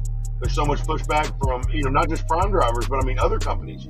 These guys are not happy with this stuff. Go ahead, man. What you got? So I recently changed companies. Actually, last week. The company I work for now, I've been told by the owner it'll be a cold day in hell before a driver-facing camera gets put in this truck. Right. simply because it shows, like what you said, there's no data anywhere that shows that it increases safety. All it does is make it more likely for me to get sued for something I didn't even do. Right. Yeah. Exactly. And go to jail. Exactly. And then that looks bad on the company too, because every little time that the driver leans down to grab a drink or leans over to adjust their seatbelt, and they have to look down for a few seconds, because let's be honest, we're not mindless zombie robot drivers. We don't sit here 2 hands on the wheel looking straight the entire time. You have to We're live not PSD students. Yeah, you have to live in this truck. You know, I mean, how many times has somebody called you and you had to, okay, talk to you later, bye, and your phone not go back to the screen that you were on, where either your music or your Google Maps or whatever, and you have to, you're not holding your phone, but you have to touch your phone and swipe it. It's just a fact of life. So every time your hands come off the steering wheel, you're going to be deemed distracted, or you're going to be deemed an inattentive driver. That just opens up a window. God forbid anything happens, whether it's a deer run out, whether it's anything run out. Doesn't matter what the outward-facing camera shows. You have another camera pointed right at you that says, hey, he was at fault for this because he reached for that drink, because he looked left in his mirror, right in his mirror, because he stopped to adjust his seatbelt for just a half a second. If he wouldn't have done that, that introduces reasonable doubt to a jury or a judge, and reasonable doubt can fall somebody into innocence or conviction and a guilty plea. Boom. That's all you need is reasonable doubt. And that's what that camera is going to do. It's going to introduce reasonable doubt. Oh, yeah. When you just had an outward-facing camera, no problems. It's done. Nobody needs to see what the driver's doing at the time of an accident. Nobody. You know what I'm saying? Doesn't matter if they're falling asleep. Doesn't matter whatever. Because if that driver fell asleep, he's obviously, that outward-facing camera is going to show he was at fault. But if that driver didn't fall asleep and somebody came across a median and tagged him, and you say, well, at the time you got hit, that front left corner of your fender, you know, you reached down and adjusted your AC, you were distracted. You know, that guy was wrong. He did run the median. He was drunk or whatever was his problem. But you were distracted, so you're at fault. You probably wouldn't have been hit if you wouldn't adjust your AC and been distracted. So, sorry, man, you're going to jail for killing that guy. Makes absolutely no sense. It really does. I've got over 2.1 million miles driving across this country in the last 16, almost 17 years. And I'm here to say right now that when the day comes that I have to have a camera stuck in my face, I'm done. I'll go back to farming. I'm done. I won't do it no more. So D. Davis, thank you for your comment, buddy. We got Jim C. 8802. He is commenting on the toolbox video that we did recently, guys. If you haven't seen that, I like that, by the way. Go check it out. Yeah, I do like that. Yeah, that was a good video.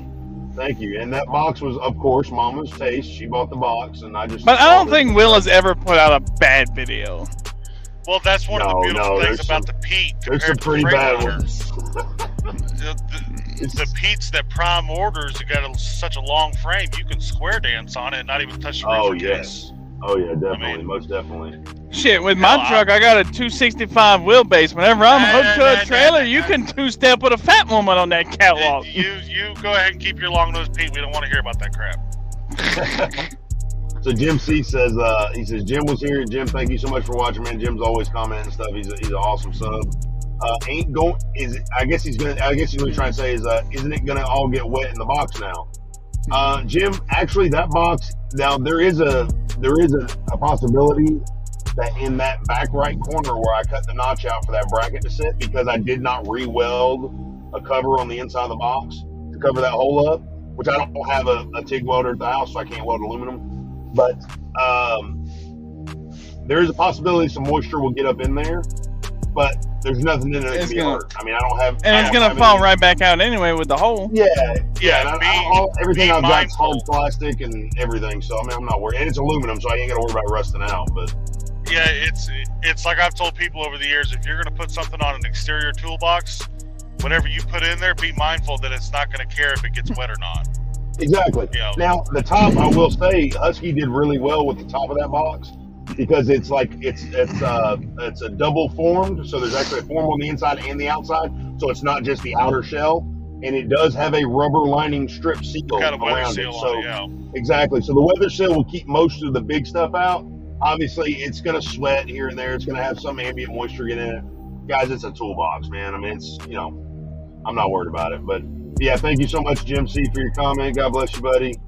Got JP Jensen, 8801, says from the Prime Inc. 2 Changes video, everyone should quit immediately before allowing this. Companies would back off, but drivers have never taken a stand in the past, and I don't have any expectations they will now. JP, you're correct. If everybody did, it's just like with anything, not just trucking. If everybody would take a stand together, just like, doesn't matter what kind of topic you're talking about, and I'm not going to get all Democratic or Republican on you or whatever. But guys, if we would all just work together, and no matter what we're trying to achieve, man, there's strength in numbers, 100%. Yep. But now quitting, I don't think, I'm not endorsing that whatsoever.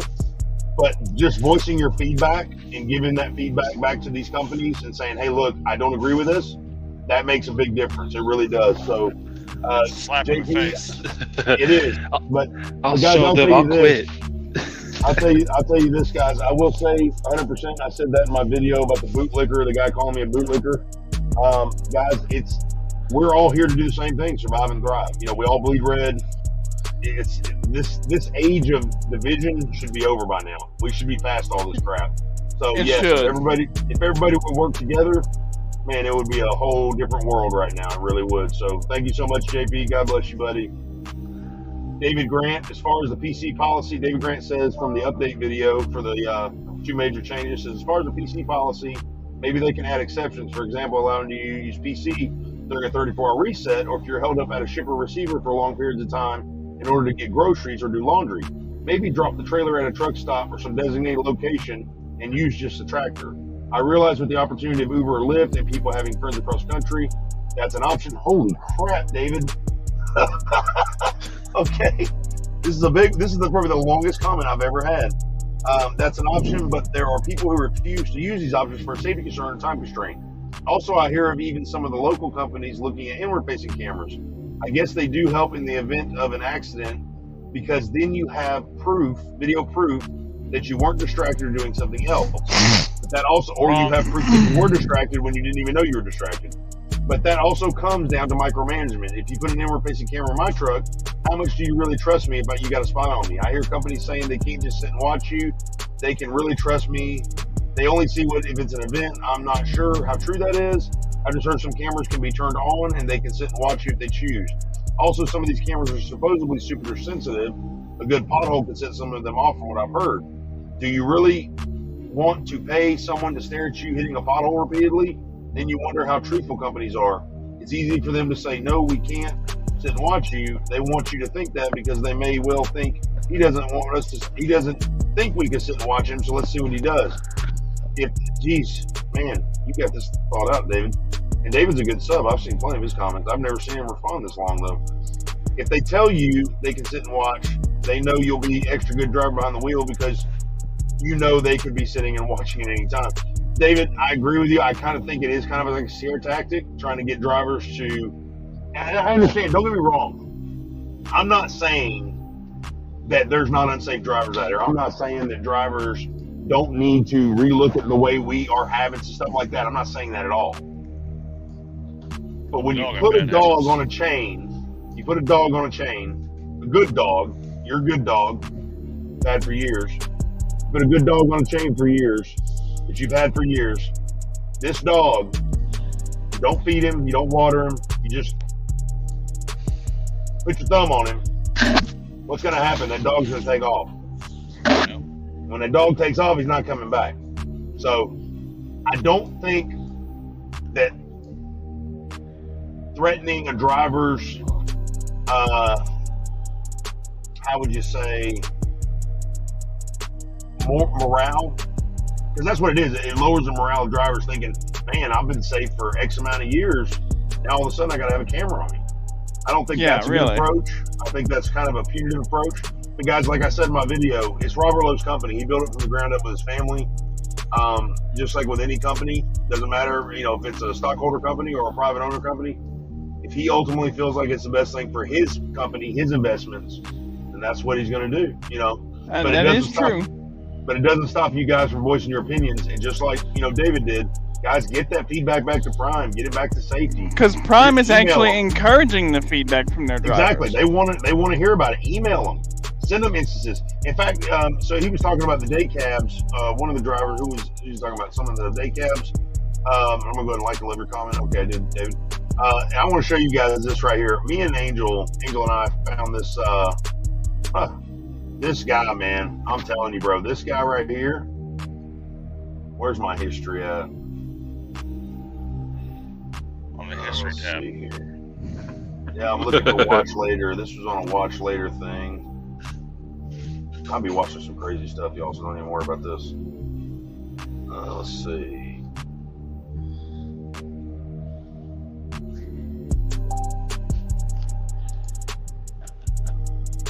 All right, hold on. Let's do this. I gotta find this guy real quick. You guys gotta hear how he talks about his drivers. This guy was holy cow, this guy was just... Spit it out. That's not what he said. Yeah, hold on, I gotta find That's what she said. Maybe I typed in Sam Sarah cameras, hold on. That's the system we use. That's the example I used in my video for the 2 main changes with Sam Sarah. Where's this guy? I'd rather use Sam Sarah than Qualcomm or people. Here he is. I got Sam Sarah, and it is absolutely amazing. Let's go. Recordings just got back. So this guy's called Okay, let me pause this real quick. Now, before you guys watch this, like 11 of you, 11 of you watch this, get ready. Because if you see this guy's got 297 subs, so obviously he's not a YouTuber. We can't see anything. All I see is the 4 of us. Oh, sorry, hold on. Slacking. You're slacking. Oh, it says it's on there. Hold on. Oh, it ain't. Now it's the 4 of us. That's your background. All right, you got it? There we go. There it is.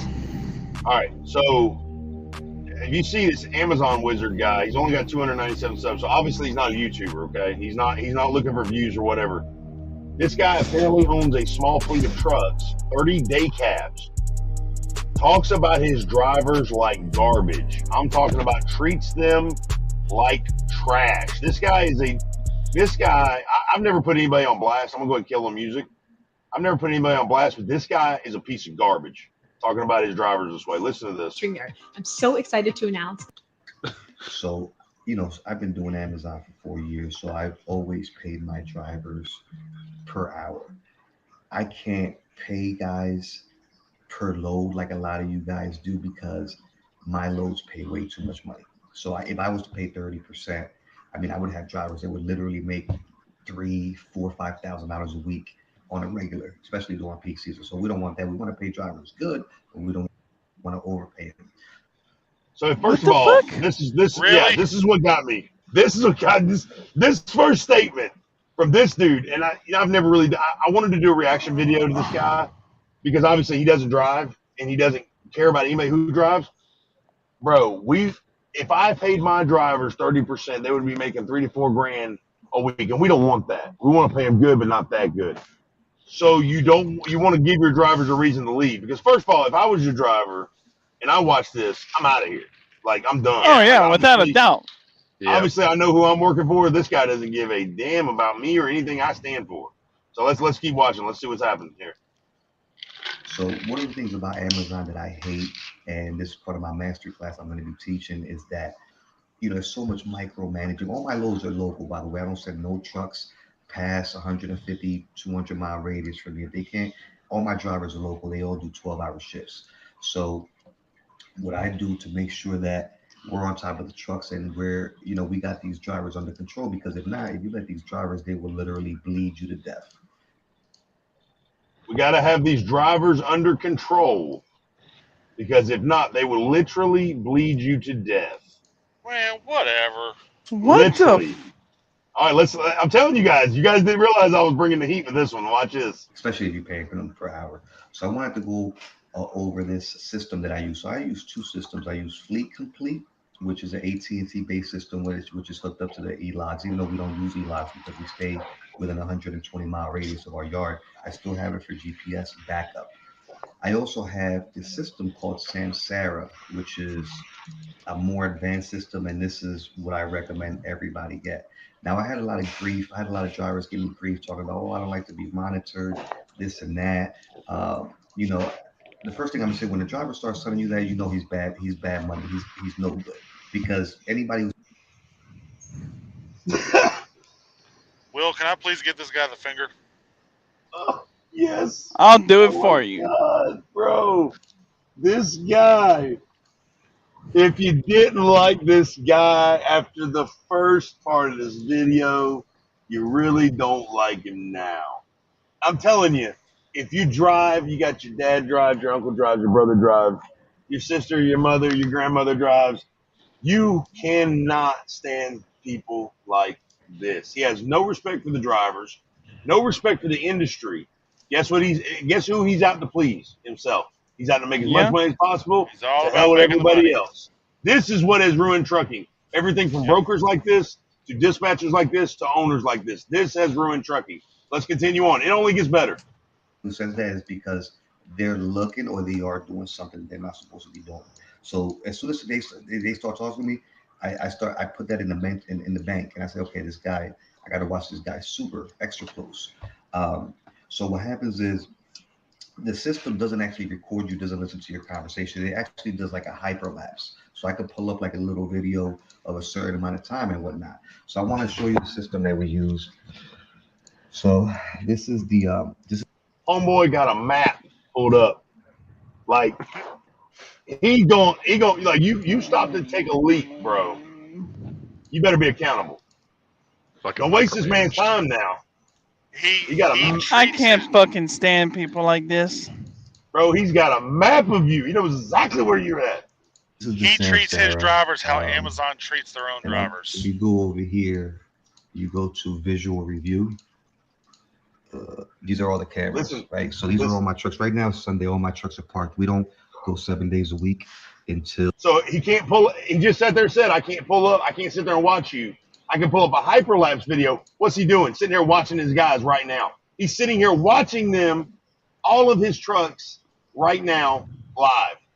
He just lied on video right there. I can't pull up. I can't look in the cab, but I can pull up like a hyperlapse video. No, bro, you sitting there watching your guys right now like some kind of pervert. That's what you're doing. Till October 1st. But let me just click on something like this. Where we at? Then he's gonna pull up some old footage. Watch this. All right, so let's just click on the truck and tell you exactly where the truck is. You can't really, it's a bad time for me to show you because I don't actually have any trucks on the road. But just so you know, actually, let me see if I can. I wonder why he didn't have any trucks on the road. Probably because nobody wants to drive for you, buddy. That's what I'm saying. And I don't fucking blame him. You just sat there and said you can't pay me. You pay me. You don't want to pay me too much money. That's why nobody wants to drive for you. That's why you ain't got no trucks on the road. Pull up a video retrieval of an old video. Let me see. Maybe we could do like an old hyperlapse. Let's see if I can find one. Requested.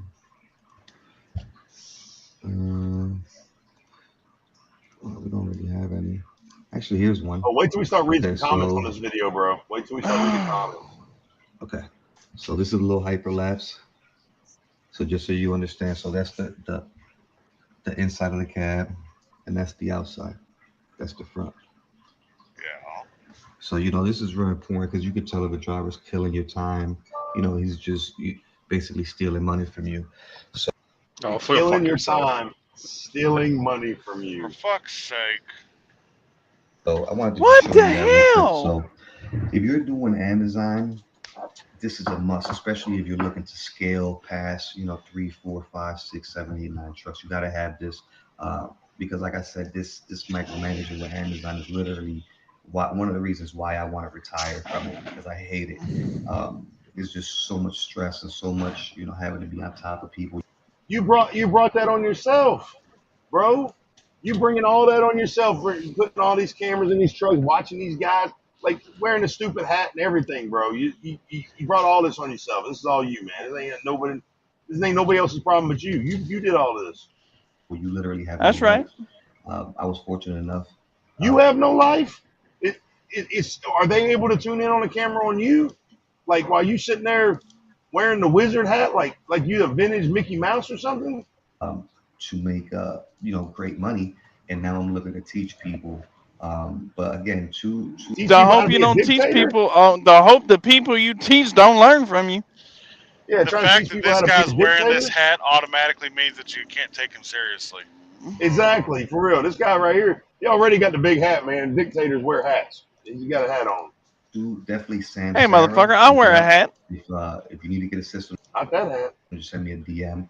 They'll probably give me they'll probably hook both of us up, give us like a free month or something. So let me know. I'll send. Oh yeah, he's pushing, trying to get referrals for my this company. Contact at Samsara, and just check it out. Like the trucking is real important, man. Like to me, like the cameras inside and outside. Plus, you got guys that you get into an accident. You can see exactly what happens because these drivers, man, they're liars. They'll lie to you. Damn. Cheat for. Damn. Okay. We're liars, thieves, cheaters. Damn. Boy, it sound like you went straight up down to sound like you went straight out to the prison walls, man. Just started hiring people like First of all, worse than the worst. First of all, he contradicts himself because if you're making all this money hauling Amazon freight, why are you even pushing referrals? Exactly. For a camera company, man. For a camera company, give me a break, man. Like this guy's just so much bullshit. Like, I mean, I thought I saw bullshit earlier today. This takes the cake.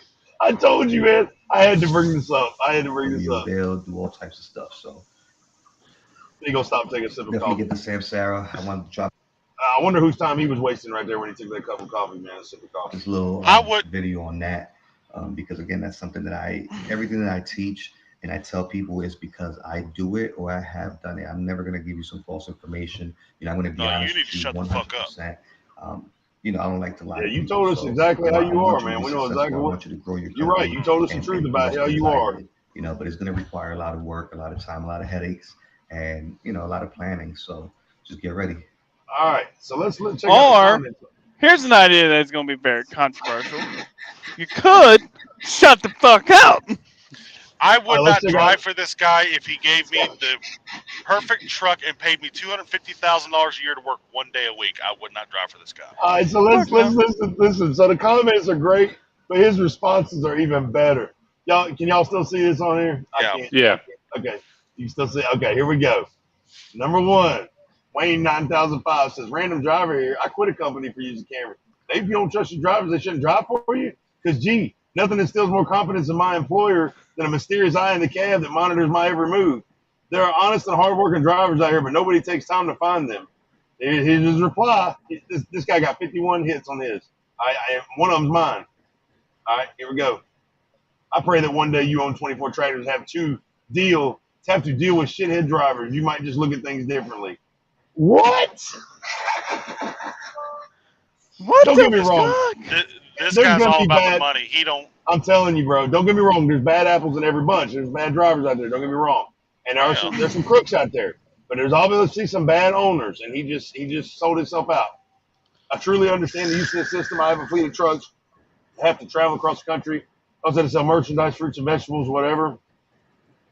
This guy, right? This must be his brother. They also had to sell merchandise, fruits and vegetables when they arrive to a wholesaler. But when they do, they start to rip a cent per fruit or item. It's basically stealing. When you calculate a cent per fruit, let's say plantain, it's a lot of money they end up stealing. I fully agree on cameras. This guy right here, this guy's like from India somewhere, bro. I can already tell, man. He's kissing ass. Exactly, and he's kissing that guy's ass. I mean, I guarantee you, let's go get that guy down, thumb down.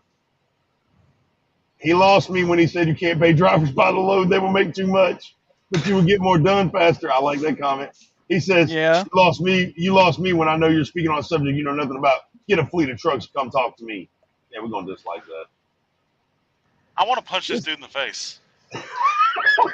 like straight up. If I saw him somewhere, I'd punch him in his face. I would not give a shit. My God, I want to kick this dude in the damn teeth. This guy is the biggest peckerhead I've ever seen in my life, bro. I want to do a whole video just on this one video this guy did. This guy's a Bro, you peckerhead. should. You would We get so want to many pay. damn hits on that video. We want You to pay need to drivers good, but we don't want to overpay them. Anybody who says that's because they're doing something they're not supposed to be doing, I got to watch this guy super extra close. Ugh. Or a good truck driver just does not want to be micromanaged. Not someone I would want to work for, especially in this day. Oh, here we go. Right? What is he? What he is doing is called projecting. If you think people are trying to get over on you, you probably need to stop getting over on people. I've read up on these devices. It's common for production to go down. Some people just don't know how to manage people, and their ego won't let them change, which is hard to imagine with that idiotic hat he wears. And then he gonna say a good truck driver's one in a million. Most are shitheads. I was bro. Just like that guy. Fucking This guy right here, man. I'm telling you. There's no way. First of all, you already know he ain't got no old lady, man, with that hat he's wearing. But this right here really proves He might have an old man, not an old guy's lady. a monster, bro. This guy's a monster. So he Well, said, this shit's gonna make me go off. now y'all look. Now, see, this is the kind of stuff. This is the reason I do this, bro. It's for stuff like this. This makes me so happy. This really does. Hold up, hold on for 1 second, guys. I gotta pull out the stock real quick. Hold on. Oh hell. He seems like one of those brokers that just screw you every turn you get. I'm not joking. I'd punch this dude in the face if I saw him somewhere. I really would, and I'd smile in my mugshot. Without a doubt. And you can ask Will, I'm not a violent person. I wonder what type of drivers he actually has driving for him. Now, I mean, if he's paying decent, depending on where they live, home every night, I mean, I can understand that kind of stuff, but still, I would not drive for a guy like this. I don't care how much you want to pay me. Yeah, I mean, no. And I've worked with people in the office that were like this guy in the past. I've dealt with DMs and planners that were like this. Ain't no way in hell. I guarantee you, he has never driven a truck before for a living. He might have went and got his CDL just to get it, but he ain't never drive that truck for a living, bro. You are not going to talk to people like that are out here sacrificing their livelihoods, even if it's local guys, bro. Those local guys work their tails off, bro. I mean, if that man was on fire next to a fire hydrant, I'd piss on the fire hydrant. Bro, he doesn't need to run local logs at all either. Well, I never would have fathomed that somebody would speak about other human beings like this publicly, like especially in a profession that your monetary gains are dependent on. Exactly. Like you're talking about your drivers like they're just garbage, garbage, bro. Will, I mean, where you and I come from, if you talk to people like that, you get your ass whooped. Oh yeah. I mean, this dude, Matthew Chittum said, "Damn, y'all still going? 4 hours strong, baby." Yeah. Hey, I've been up for damn near 30 hours. It's old school trucker. We just can't stop, won't stop, baby. I got my extra logbook. I'm starting to get tired. I don't know about y'all though. We still kicking. Oh, come on. The only reason I'm up on this, man, is because you guys are still here. Like I would have done into the broadcast by now, but I enjoy being here with you guys and what viewers do watch us and follow us. I love it, man. I love the shit. We back up to 16 right now, cuz.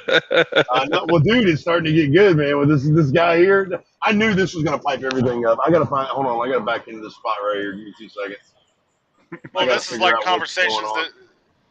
conversations that you and I have in the middle of the night where we'll be talking for like 9 hours. Carolina trucker, to answer your question, I'm pretty sure you can't get stacks put on if you order an Ace lease for a Peterbilt. No. I'm pretty sure you can't do that until you buy the truck. Right. Just buy a TMC truck, bro. Hell no. Ain't nobody care about TMC. He's asking about Prime. I know, I'm just joking around. Hey, does TMC still issue out the electric blanket to keep you warm in the wintertime? What electric blanket? I'm not joking. They used to do that. Really? Crazy. They didn't have bunk heaters. They issued you an electric blanket. My uncle worked for them for about 1.5 years back in 2007. Oh yeah, that's why. Yeah, that's whenever the owner's kid was actually around that bitch. Yeah, I'm gonna keep my mouth shut. I don't want to get kicked off of something, but yeah, Boy, let me tell you. Oh, your boy just hit that with one shot there. Hell yeah. Looking like a professional. I'm pretty young for career truck driver, but I've seen a lot of shit over the years, and I got to tell you, I won't drive for TMC. They're no not a way bad in company, hell. man. No, they're not. I mean, there's good people that are there. There's good drivers that are there, but I mean, what does TMC stand for? Truck and Marine Corps. Too men cuddling, too much chrome. Tart my crap. Tim's moving company. Tart more commodities. Yeah. I ain't polishing wheels and tanks on a truck that ain't mine. I mean, that's what I do. Whether or not they still make you do that, I don't know, but they used to. It's optional now. I still do it. I mean, I understand, taking pride in your ride and everything like that. That's all fine and dandy. But when you require me to do it, now we got a problem. Yeah. No, it's optional now. Yeah. So, I mean, the only thing you'll really get out of it is, an acid-free wash. So, yeah, they'll actually hand wash the truck. That's it. Oh yeah, I mean, like I said, taking pride in your ride, whether it's a company truck or your lease or your owner op. I mean, there's nothing wrong with that. I mean, you can ask Will. I kept my truck looking pretty damn sharp, and I didn't even own it. But we also lived in it. I mean, like my wife and I, we actually lived in the truck. We didn't have a house. We'd go home for home time after staying out for 2 months. Go home for a week at a park out at the farm with our car next to us. And we literally lived in the truck while we were at home. But it just... Yeah, it's just ever since the owner died and our lead safety guy left, man, this company has just been on the downhill very quickly, very fast. So, are they still hauling the John Deere loads for free? That's never been a thing.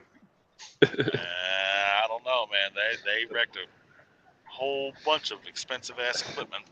Yeah, I mean, I've heard about that. I mean, they haven't fired a person that hit 2 bridges with 2 different pieces of equipment. They actually kept that guy, gave him a brand new truck. Which pissed off a lot of guys. It pissed off me because it just felt like a slap in my fucking face. But, I mean, it's just that type of shit. And lately what they're doing is, of course, they're getting rid of our manuals, giving these new guys that never hauled over the equipment these 18-speed automatics. And these guys don't even last. It's like... It's a waste of fucking time. It's a waste of fucking money. So, I mean, it's kind of the reasons why I want to go do my own goddamn thing and start out Prime.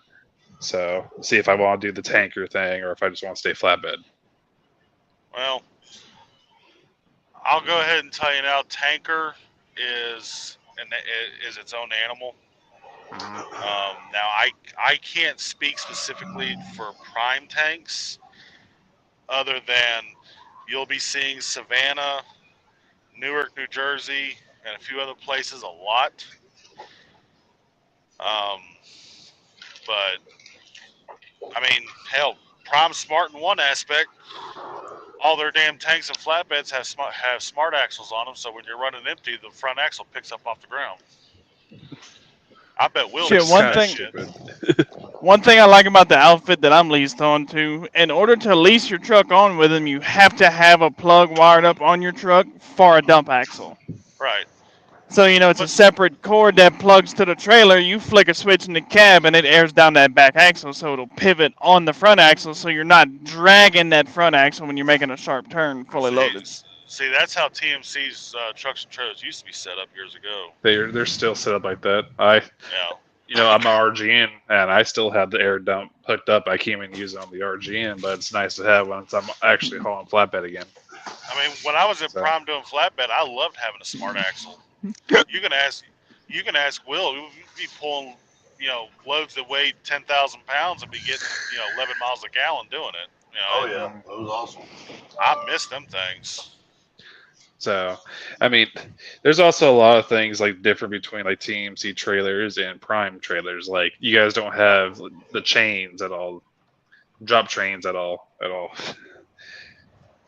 Just 53-foot trailers have sliding axles. Our 53-foot trailers don't have sliding axles. Yeah.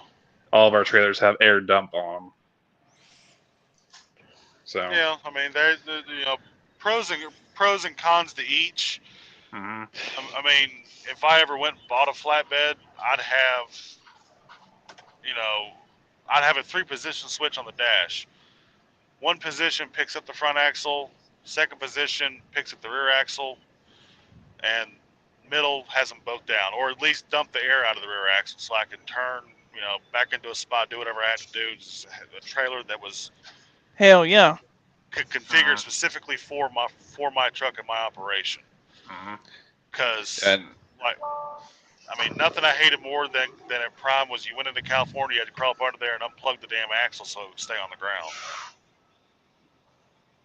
Unless you were like me and finally said the hell with it and just roll all through the damn state with that axle sitting up in the ground. I sitting did. Up in the air. I never dropped it ever. I mean, I got lucky, but I did when they gave me that load, that Cedar City load going to the Bay Area. After that, screw it. I plugged that thing back in and I said the hell with it. I ain't messing with it no more. Oh yeah. You're not taking my 12, 13 miles a gallon deadhead away from me just to put wheels on the ground. Right, exactly. I'm waiting on an express code for this lumber so I can pay this lumber. Let's read a few more comments, shall we? Yeah, that's also going to be one other thing that's going to be different for me, too. We don't run east or west at all at TMC, unless it's like Tacoma.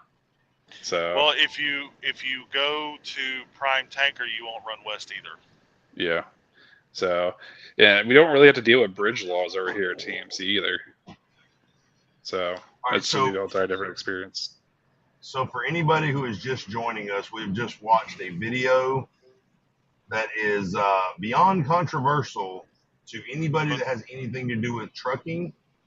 I'm going to put this this link in the chat here. You guys can go watch this video yourself. We're reading some comments off of it right now. Most arrogant piece of shit fleet owner I ever seen. This guy is a peckerhead. Okay, I'll put it to you that way. And that's putting it as nice as possible. Yeah, he's a wizard. Really, walking on. That's nicer than I could have ever put it. It is, man. It is. And I can get past the hat. I can get past all the screens in there. It's the way he presents himself and the way he talks about his drivers. I mean, it's not even, it's a totalitarian dictatorship attitude. It's ridiculous. I mean, it's despicable. Damn, Fr8's pulling out the big words. That's hard for my Louisiana educated self to comprehend. Now, one question. Let me pay this lumber. Oh, that's always the fun part. Oh yeah. You guys go ahead, keep talking. I'm good. One question that I'd have for this guy is, how many times does he have a truck sitting empty because the guy's quit? A lot. I want to know out of his 28 or 30 trucks or whatever he's got, why he couldn't have one on the road the day that he decided to do this video. That's what I want to know. Yeah. Well, didn't he say it was Sunday and they don't work on Sunday? Yeah, he did. Yeah. No, if you're going to run a company, you run 7 days a week. I mean, that's like where I'm at. I mean, we don't do many. Stop deep-throating the mic and actually enunciate your words, please. Yeah, get the fucking thing out of your mouth. Get the mic out of your throat. I forgot I was even on.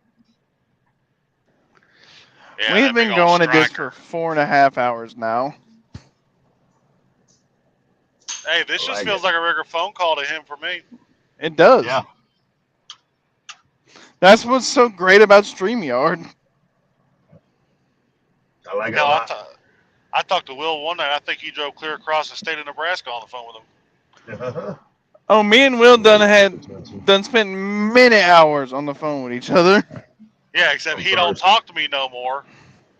Whatever, dude. Asshole. He's talking to you now, ain't he? This is my first time talking to two of you, so. Hey, I'm surprised he even let me in the stream. I'm a real bad influence. Samesies. You knew better. You knew that I was gonna let you in. I will I will get your channel shut down real quick. Yeah, I can too. I'm trying to. If you notice, I keep pausing so I can censor myself. Like that's Carolina Truckler. Yes, I wish they would let us order the new 589, and I also wish they would let us order the custom. Listen to me now. I wish they would let us order the new custom 680s, but I wish they all had Cummins in them. Don't get me wrong, my Packer's doing great, but I would love to have the Cummins in there. You see, I'm not a fan of the 589 because they took the 579, put a hood and some air breathers on it. Don't you mofos work? Somebody woke up Rich. He's up. Oh, Rich, are you gonna get in here, Rich, or are you gonna sit there and gripe like some kind of lazy reefer driver or something? So the Packard, the motor, I have no issues with. It's the transmission that I don't trust. Oh, that was the only problem I had with my Pete was every once in a while it would, like try to do a panic downshift. It dropped 5 gears at once going down the road. Oh shit. So that was the problem. That was kind of the problem with Kryptonite. Kryptonite wanted to stay. I mean, the downshift game on that truck, bro, was rough because she wanted to constantly downshift no matter what, and I could not keep her. I had to basically run her 65. Invictus is totally different. Invictus, you can run her at 58, bro. She'll stay in 12 and just purr. I mean, she is. See, that's how mine was. Jam up. But I'm gonna talk shit right now. LOL. I'm getting going.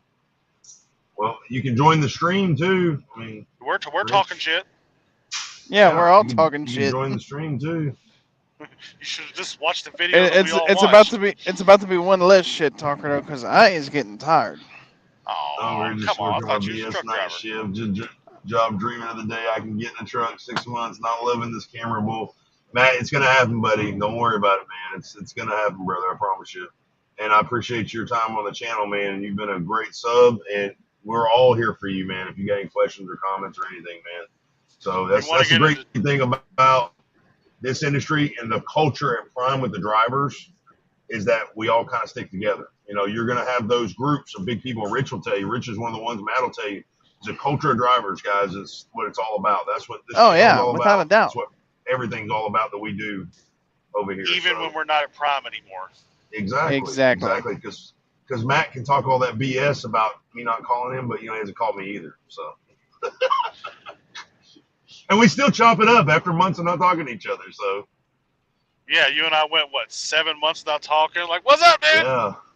Well, bro, I have people call me all the time too. They're like, "Dude, why don't you ever call me?" I'm like, "When's the last time we talked?" And they're like 4 months ago. I'm like, "Why didn't you call me?"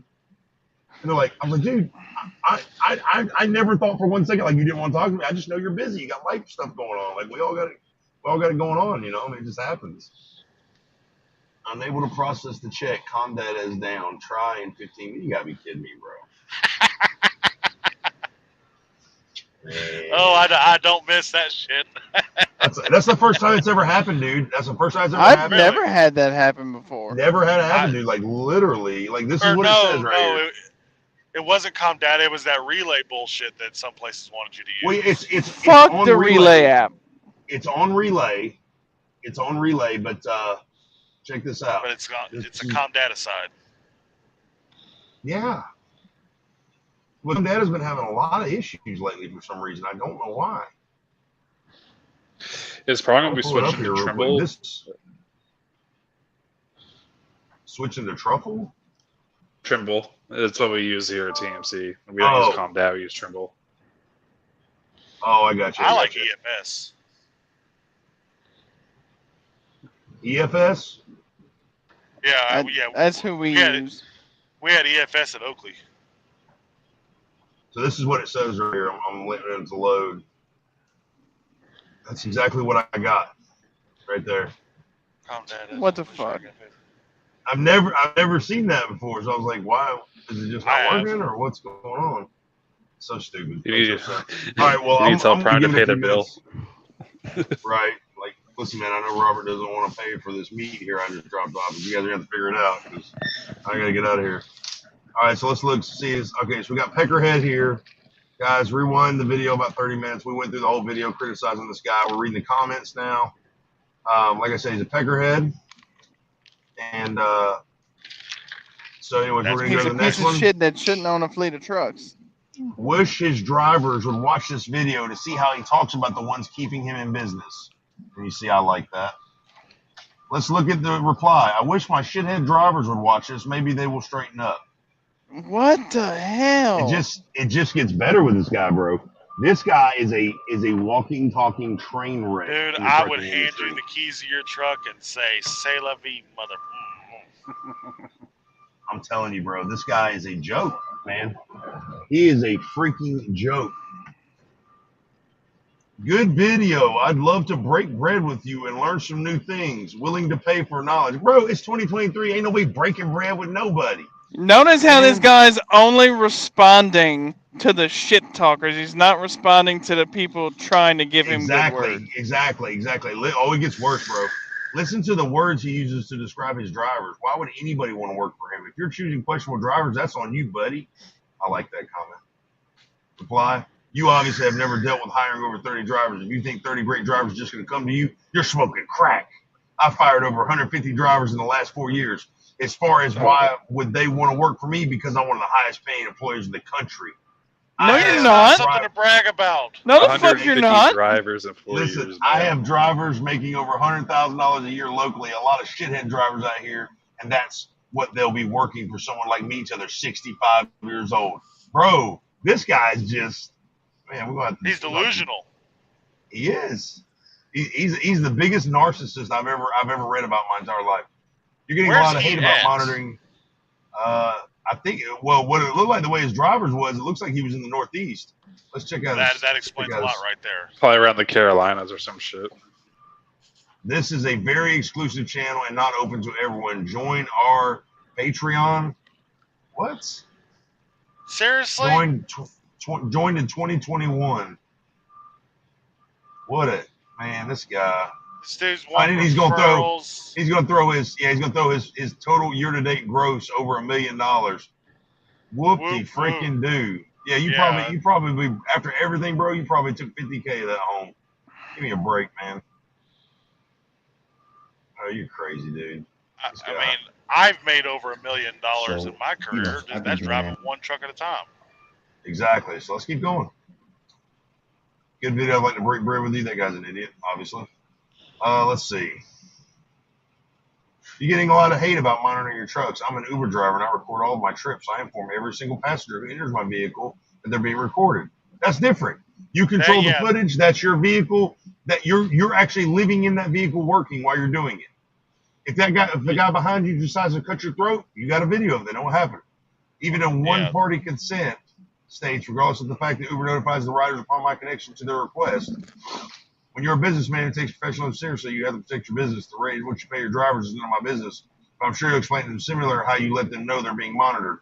At that point, they have the choice to agree to terms or disagree. At least you're covered, brother. Don't let those inexperienced in this field discourage you from protecting your business. Little do they know you're also protecting your drivers too. Peace to me. He did reply to this guy. I don't listen to these shitheads who never owned a lollipop in their lives. Wow. So instead of being like, yeah, man, that's all I'm trying to do is protect my business. You know, man, I'm not dick. Bro, this guy is not. There is not a humble bone in this guy's body, man. The way he talks about his drivers, that is crazy, bro. I'm not joking. I'd go to jail. I'd punch him in the face. What difference does it make what the driver's doing? As long as you have the outside camera to see the dirtbag four-wheeler cutting off in front of your truck and purposely slamming on brakes. Who cares what the driver's doing? The outside camera explains enough to protect the company. Even if the driver is distracted, he's still getting canned, and you'll be responsible for the accident. But I get it. You can care less. You indicated that in your first 30 seconds. I ain't paying my drivers 30% when I can get by paying them less than 12%. At least lie and say I set X amount aside because I like to cover dental breakdowns, health, etc. Let's see. What was the rest of it? Where'd he go? Click read more. I did. Oh, it says show less. Okay. Yeah, so I like that comment. He says, you're speaking on a subject you never had any experience in. I hate even wasting my time responding to you because he's so important. But I'm going to make it quick. A few months ago, I caught a driver dozing off on drugs. Outside camera would have coughed that. You think as a driver, when you respond to me, think as a fleet owner. Okay, that's a completely different problem. That's arrogant as fuck. And what did the camera do? Did the camera scan the guy and be like, "Ooh, drugs, dozing off, drugs"? Like, no, the guy just looked like he was going to sleep. That piss test after he wrecked the truck. Going to street. He's going to street, boy. Yep, he going to street for it. That piss test after he wrecked the truck is what proved that he was on drugs. It had nothing to do with the camera. Is the camera still on while the vehicle's on or off? Didn't Shit, I guarantee you that boy was on I-20 in Shreveport. He wouldn't have been falling asleep. He assumes things about his drivers. Perhaps his drivers should ask themselves why he wants to monitor 24/7. That tells you another, oh boy, your employer about another. I guess it means about your employer. My job was to keep things fixed. Since the company installed cameras, my job is to be busy. Do you think my production goes up or down? I can't wait to see this. I don't assume anything about drivers. I've been doing this long enough to know. Bullshit. Wow. Great info. He's based out of Pennsylvania, by the way. Oh, you found him? Well, I didn't find him, but just looking at one of the pictures or one of the things he tagged. Yeah, I knew it was going to be in the Northeast, man. That means he's up here with me. So it's New York, Philadelphia, around that area. Will, that's why I don't go up there no more. Yeah, Oscar Bravo says great info. No, it's not Oscar Bravo. Your name's stupid. Can these Samsara cameras record their conversations in the cab? I'm looking to buy this system. Oh my God. No audio. If That's they all he turn said. it on, yes. He's like, hey, use my referral code and I'll get you a good deal on these cameras. We might get something for free. Hey, can you record the conversation? I'm looking to buy this system. No audio. Nah, fam, why record inside? As long as the trucking is moving, what's the problem? Everyone needs their privacy. Would you like to be recorded when you use the restroom? I've had drivers pull over and take a nap 5 hours into this shift. That's why. Nothing to do with safety. It's all about micromanagement. Yeah, he's never driven a truck. Exactly. This guy's a muppet. Speaking badly about drivers like that, in the UK, the truck is not just a workhorse, but a bedroom too. If they want wizards like this idiot watching them through the night, you probably don't have $5,000 in your bank account. Kick rocks. What the fuck? Oh my God. Bro, okay, so now I remember laughing about this. I about passed out, bro, last time me and Angel read this. Okay. I have many trucks. Can you please assist which in-cab camera to use?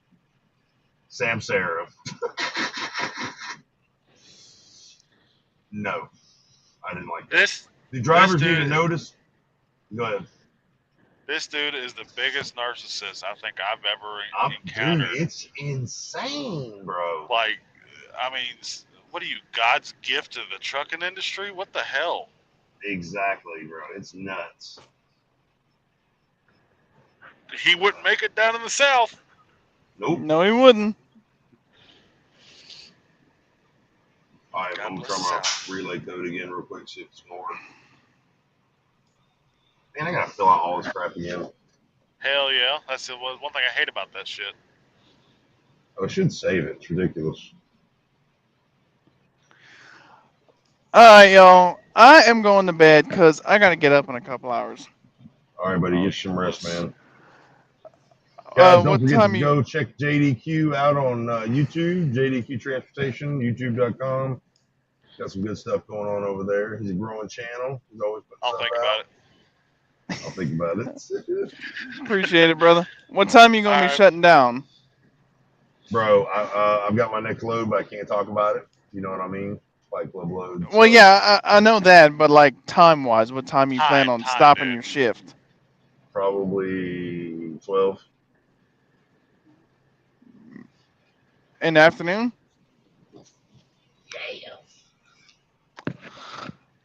Alright, I'll holler at you in the morning. All right, buddy. Hit me up when you get some. Hit me up when you get some 3 hours sleep. All right, bro. Later. Peace. Oh, wait. 2.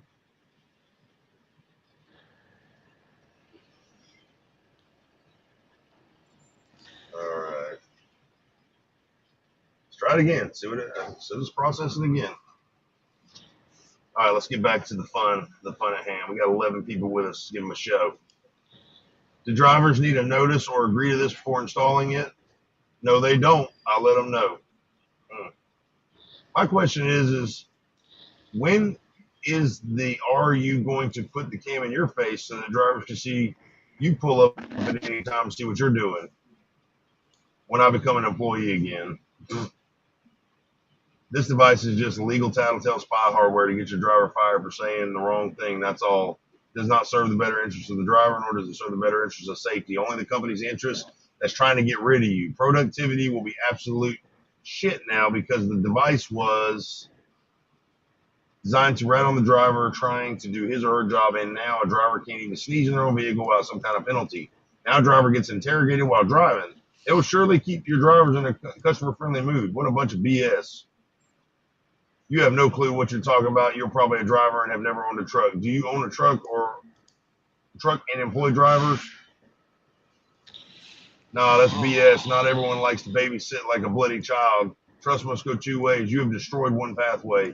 While it might help keep you an eye on your shithead drivers, the drivers that are self-disciplined will not appreciate you.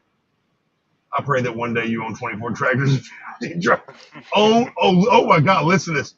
I pray that one day you own 24 tractors and 50 drivers. He thinks he owns these drivers? What? Probably thinks the driver should pay him. Going by everything we've seen so far, that actually kind of makes sense.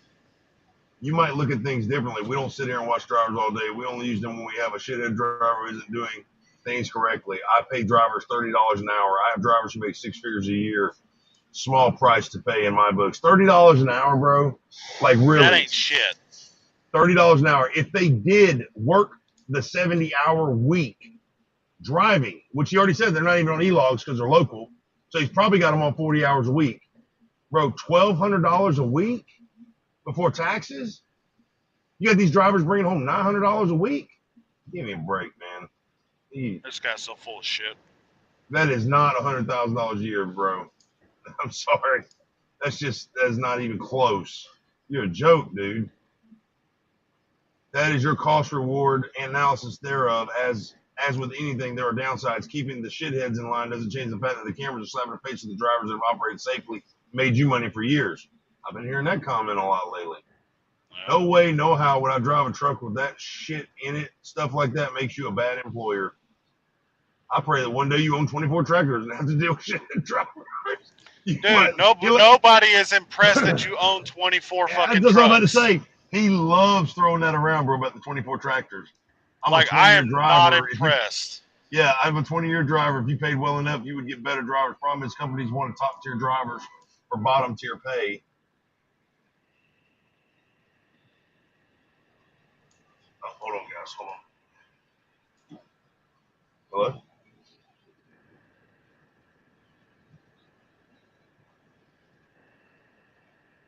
Yeah, did the payment for the lumper go through? Yeah, I'm trying to get it to process right now, but it's saying it's not processing. Okay, I'll be up there in just a minute. Thank you. Well, I should have just went up there and got it. Yeah. But that's all right. I'm not going to do like that. I'm not a shithead driver. Let's see. Need your contact info. Bro, what? To find him and strangle him? Is that what you need it for? I would never work for you because I understand tracking and the outside cameras, but the inside of the cab looking at me, no privacy. I'm surprised you have any drivers left. Here we go.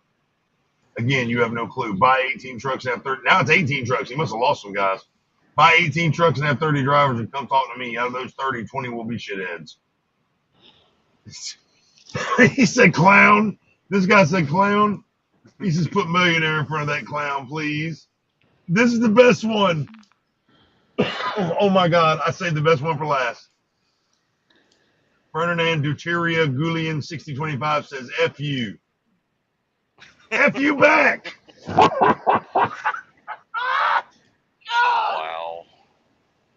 Wow, dude. Talk about interacting with your viewers. That's what I'm talking about right there. F you and F you back. If you guys see this man out in public right here, maybe make him bigger. Do you see this jackass out in public? I swear to God, you better tell me exactly how you feel. Because if you're watching this stream, I guarantee you feel like me, and it's not a good feeling. That guy right there does not deserve to be in the trucking industry the way he talks about people. That is crazy, That is insane. So funny. What a joke. What a freaking joke, man. Oh, man. What's that squeaking noise? That's my mic. Oh, I got you.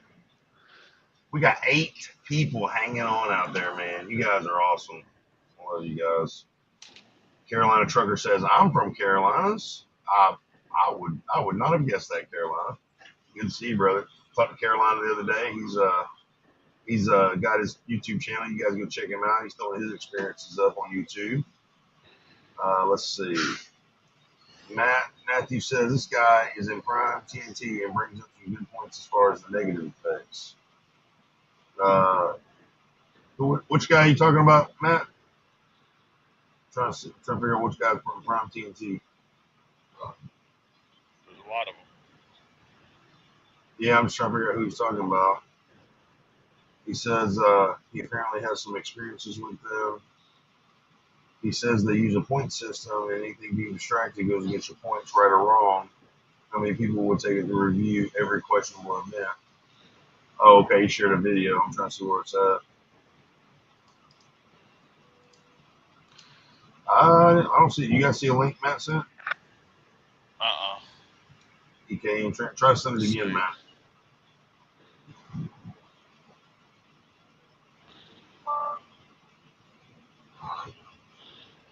Oh, payment is received.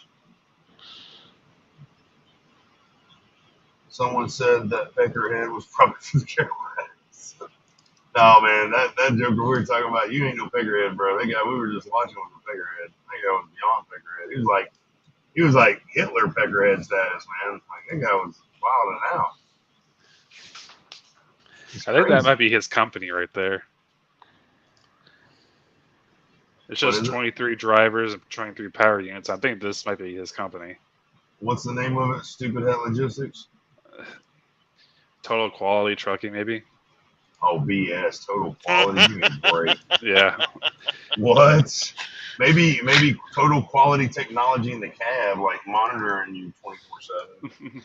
Is either that one or this one, because I saw one of his videos, like it was like this company carrier all over. TAT, Total Asshole Transport. That guy's a joke, man. I mean, talking about people like that, you gotta be kidding me, bro. Look. When you open the dictionary and you look up the word narcissist, it's gonna be his fucking picture with that stupid ass hat on. Yes. Jesus. Like, I mean, seriously, how full of yourself do you really have to be? I mean, and the fact that he keeps throwing out the whole, 18 trucks, 23 trucks, like, dude, nobody cares. That 23 trucks, right? Of all the inspections he's had 21 out of service inspections. Yeah, that's not good. Fucking. I guess your cameras didn't fix that, did they, buddy? Yeah, 38.2% out of service, man. What the fuck? Holy cow. Yeah, that's like Swift numbers, man. Yeah. Well, that's what happens when people that know nothing about the industry, never driven, never experienced nothing, try to go into it and run a business. Well, see, that's the thing. I won't go to a company where the person who owns it or is running it has experience. Like the guy that owns the company I met, he'll go out and get in a truck and go get a load of milk, go deliver it. Right. I mean, I don't know, man. But yeah, this dude may have his CDL and may have driven the truck around the parking lot, but he ain't never been a driver. Not with that attitude. He'd have given it up a long time ago.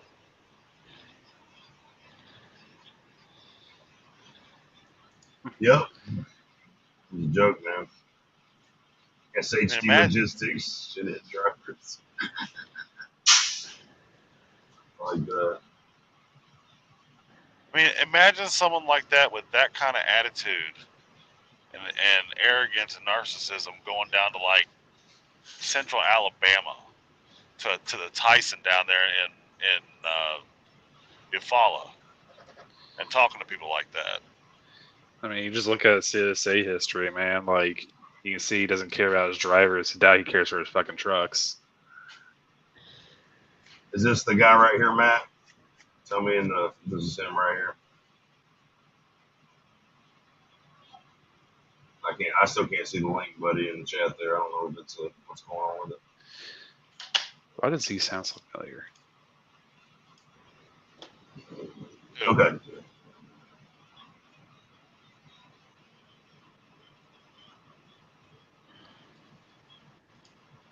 So 6 days. Is it the newest one, Matt?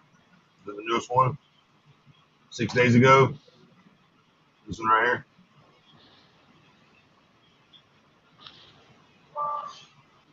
Okay, it's the frustration video. I see it. Okay. Frustration. Okay. All right, let's watch this. See what these guys say.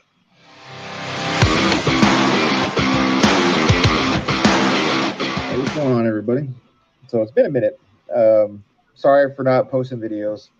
And second, if you hear like children's like songs in the back, it's my daughter was watching I don't know, some kid show, so don't mind that. So kind of an update. Again, back at home, obviously you see the fan, right? So Thursday, I think I don't know what today is. Let me look, since we're all kind of just sitting here. So Thursday, so it's been a week today that I've been home. I think it's been a week, maybe more. Pretty sure it's been longer. I think it's been 2 weeks now. Anyways, it's frustrating because everyone's like, "Oh, talk to your fleet manager. Talk to your fleet manager." I did that. That Monday, we got back Thursday morning about 1:30, and I assumed that my fleet manager would be like, "Yeah, he took that. That's not his home time." Blah blah blah. And I was like, you know what? Let me just message him. So that's what I did. And so Monday, I sent him a message like, "Hey, this is not my home time. Like, I didn't ask for this home time. My second requested home time is coming up in 2 weeks for the first week of July, which is 4th of July. And it's not because it's 4th of July. It's because my dad's coming into town, and I haven't seen him in a while. He lives out of state because he works for he's a civilian contractor for the government. So it's kind of tough to when he does come into town, my whole family gets together. So that's what we're gonna do. But again, this wasn't my scheduled home time. So then I was like, so sometimes my fleet manager doesn't respond to a text every once in a while. So I wasn't worried that he didn't say anything. And then Friday rolls around. This is 4 days later. Friday rolls around, and I got an $8 check. So now I'm behind on electric. I'm behind on, I think in 3 days it's going to be. They said they'll cut it off in 3 days. So I'm going to weigh in right now. So Who is this guy? So he's apparently, Matt said he's in a TNT trainer right now. He's doing 50,000 miles. So what I'm taking is that the trainer wanted to take home time, dropped him off at home, and went home. Well, this guy did not ask for home time. And this is where Prime needs to step up. This is one of these things that I don't agree with. Unless the trainee has decided, I'm going home, okay, they should be paid their guarantee. Prime promised them the guarantee. They should be paid their guarantee. And if the driver, the operator, is forcing them to go home, then if they want to take it from the operator, that's whatever they got to do. That's what we signed up for as trainers. We knew that we were going to be paying these students wages. But if the driver can't help it, he had a death in the family, something happened, he had to leave, the trainer had to go home, then Prime needs to pick up the slack for this guy. These guys, I'm going to go ahead and tell you guys, I don't know, there's 10 of you guys watching. I'm going to tell you how important this is. When I came in, it took me and my wife 2 years to get everything all lined up together to come in. We had to save up a bunch of money. We had to get all kinds of stuff done. I had been in a career in the salvage business for almost 14 years. It's a humongous change for us. And there were days training. When I came in, it was $500. When you reach your 20,000 miles, that last 10, you got 600. Okay, these guys are getting 900 plus out the gate. Now they got this whole hourly scale that's going on by how many hours you worked and ran and whatever. And there's a potential to make X amount more, or whatever. And it wasn't like that when I came in. Okay, so this guy's wages, this is serious. This is a big deal. He's counting on that $700-800, whatever it may be after taxes, to help pay his bills because they're doing a life-changing event right now. And this is how brutal the trucking industry can be. Because in his mind, he's like, man, I trust Prime. I don't have to call nobody. I don't have to do nothing. They're going to take care of me. I'm not saying Prime didn't want to take care of him. I'm not saying that. I'm just saying it's instances like these where Prime's got to catch this stuff and say, whoa, this guy didn't want to go home. He wasn't asking for home time. He would rather still be running. We don't have a trainer to put him on. We're going to take care of him. We're going to give him his guarantee. Because obviously this stuff right here is affecting his livelihood. It's affecting his home. It's affecting all kinds of stuff. So I'm going to go ahead and tell you, when I was in training, there was a lot of days I could either eat a can of soup or I could smoke. And unfortunately, a lot of days I chose to smoke. I lost a lot of weight during training. I'm going to go ahead and tell you, I lost like 40 pounds during training. I came home, my wife didn't even know who I was. I lost so much weight. So, and yeah, I was doing flatbed and everything. And of course, I was a go-getter. But, you know, guys, it's rough out here. When you come out here, you're coming to Prime, you're coming to any company. Plan on worst case scenario. Have your ducks in a row, all your T's crossed, your I's dotted, everything. Because you do not want to have to worry about like stuff like this. So we had over 10 grand paid up, paid a bunch of bills in advance and everything, and still ran out before it was time for me to quit training. So it was insane, man. I mean, it was nuts. Well, you touched on it right there. You know, what people need to realize, both company side and driver side, when you go to get into the industry, you're not changing jobs. Right. It's literally a life-changing event. You have to wrap your entire life around the fact that you're going into an industry where there is no guarantee in pay at any given time. That's right. I mean, even for us, you've been out here, what, 6 years, 7 years? Yep. I've been out here damn near 7. Yeah. I'm coming up on 17 years, and it's still the same. It doesn't matter who you work for, run your own truck, whatever. You always got that risk. Yep. And I try to tell people that all the time. Like, you at least have your bills caught up, some money in the bank, something. Do not go to CDL school in debt. Exactly. Because there's about to be cut off. You'll hear all the time, like, you want to be a millionaire in trucking, start as a billionaire. But guys, there's a lot of good money to be made out here, but this is an industry and you've heard this plenty of times, paying your dues. And what that means is you start from the bottom, you work your way up. And just like every other industry, the thing about trucking is that top out point is very accessible.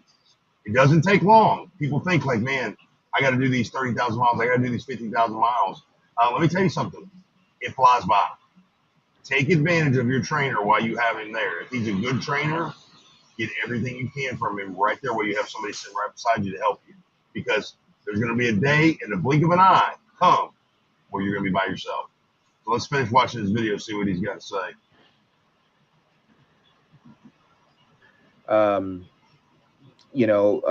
It's pretty frustrating. It's pretty frustrating. Like, so the one thing I can tell you guys is like, make sure that when you communicate, even though you think even though you feel like it might be wrong to like communicate with your fleet manager and let them know, hey, this isn't my home time. Like, I didn't ask for this home time. I need to get paid. You need to let them know, and even a buddy of mine was like, well, even when you finish your 50,000 miles, you're going to still have to be on the truck for another 10,000 while you wait. I'm like, I'm not waiting. I am not waiting. I will raise hell. Like, when I hit 50,000 miles, we better be headed back to a terminal because I'm not going to sit here and wait anymore. I'm sick and. We'll stop him right there. So a lot of you guys coming in will have that mentality. I did too. I will tell you this. There's a lot that plays into you guys upgrading, okay? Truck availability, the freight market, everything. Prime might not have the freight to sustain upgrading 100 people that week, okay? They might not have the truck availability to upgrade 100 people that week. That's when you reach those mile caps, okay, whether it's 30,000, 50,000, whatever it is, talk with your trainer. Say, hey, man, look, I know they want me to stay on. I'm ready to upgrade. I don't want to have to, I don't want to have to make waves. Is there any way you guys might be able to pay me a little bit extra? There's been plenty of times I've paid guys extra to stay on the truck a little bit longer, just for the simple fact that it helped me out. I was already used to those trainees. I was comfortable with them. that trainee was getting more experience, but still that safety net with me being there. And they were able to actually run the truck like it's their own at most of the points in the rest of their training because they were at that level then. Take advantage of it. Make a few extra $100. Stay on there, especially if Prime is encouraging you to. Because it's not that they don't want you to upgrade. It's not that they don't want you to make that good money. It's the fact that they might not be able to right now. They might not be able to sustain that upgrade right now. That's what they're trying to do. This market right now is so fragile. We're on thin ice, guys. I mean, we really are. And I heard a lot of people say, well, I don't know. I'm going to wait to get in the truck. And I want. If you wait, I'm telling you, this road's always going to be here, but the situation's not going to change. It's going to get better. It's going to get worse. It's going to get better. It's going to get worse. It's a cycle. Right. That's the way it goes. Same thing with the stock market. It gets better. It gets worse. It gets better. It gets worse. It never stops. And a lot of the freight market is dependent on the stock market. So, guys, you got to remember, if you can't sustain just going through training or going through, and I'm not saying this guy can't sustain it. I'm just saying there's going to be great times. There's going to be good times. There's going to be not so good times. There's going to be terrible times. Okay. Yep. And you got to get on your feet. Okay. Everybody does, but it doesn't mean you're not going to be back on your knees crawling at some point. And you got to be able to keep crawling so you can get back on your feet. That's the way this industry is. It fluctuates so much, guys. It's not cut and dry. It's not black and white. Unfortunately, it's just not that way. Let's see what else he says. And yes, I do agree with him. Make sure that you communicate 100%. If your fleet manager's not willing to help you, find the head of training department, whoever you got to contact. Start firing off emails. Emails are the best way to get in touch with people. It's all documented. You can save it. Everything's on there, and always be professional. Don't go in there and do what he's talking about, raising hell. I don't know what kind of hell he wants to raise. Don't do that. You're not going to get anywhere, I promise you. You always get more sugar than you do with spice. See what else don't do what I do. I'm tired of making $12 an hour. I'm sick and tired of being behind on my bills. I'm not doing it. I'm absolutely not doing it. So, yeah, to say that I'm a little mad is an understatement. It's not cool. It's not cool at all. The second thing is more of a little update on the cameras. So I hear that they obviously are doing the cameras. At first, it was kind of like, are they not? And then in the last Friday safety meeting, at the end there, Robert Lowe was like, oh my gosh, those things are so smart and blah, blah, blah. That's when you see people say that, especially these cameras, whether they're artificial technology or not, or artificial intelligence, they're not. I've dealt with the cameras. I've had inward and outward facing cameras, and they're ridiculous. Especially ones they think are like incredibly smart. Oh my gosh, the technology, it's stupid. I don't know how many times I've been, I say dinged, but I don't know how many times that I've gotten, dinged where the camera read the frontage road speed limit and it told it that I was speeding, and there's nothing you can do about that. It's going to drop your score no matter what. And nobody goes back to review them and remove them or nothing like that. They just won't do it. And that was in a company that was much, much smaller than Prime. So I can't imagine they're going to have a fleet, a team of people. I say a team. I couldn't even tell you how many they would need to go back and review all of the events that would have happened that aren't legitimate. Like, are you serious? No, they're not going to do that. So your score is going to be dropped. Because it has like a safety score attached to it. I'm assuming that most of these cameras are the same. But your scores are going to be dropped, and there's something you can do about it. You'd have to go back and actually initiate basically, I guess you can call it an appeal yourself. That's the only way that they would be able to. They're not just going to have they're not going to review every single event. I think my personal feeling towards them is, if you have drivers that are constantly getting criticals and that kind of thing, then they should be the ones getting the cameras. It shouldn't just be everyone gets them and that's the end of it. That. I'm gonna stop him right there. It's amazing. This guy's brand new here at Prime. He's brand new to the industry. He's saying the same thing every single comment that's on these camera videos that I put out.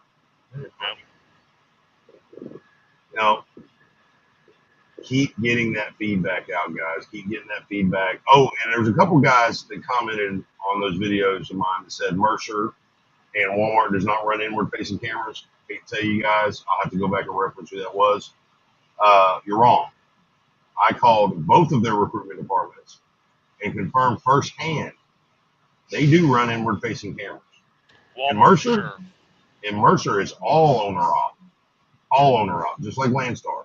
So, guys, I'm gonna go ahead and tell you guys, this could be a very, very real thing with these cameras. Is, and for the simple fact of the matter that we all know that it's not in the better brand of safety. It's going to do one of two things, if not both. It's going to try to scare the drivers into being better drivers, which is never going to happen because people are humans. They're not going to be robots. And number two, it's going to ensue micromanagement, and which is going to make your driver feel like, you know, I'm not good enough unless I got a camera in my face, because there's no AI technology on the market right now that does not have a camera. I hate to say it. I don't care what anybody says. It does not exist. So that has to do with driver-facing movement and critical analogy and metrics and all that. It's got to have a camera lens. It's got to be able to videotape you. So, Matt, I appreciate you bringing that up. The guy does have a good point.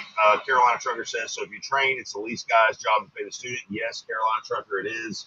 On tanker and flatbed, I believe they do get a certain amount of reimbursement back, but it's not much, a couple $100. If you're on the reefer side, you're going to end up paying your trainee roughly $1,200 to $1,400 a week every single week. That's because you cover their gross pay, you cover their FICA, their SUTA, their workman's comp, you cover all that stuff as a trainer. So this is a big reason why people don't want to train. And we had a DAB meeting, my very last DAB meeting.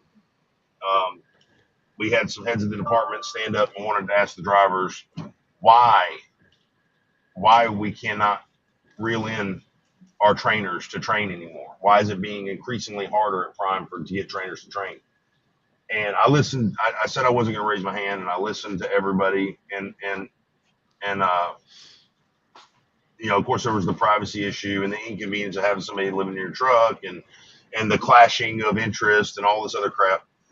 But it really boils down to what Prime refers to as skin in the game.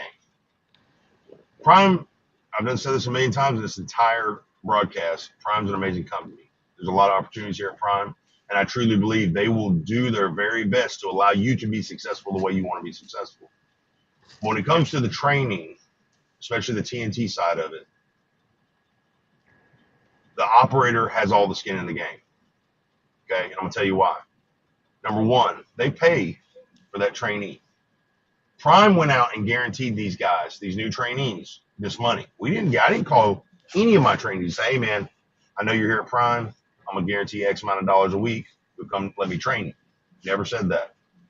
Prime said they were gonna guarantee that money. Okay.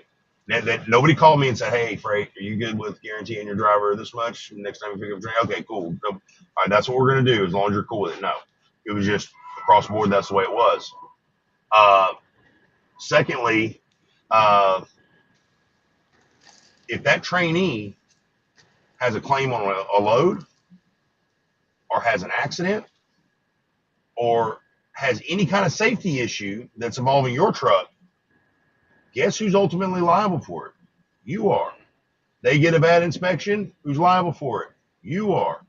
Guys, I'm going to tell you, this is the reason why people, like, if a trainee wrecks your truck and it's $1,000 deductible, you think Prime's going to reach out to that trainee and say, hey, man, we know you were driving. You wrecked that truck. You're going to pay the $1,000. No. They go straight for the operator, the owner operator. They go straight for the lease operator. Hey, man, you filed that macro 38. You got to pay it. It's on you. But my driver, my trainee hit the cow. I actually had a trainee hit a cow one time. My trainee hit the cow. Sorry, man, your truck. Guys, I'm telling you, all the liability falls on the driver. And no, people didn't like that, but that's the truth. That's the thing about this day and age. Just because you don't like something that somebody says doesn't mean it's not facts. Okay, it doesn't mean that it's not true. It just means that you don't like it and you don't want to realize it. Okay, so the reason trainers are dropping off and it's hard to get people to train is because they don't feel like Prime's with them on that. They don't feel like Prime's with them, and there's no, that trust core is not there anymore. So I tried to introduce. I mean, I feel like if the guarantee would be there for the operator, there'd be a minimum guarantee for the operator, just like there is the trainee. It'd be a different story. Guys would feel a little bit more safeguard there, a little more safeguard, as far as the revenue goes. They'd be more willing to do it. If they would say, hey, if your trainee wrecks your truck, we'll get your trainee to cover half of the deductible, or you'll cover half of the deductible. Because I mean, let's be honest, Matt. I take your charger out and I go slam it into a brick wall. What are you gonna do? You're gonna be like, don't worry about it, bro. It's my car. Thank you. Well, I know, but I'm just saying, like, you're not gonna be like, man, it's my car, man. I'll take care of the damages. No, you're gonna be like, bro, you're paying for this. Like, this is you. You drove that car, not me. Like, I did you a favor. Just like your trainer's doing you a favor. He's teaching you this industry. He's helping you get in there. He's trying to get you this experience. But for the trainees to be able to just walk out and say, my bad. Sorry, man. I know this is costing you 3 weeks down because you got your truck totaled, and heck, man, you're gonna lose all that revenue, and you got to pay that for that truck to get fixed. But sorry, man, I got to get on another trainer's. Yeah, I'm still getting paid. I got to get on another trainer's truck. See you later, man. I got to get my miles done, bro. I mean, that'd be that's one of the hardest things, man. It is. That's one of the biggest problems I have with it. Yep. And so that's I proposed that, guarantee for the drivers. It got met with a bunch of, for the operators, it got met with a bunch of, like negative reactions. I even proposed the liability aspect. Let's take the wages and split them in half. Prime pays half the wages for the trainee. The operator pays half the wages. Take the liability aspect. Prime pays half of it. If they have a wreck, the operator pays half of it. Got met with negative reactions. So there's a lot of stuff, guys, that you're going to find out in this industry that's not right. There's a lot of things messed up in this industry. I just paid a company, or Prime just paid a company $147 to unload their stuff off of our truck. Lumpers. It's the biggest scam in the world. I went to this warehouse just ordered this stuff. Okay, I don't know when. It could be 2 days ago. It could have been a week ago. I don't know. They charged us to take their stuff off. Now, let me ask you something. When you order something from Amazon and FedEx comes and UPS comes and he sets that box down and he's like, hey, have a good day. Whoa, hey, buddy. You got to pay me $100 for me to take this box. They're going to look at you like, what? Lumper fee. Yeah. Yep. You're going to have to, I can't sign that little dilly-dally thing that you carry around unless you pay me $100. I mean, you can leave it here if you want to, but I'm not signing that thing. Got to pay me $100. It's the biggest joke in the world. It's the biggest scam in the world. These people work for this company under the same umbrella that the people that manage the warehouse stock. It's all the same. They work, and they can say it's a hired company and all this crap. They all work for the same company. Okay, it's a different entity, but it all is full circle. It's ridiculous. You try to pull that with your FedEx or UPS guy, they're gonna laugh in your face and say, "Look, I don't care if you sign it or not. The box is here. You saw it. It delivered. See you later. Goodbye." They don't care. It's a joke. This stuff that happens in the trucking industry does not happen in the real world. I'm telling you. And as far as brokers go and stuff like that, there's no regulations on brokers. There's no regulations on shippers and receivers. There's no regulations on the spot market. It's up to you to safeguard yourself. It's up to you to CYA and cover your assets. That's all there is, man. You guys think that you guys see these YouTube channels like ours and other drivers that we've had on here, and you guys think, man, it's got to be so easy, man, being out there. It's freaking 2:25 in the morning. I'm still waiting for paperwork for a load that I dropped 4 hours ago. I mean, this is the life. This is the life we live. I'm not complaining, but guys, I'm gonna tell you. When I tell you it's a lifestyle you got to live, it's a lifestyle you got to live. Is the payoff great? Yeah. If you're efficient, you're consistent, and you keep an eye on your money, the payoff's good. I mean, within a 6-year time frame, I have leased 2 full leases with Prime, a partial lease, built a house, bought 3 vehicles, put 3 kids through braces. I mean, countless of other stuff. I mean, I got a farm at home. I mean, there's plenty of success in my life due to Prime. Prime's given us that opportunity. Thank God. We're there. We've done it. We're still doing it. But guys, it's work. You think I have the biggest misconception in my life with trucking before I even came trucking. My wife's stepdad used to drive for McLean. Okay. And he would come home. he would drive. He'd go out for about 2 or 3 days, and he'd come home for 2 or 3 days. And I used to say, man, he'd come home and he'd just stay straight sleep for a whole day. Why? Like the guy just sits on his ass. Why all day long? Like, why would he sleep all day? Let me tell you something, man. I do less in this truck right now than I ever did flatbed, and I am more tired than I ever have been. I've gained more weight out here, and yes, it's my fault. It's my fault because I haven't been on my health. I haven't been hitting the gym like I was flatbed. I haven't been doing things for me personally that I should be doing. I understand 100%. It's on me. It's not the industry's fault. It's on me. But it is the environment that you're in that encourages this type of behavior. You have to work at everything extra hard in your life every single day to be the best you can be out here. It's not a game. You'll have days where you wake up and, man, the sun couldn't be brighter. Everything is just fantastic. It's beautiful. It's a beautiful thing. You're on your game, best load. You're killing it out there. The very next day, within 24 hours, everything changes. You hate this job. You hate this career. Your truck messes up. You hate this truck. You can't stand it. And you got your buddies over there, man, I want a $5 mile load, yada, yada, yada. And you just want to hang up the phone, man, and you just want to just drop the keys on the floorboard and just walk off somewhere. Bro, I'm telling you, this is not anything to take lightly, guys, when you want to come to this industry. It is 100% real life. It's a whole lifestyle out here. It's more than just holding the steering wheel. It's more than just plugging in directions into GPS. It's more than just saying, hey, man, I'm just going to sit on my butt and look through a window all day long and make $100,000 a year.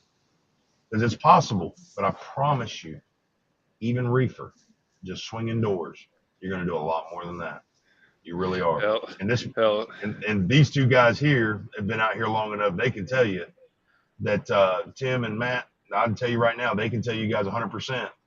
They can tell you guys what it's all about. And I'm going to leave you guys with them real quick. I'm going to throw up, let's see. Michelangelo says, new here, gave a thumbs up, respect someone that can go live for this long. It deserves a little support. Michelangelo, give it to these guys, because if it wasn't to these two guys just sitting here, I would have done quit. Plus, I got my 13 loyal followers here that are watching, so God bless you guys 100%. Thanks, Michelangelo, for checking us out. Caroline Trucker says, exactly, that's a prime employee getting trained. It's their responsibility to pay their employees. They don't work for us. We're doing a service for prime to train their employee. Yes, and, yes, you do. Well, I'll get a little bit more into that. Guys, I'll let you talk for just a second. I got to go drop this lumper and go get this paperwork real quick. I'll be right back. Yeah, man, he's correct about that shit, man. Like, people don't understand what 12 wide, 15 foot high is. I'm scared of every single fucking bridge. Even when I'm legal, I'm scared of every single bridge. Yeah, I mean, take out any bridges. I mean, that's the single biggest misconception about driving. Oh, well, all you do is just drive. You're holding the steering wheel, pushing the pedal. All you're doing is driving. Mm-hmm. And it's not a job. It's not a career. It's a lifestyle. Mm-hmm. I've been out here doing this long enough. I've made a lot of good money doing it. I've turned a lot of miles. I've run every interstate, most U.S. highways, been to every major city 15 times over. Mm-hmm. And I can say it's easier than it used to be. You got, what your opinion on e-logs is. I mean, e-logs has its benefits. Mm-hmm. You're going to get rest. You don't have to sit there and, hit an off ramp or a rest area or something, pull out your logbook and your calculator and your pencil and ruler and figure out, okay, how many hours I got left. Okay, am I running a little outlaw or am I perfectly legal? We have GPS. I was holding this up right here. When I started driving, we did not have GPS. If you had a cell phone, it was either a Nokia brick or a flip phone. Mm-hmm. You still went to a lot of places where your cell phone didn't work and all you had was a payphone. You had to know how to read one of these. Your trip planning meant getting this big ass atlas out, putting it on your steering wheel, getting out your calculator, trying to see if you can get any kind of weather information from where you're going, and you had to know how to calculate how far it was from point A to point B to point C to point D to point E. Mm-hmm. Well, one of the single biggest issues that we have in the industry now is a lot of the newer drivers never learn how to read an atlas, let alone a motor carrier's atlas. They rely on a GPS. You're seeing more instances of drivers hitting below bridges. Using Google Maps. I drive a tanker truck. My truck, I shit you not, this thing is probably about 11 feet tall. Mm-hmm. I still pull this out on every trip, especially if it's a route that I don't run that often. I still go to the front, see where the way stations are, restricted routes, low clearances on every single trip, unless it's one that I know like the back of my hand. Mm-hmm. I've hit a bridge before.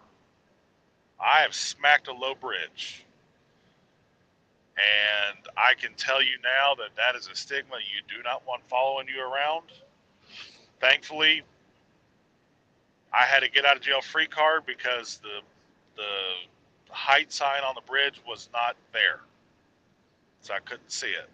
But and half the time of those are incorrect as well. Right. They may have, shaved the asphalt down getting ready to repave, or they may have just laid new asphalt on top of it. You just lost you a couple inches right there. Mm-hmm. I mean, I've taken a 13.6 tall trailer up under a 13.2 bridge and not touched anything. And I've taken a 13.6 trailer under a 14.1 bridge and hit the damn bridge.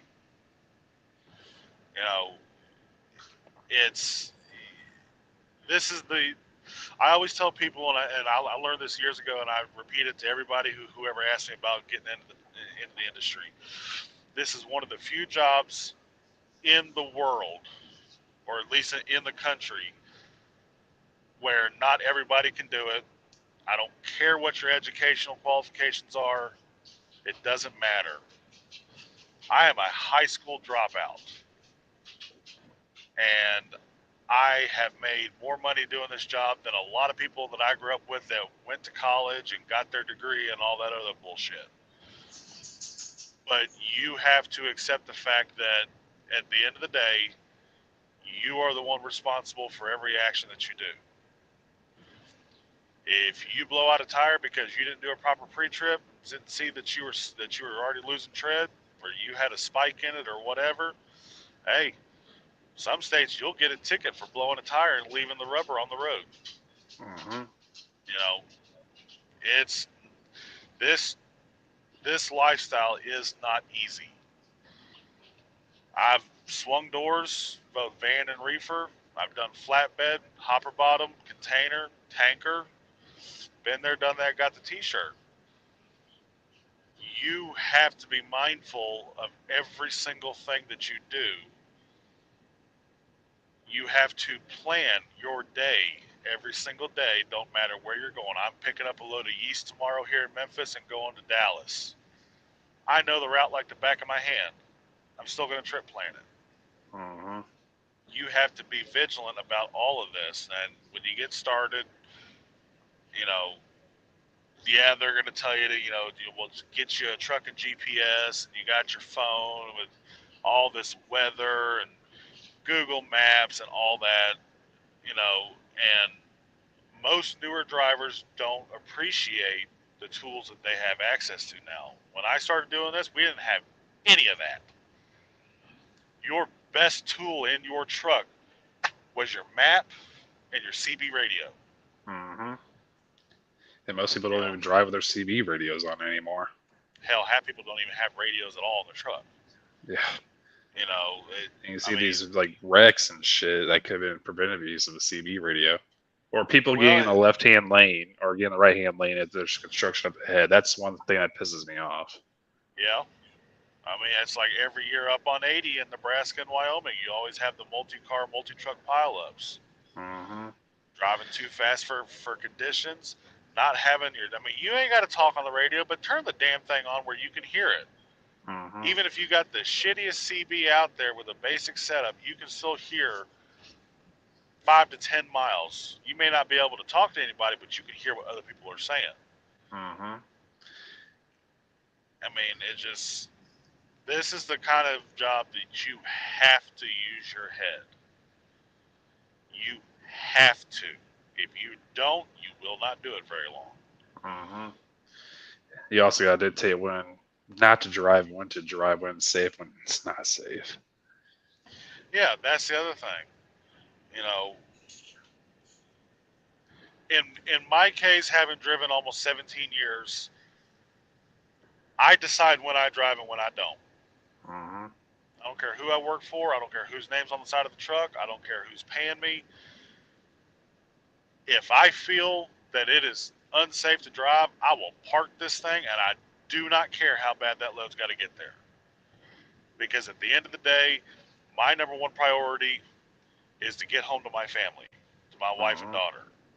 Yes, I want to provide a good service to the customer. I want to get the load there on time. But I'd rather the load deliver late than not get there at all. And no matter which company, I mean, whoever's listening to this is the thing about getting in the industry. No matter which company you end up going with to get started, there's some good ones and there's some bad ones. God knows I've seen a lot of them, and I've worked for a couple of them. You have to stand your ground. Know what your rights are. You have to research. The very last thing I ever want to see anybody do is just sit in their house. They just got off their job from Waffle House or McDonald's, and they sit there, they see a nice advertisement on TV. I think I'm going to go be a truck driver.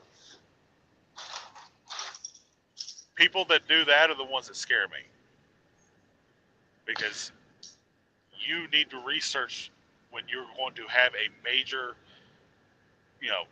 lifestyle change of life, whatever you want to call it. This is not a job. This is a lifestyle. Yeah, there's a lot of shit in that researching that you can do too. FMCSA scores is the biggest one I look at. And of course, driving with X, because I plan on coming to Prime at the end of the year. I'm talking to X Prime drivers, see what they like, what they dislike. I talk to current Prime drivers, see what they like and dislike about it. Yeah. Just I'm trying to pick which division I want to go to, because I'm interested in doing tanker, but I've been more proficient at doing flatbed. So that's the thing. Like, that goes back to what I said before. It's so much easier now than it was, back in the 2000s when I started. You had like the what was it? The Truckers Report message board. That was a good place. Google didn't really exist back then. Nobody Indeed, had smartphones. Glassdoor. Yeah, Indeed, Ask Jeeves. You had all kinds of resources, but it wasn't as proliferate as it is now.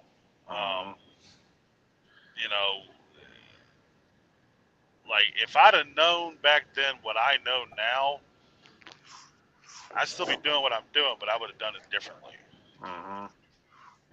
Like, every time I leave, there's more people that show up. I just need to stay gone. I'm just gonna leave that one alone. They're like, good, he's gone. Let's join.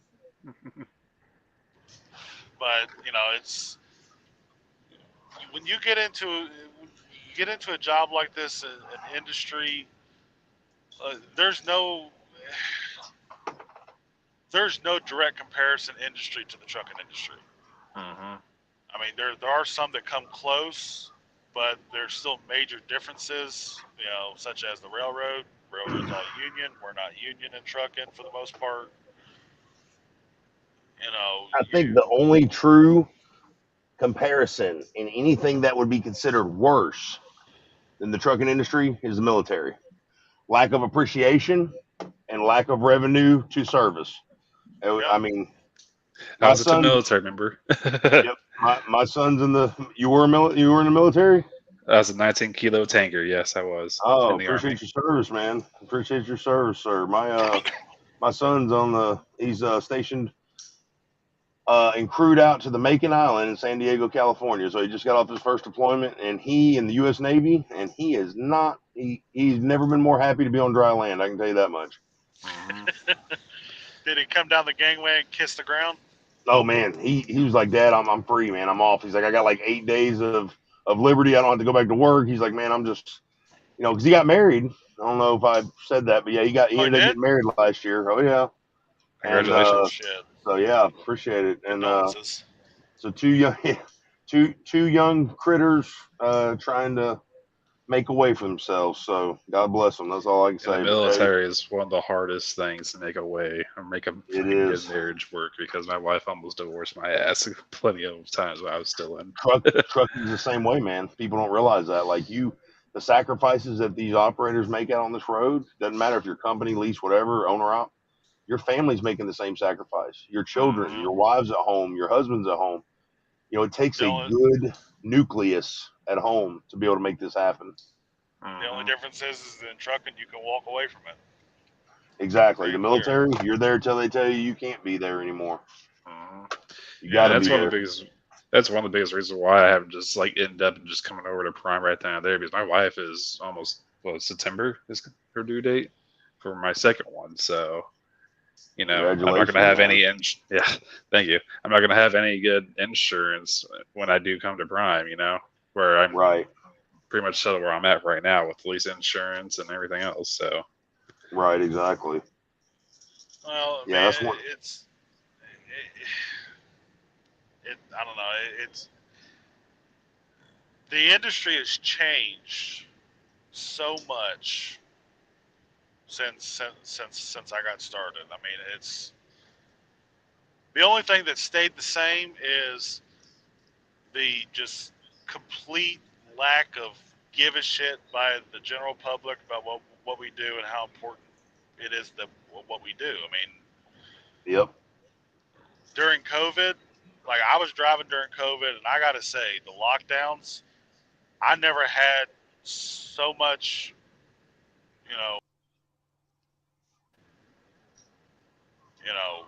everywhere you went, you saw signs on overpasses, on billboards, thank you drivers, thank you truckers, you keep the country running, thank you for what you do. People were giving us food, I mean, it was awesome.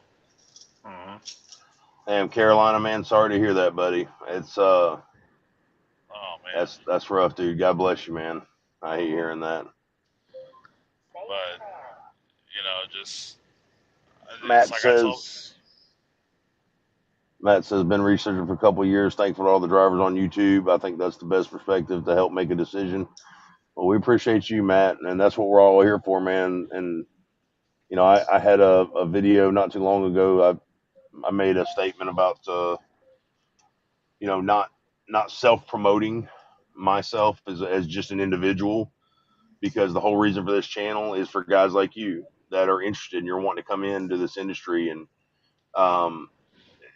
it doesn't matter if you use my driver code. It doesn't matter if you don't use my driver code. It doesn't matter if you come to Prime or TMC. If you have a question about the industry and you follow this channel, my number is in the description of every single video. Yep. And anybody can call me and text me and email me and everything. That's exactly how me and Matt hooked up and became friends. Guys, that's what it's there for. And if I don't know everything, I don't know hardly 1% of anything. Nobody does. But if I don't know it, I can promise you, I've got people in my corner like Matt and other drivers that do. It's all about those experiences and passing that knowledge on to the person that doesn't have that experience. That's what everything's all about. And guys, that's the great thing about technology today is we can network. We can do what we're doing right now for 5 hours and 37 minutes and 33 seconds is network and talk to people and get out there and communicate, because the communication, you can't have anything without communication, man. It's 100% essential. It's got to be. That's what I was saying while you were getting your paperwork. When I started, we didn't have, 1% of the information available now. Oh yeah. I mean, I got it. Like, I knew what trucking was like just because it was in my family. I've been driving trucks on the farm. The first load I got being a solo driver for Swift Transportation in 2006. From Gary, Indiana down Laredo, it was two steel coils. All of a sudden, I've got to chain these things down, make sure I use my edge protection, make sure it's tarped for good. It's not going to fly off going down the road. Yeah, so Gary was still open, huh? yeah. Picked up there at Inland Steel, Gary, Indiana. I mean, and I like, see, here's the thing. I couldn't tell you how many loads I've hauled over the years. I'm not even going to try to guesstimate how many I've hauled. It'd be in the thousands, tens of thousands probably. I still remember my first load. I'm in that truck by myself. Like what I was saying earlier, Will, this is all we had. That's it. Yep. You had that was Atlas, and still is your road Bible. That's it. Right. You had this, and on your passenger seat, you had one of the organizers, and you had city maps for every single major city in the U.S. Yep. And I had to figure out, one, how to find this address of the place I'm going to, because we didn't have smartphones. We didn't have Google Maps or none of that shit. You had to figure it out. Yeah, you had your trainer that you could call. He may know where you're going. Thankfully mine did, but and I'd already know where I was going. But to get from Gary all the way down to Laredo, I'd done it before with my trainer, but just being by yourself and you realize, holy shit, I don't have that safety net sitting in the passenger seat. There you go. I don't have this guy saying, hey, dumbass, you're about to make a wrong turn. And, or when you're second guessing yourself, you can wake that guy up and he can walk you through it. Right. First time I went into winter weather by myself. Holy shit. I'm a homegrown boy from the sticks of Memphis, Tennessee. Yeah. We might get 1 or 2 snow days a year. And I'm taking, a load of pipe across Wyoming on the 80 in January. You want to talk about stress. Because we didn't have, weather apps and all that. We couldn't see what the weather was doing. You had to rely on everybody coming the other direction from the CB. Right. And it's just, and I try to emphasize to people, you're going to be as nervous as you've ever been in your entire life. I don't give a shit where you come from or what you did prior. Oh, most definitely. That first load, and then that first load going into winter weather. Yep. Hell, I still with permits, man. I still take my dry erase marker and I actually write where I'm actually going, especially with these permits. Right. We used to do that. The older Freightliners with a 2-piece windshield, sit over in the passenger seat and write down your damn directions for your shipper and your receiver with dry erase marker, and you can see it. Mm-hmm. I would do it. I would do it on Post-it notes on the Qualcomm for the trainees, just so they can learn to follow the road signs, follow instructions, don't follow that GPS, because you can have that GPS mapped out to a T, right to the driveway you need to go to, and you'll be driving down the road and that GPS just flips and it changes. And next thing you know, you're taking an interstate you didn't even know you were supposed to be taking. I mean, because you're following this thing. This is a dummy tool is all this is. It's not the way of life, And you both know, like I know, the longer you're out here on this highway and this asphalt, you start realizing I really don't even need that GPS. I don't need nothing until I get there. I mean, because you start realizing where these roads are, where they're going. You've been on them a million times. And you cannot replace that experience. And that's what we were talking about, as far as the networking aspect. I can't replace your experience, Matt. I can't replace your experience, Tim.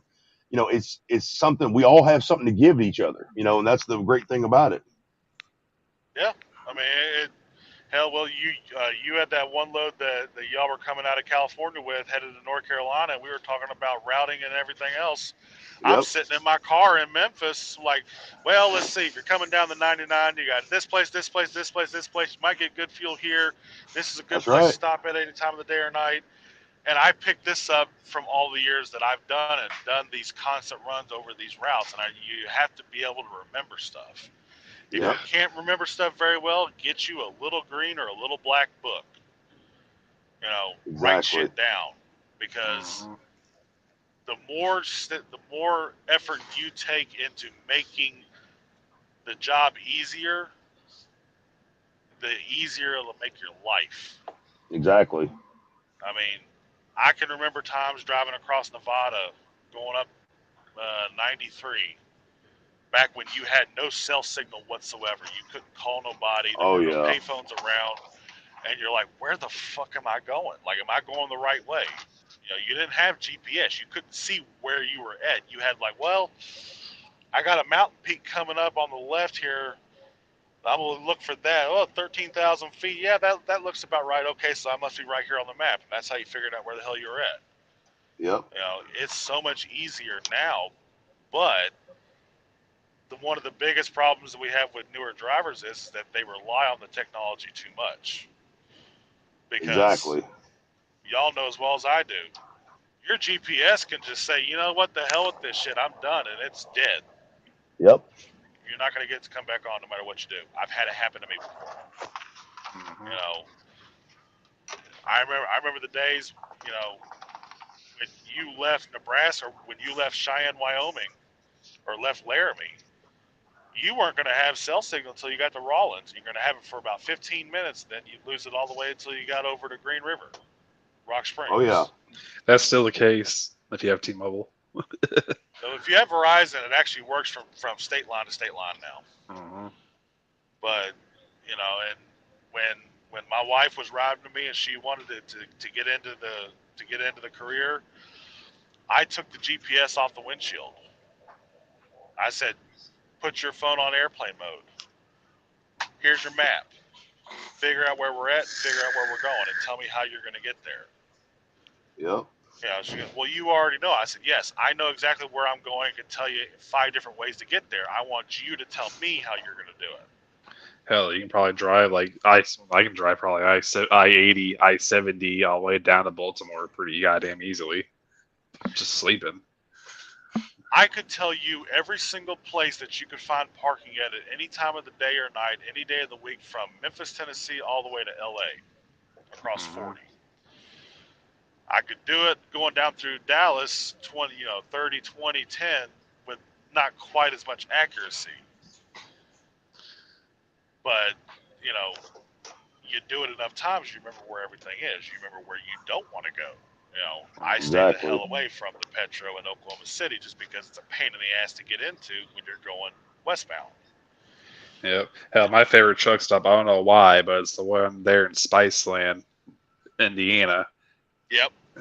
Yep. And then right down, just like this truck stop next to it has a really damn good Indian restaurant where I can actually eat and not have the shits the next day. You know, I don't know why. I just like that place. You brought up a good point. That's another thing, new drivers, that you're going to have to figure out what you can and can't eat. You're going to learn. You better leave them damn hot dogs on the hot roller. You better leave them alone. Hell, I even bought me one of these. You better carry some toilet paper and baby wipes on your truck, because I guarantee you, we've all come across a point once, twice, or many times where you cannot make it to a bathroom. Yep. And the last thing you want to do is go in your truck. I can promise you that. You do not want to do that. No, you don't. But I would advise all new drivers to buy one of these. What? A Blackstone. Man, I ain't got time for all that fancy stuff. Hey, I cook on the road, man.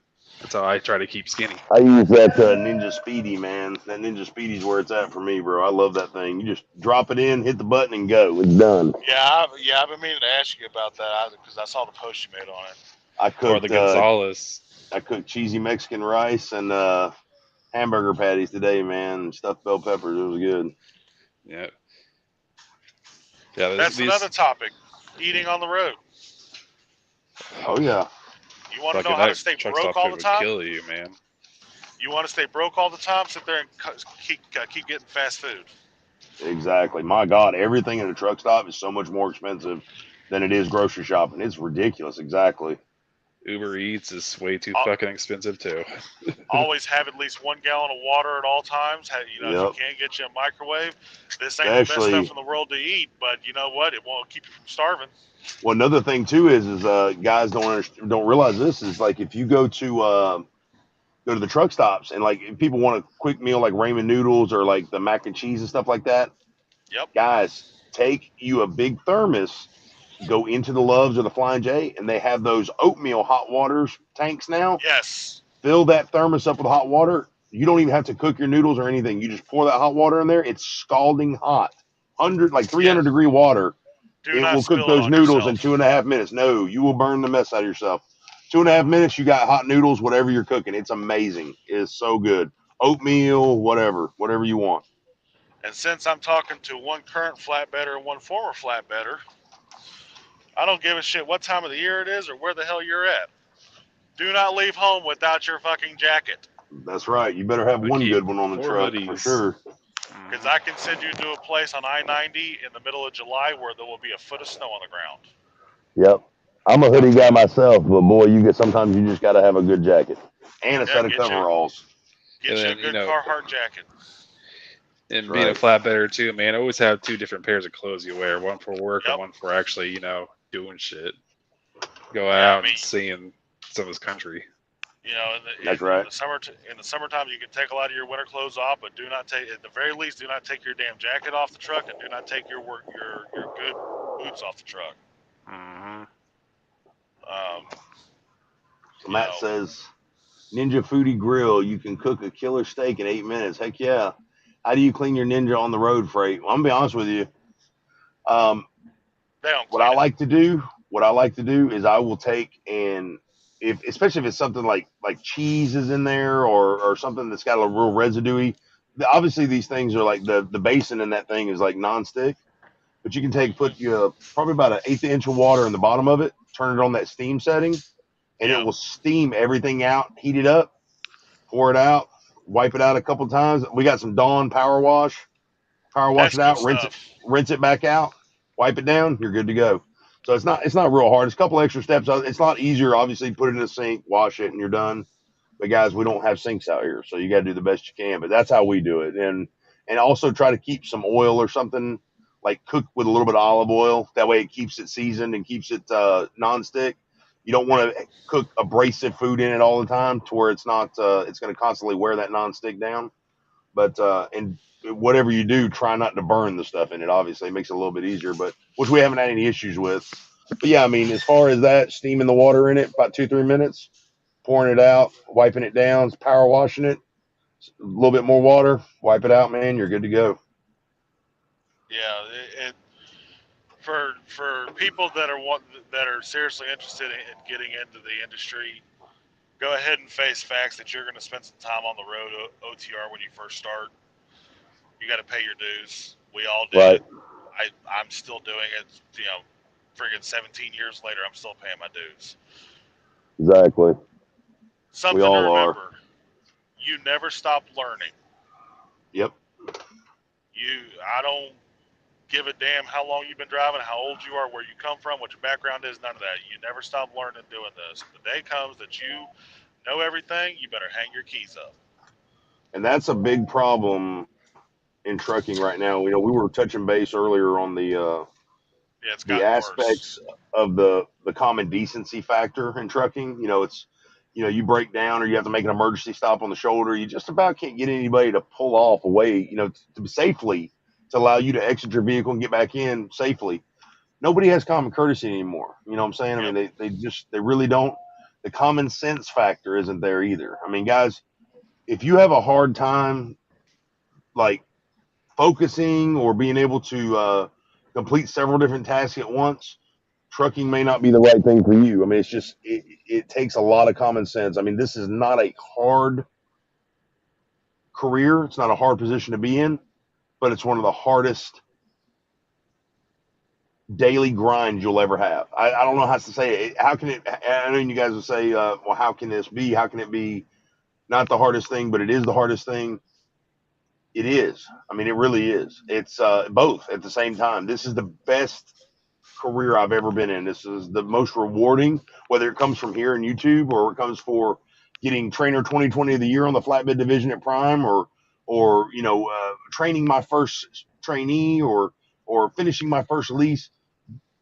I've never had so much pride in what I've done. Everything has always been like, man, it's just a job. It's no big deal. Every now and then you have somebody, man, thanks for helping me out. But as far as self pride, man, trucking's where it's at. If you really want to watch your achievements and watch your accomplishments grow as you mature in this career, this is the career you want to be in 100%. Like I said, that top out level Like you might work at Walmart for 30 years and never see that top out level. Trucking, 4 or 5 years, you can hit that top out level if you want to. Even quicker than that, some people can. Depends on the the environment that they're in, guys. And I'm talking about more money than you ever seen in your life. Like seriously, Yep. I mean, the numbers just get bigger. I don't know how else to say that. The numbers just get bigger. If you play your cards right, the numbers get bigger. I mean, it's trucking's really changed our lives for the better. But like I said, it's hard work, man. It is definitely hard work every single day. It's a grind. This is how can I put this? This is the most enjoyable, hardest thing that I've ever done. Right. Me personally, I like to be challenged. It's one reason why I pull tanker. Okay, for those of you that have no idea about tankers with food. Yeah, it drives so much differently. Take your Coke bottle or something, pour half of it out and start shaking it back and forth. Okay, magnify that by about 5,000. The load's constantly moving. You got to be on your game when you're driving. It's challenging. Being a lease or owner operator is challenging.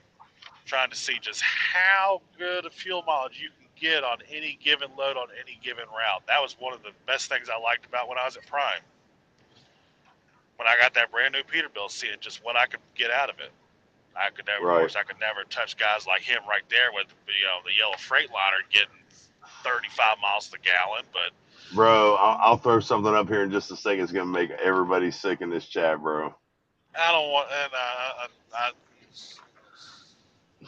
but it's I'll just put it this way: Invictus is out here showing out already, dude. She's something else, bro. How many miles you got on it now? Right up under 20K. Okay. I'll show you some numbers with my Peterbilt. That 13-speed Cummins. What you got, brother? 14.1 miles to the gallon.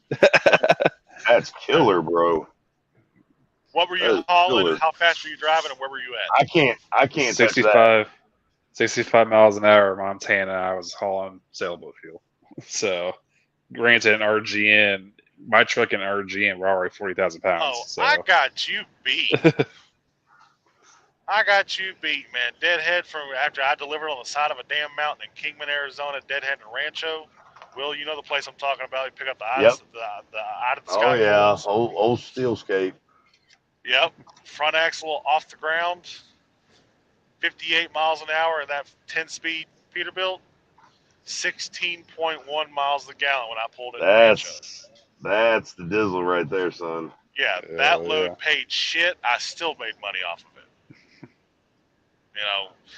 But it was a challenge. Like, I had my wife in the back. She goes, "Why are you driving so slow?" I said, "Because I want to see just how good a fuel mileage I can get out of this thing." Speed limit 75, 80 miles an hour in Arizona. We're going 58 miles an hour down the road. Hell yeah. Yeah, that's one thing I'm going to learn over there whenever I come over there is what type of speed should I run to optimize fuel. I mean, shit, I pulled an empty tank down here to Memphis from central Missouri. Well, technically last night before last. I still haven't gone to sleep yet. And shit, I've got 11.4 miles a gallon by the time I got here. Going 62 miles an hour. But for people that are seriously considering driving, truck driving, don't make the plunge. Don't take the plunge, whatever you want to call it, into this industry on a whim. Do some research. Stay up with crazy jokers like us for 6 hours on live. Yeah, we ain't got nothing better to do. Well, this is true. But I'm not the most knowledgeable driver out here by far. I mean, I know, these guys know drivers that are more experienced than I am. No, I remember that sound. But, it's communicate, network, whatever you want to call it. Ask questions. Right. I am a the firm only question believer. is the one that you don't. Did I take that from you? Did I take that from you? Yes, Sorry, you just took it. God bless, I swear. The only stupid ass question is the one that you don't ask, and the fact that he could take those words out of my mouth says something. There you go. He gets it too. All right, boys, prepare to be amazed. Brand new 2024 579, not even broke in yet. Filled up in Corning, California. Went to Fremont, California, all the way through Cali, over Donner, all the way through Nevada, all the way through Utah, Wyoming, right southwest of Des Moines, where I filled up. Still had an empty tank. Fucking hell. Okay, hang on. What was in the trailer? 1,205 pounds, 65 miles an hour, foot on the floor. Hey, still though, for a brand new truck that's not okay. That's not bad. Come on. Those pad cars do really. And you got to think all the wind and everything too. I mean, that thing was killing it, bro. Well, you got to Wyoming and Nebraska. You were getting a kick-ass tailwind probably, but my blue Exactly. You know, once you pass Laramie, it's all downhill after that. So I mean, that did help too. So. Oh hell yeah! You come across the top of Sherman, just toss it in neutral. Yeah, she was just cruising, man. It was oh man, I was so proud of her. I was like, yeah, I made a good choice. Well, don't make me come back to Prime to kick your ass on fuel mileage. Come on, man. Let's see. Don't start. Casey's gonna whoop your ass. So appreciate Carolina Truck says appreciate another doing a good one. I want to build a business for my kids, buy for them, pass it on later. Heck yeah, Carolina. But teach them the right way from the ground up, man. Driver to owner. That's what you want to do. And I had talked with a lady. We had called. It's so weird, man, how we meet people. Just as human beings in general, just me and Angel, like us as human beings. It's so crazy how you run across people, and you just end up meeting them and you end up talking to them, and all walks of life, different cultures and everything. This lady, she was she apparently dispatches. She has some kind of dispatch business, but it's not trucking. It's something else. I can't remember what she said. But she's like, man, I really want to get in the trucking industry. We called about a Home Depot refund or a credit for an item that was damaged, which was actually the toolbox. It's on the back of the truck. The toolbox we did came in all scarred up on top. You can't tell because I painted over, did the video, but came in all scarred up. And so we called to see if, because they did have another one to replace it with. So we went ahead and mounted that one. And I mean, I was going to chew up the thing anyways and cut it. I mean, I didn't really care, Well, a penny saved is a penny earned. So Angel calls. That's right. And she says, yes, ma'am, no problem. She's going to send her pictures and everything. She said, no need. She's like, you guys buy so much stuff from us every month. Because we do. I mean, we get a farm at the house. We get all kinds of stuff. And she says, I'm just going to issue you guys a $75 credit back on the gift card that you guys used.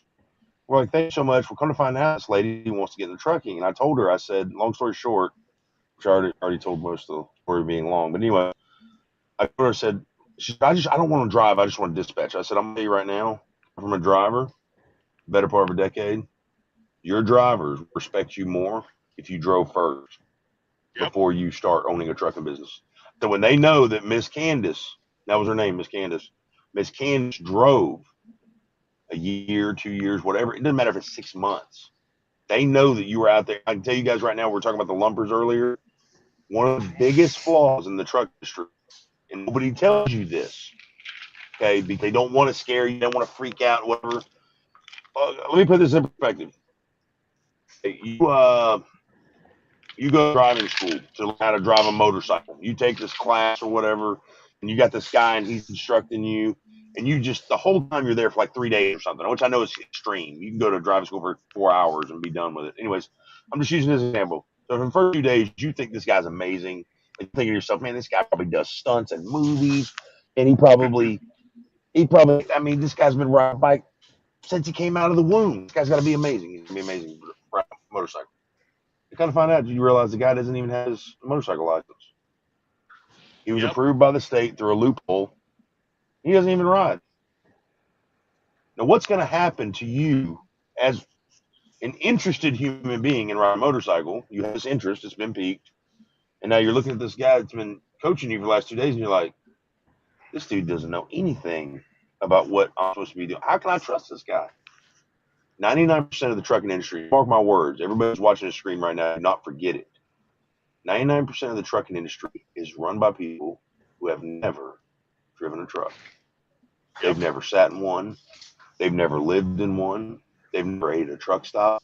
They've never slept in a parking lot, a dirt field, a turnip field, a dirt road in a truck. People don't understand. They don't what even it know smells what like. the inside of one looks like. They have no idea. Or waking up in the morning at a truck stop and it smells like piss. Exactly. And when you are clashing, communicating, having communication issues with the person that is managing your business or your truck or whatever it is you want, your business partner, that's why. Because the view you have on this side of things is totally different from the view they have on that side of things. And they can't mesh because the view over here has never seen what's going on outside the walls, what you see. So you have to take it into, and I'm not saying that there's anything wrong with that person, but it's up to you as the professional operator to take it into, say, okay, there are certain things that I can and cannot do, I cannot say because this person cannot relate. They can't, and people associate empathy with sorrow or sadness or whatever. No, you can empathize with somebody or realize you cannot empathize with somebody without it being something sad. They cannot empathize with you as a driver because they've never been one. They haven't lived that life. It's a lifestyle. At 5 o'clock, they punch out. They're headed to the house. That's their life. You don't get to punch out. I don't care if you get to hit that off-duty button or not. You don't punch out. It doesn't exist for you as a driver. When you take home time and you go home and you're in that front yard, you punch out. That's when you're off duty. I don't care what anybody says.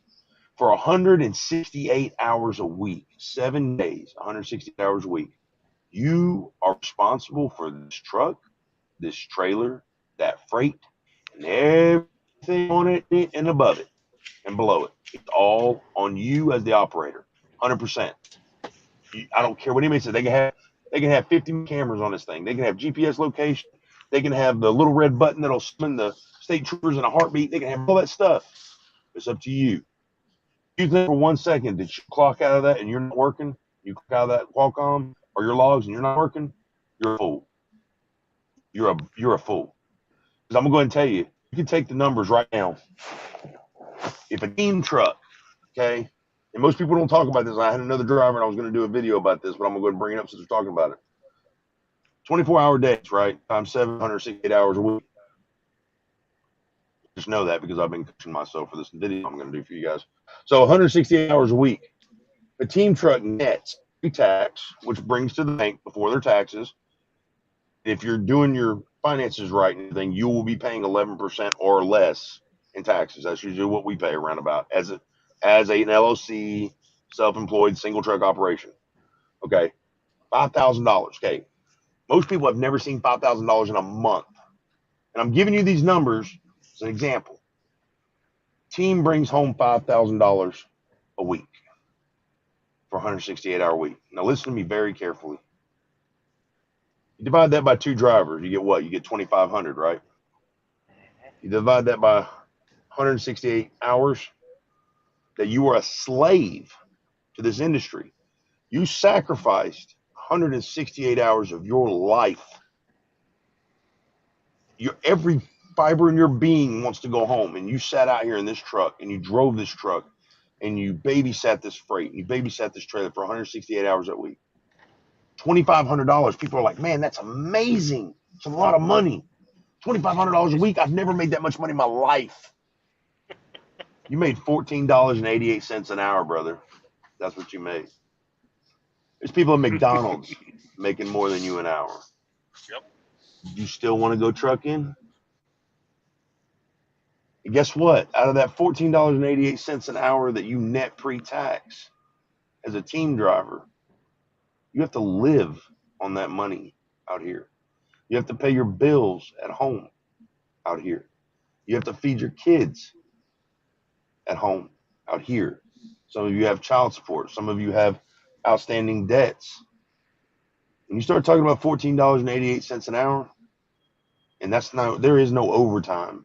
You don't hit a 40-hour mark and they say, hey, man, you're getting time and a half. You're getting double time after 60. You're getting holiday pay. This stuff doesn't exist out here. I sat here at this dock for 4 hours waiting to get unloaded. Anything after 2, you're supposed to get detention. It's not guaranteed. Detention can be anywhere from $60 to $100 an hour. Most of the time, it's about 60, 65 bucks. There's no guarantee. This place may not even pay. The whole industry is set up for the driver to take the hit. It has nothing to do. I went in there to ask them to sign that my seal was intact. That's all I wanted them to do was sign for my seal intact. No, we're not doing that. But we need you to sign right here and here. I said, before I get unloaded, you want me to sign something? Oh, yeah, you got to sign right here or we can't unload you. I could, you know what? I'm not doing that. I'm not signing. Well, what would have happened? I'd have sat here for free longer. So what did I do? I signed my name, put in parentheses, signed before product was unloaded. Signed under duress. What are they going to do? They going to erase it? No. If they're going to be shady, I'm going to have to do what I got to do to protect myself. Okay. So for $14.88 an hour at $5,000 a week for a team truck bring home before taxes is what you could net. Is it really worth for you to leave your family for? Come out here. The only difference in this industry versus anywhere else, working at a warehouse for $20 an hour, whatever, you take a 40-hour week times $20 an hour is $800. You say, well, Frank, that makes no sense. I'm making more an hour than you as a team driver. I mean, I see all your videos and everything. I mean, you want me to come to Prime, right? Of course I do. I want you to be successful. But I also want you to understand the realities of it, too. This is not the lottery you're hitting, okay? Yep. You don't get to get in this game and not give something back. You're going to lose a lot. What are you giving up? You're giving up your time for money. You're giving up your experiences at home with your family for money. Okay? How much do you want that money? That's what I'm asking you. You know, you can bring in $200,000-$300,000 a year out here, easy. Bring home. What's it going to cost you in the long run? Is it worth it? That's what you need to ask yourself before you decide to come into this industry. Because it's not a game. And if you're coming out here to play games, you're messing with my money. You're messing with everybody else on this road's money. This ain't no game. You know, they got people out here that will help you, and they'll be your brother. This is a brotherhood out here. Guys, I'm telling you, we get very upset when people like us take it seriously. When people just, you know, we're talking about the disrespect with truckers. Matt was talking about earlier, you know, during COVID, we never got so much respect. We never got so many people.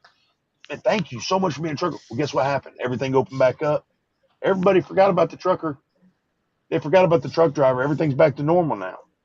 There are people on TikTok that literally think that everything in a grocery store just manifests itself there like it just happens. Like, what do we need truck drivers for? We literally have everything at Walmart. Yep. That's what people think. That. Literally, they say that. And I'm just thinking to myself, like, God help us, man. Like, what is going on with this world today? There's not one single industry, and if you can name it, I will quit doing YouTube right now. I promise you, this is my word. I will shut this channel down. This will be the end of this broadcast. If you can name it in the comments right now. So anybody that's a hater that's watching this channel right now, this is your chance to shut me off right now permanently. If you can name one industry in America that has nothing to do with trucking or transportation, because the computer that you're watching this live stream on, the phone you're watching this live stream on, the iPad, the tablet you're watching this live stream on, the TV you have it screen shared to, everything came off a truck or went into a truck or came from a truck. It all had to do with trucking. I'll give you a good example of that right now. Just look at the three of us, circle left right here. I deliver the shit so farmers can grow it. Guy down there, he delivers the, you know, corn syrup and shit. And of course, you take it to the stores. So, yep, I'm the finished circle product. left right here. So, Carolina Trucker says, well, guys, I'm starting to doze off. Have a great time with you guys. Thanks for answering our questions. Hope you all have a great night. Stay safe out there. God bless, Carolina. Thanks for joining, man. Have a good one. Yep. Much love, man. It's, I mean, I mean, You guys, you won't find better job security anywhere oh else yeah, than anything 100%, else. I mean, 100%. If you know, they talk about how, and Matt's heard this a million times in the last 10 years, 15 years. Got a driver shortage. We got a driver shortage. We've never had a driver shortage. bullshit.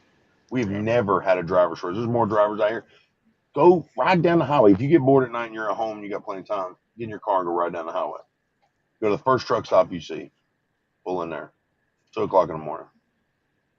I want you to drive back there where those trucks are parked at. See if you can find a parking spot. Just one. And then I want you to back into that parking spot if you find it and tell me how hard it was for you to back into there. Then imagine backing a 70-foot vehicle in there after you've drove 11 hours that day. Okay, if you could find the parking spot. You guys are probably riding down you guys are probably riding down the road, seeing these truckers on the ramps, on the sides of the road. Why do they do that? Why do they park over there? There is nowhere for us to go. Yep. That's why everybody wants us. Everybody wants. They're forced to want us because they need us, but they don't want us here. Okay. You guys are out here on the highway think we're just a nuisance. We're slow. We can't speed up like you. We can't brake like you. We're just a problem. We're blocking the interstate. Think about that when you pick up your fork to eat your dinner tomorrow night, or you drink your coffee in the morning. Think about that. Think about that when you go out to that nice patio with that concrete that just got poured, and that nice awning that some steel company put up, in a kit for you to order offline and have your local contractor put it up. Think about that. Think about that when you pour that corn oil in your fryer to fry your chicken wings this weekend.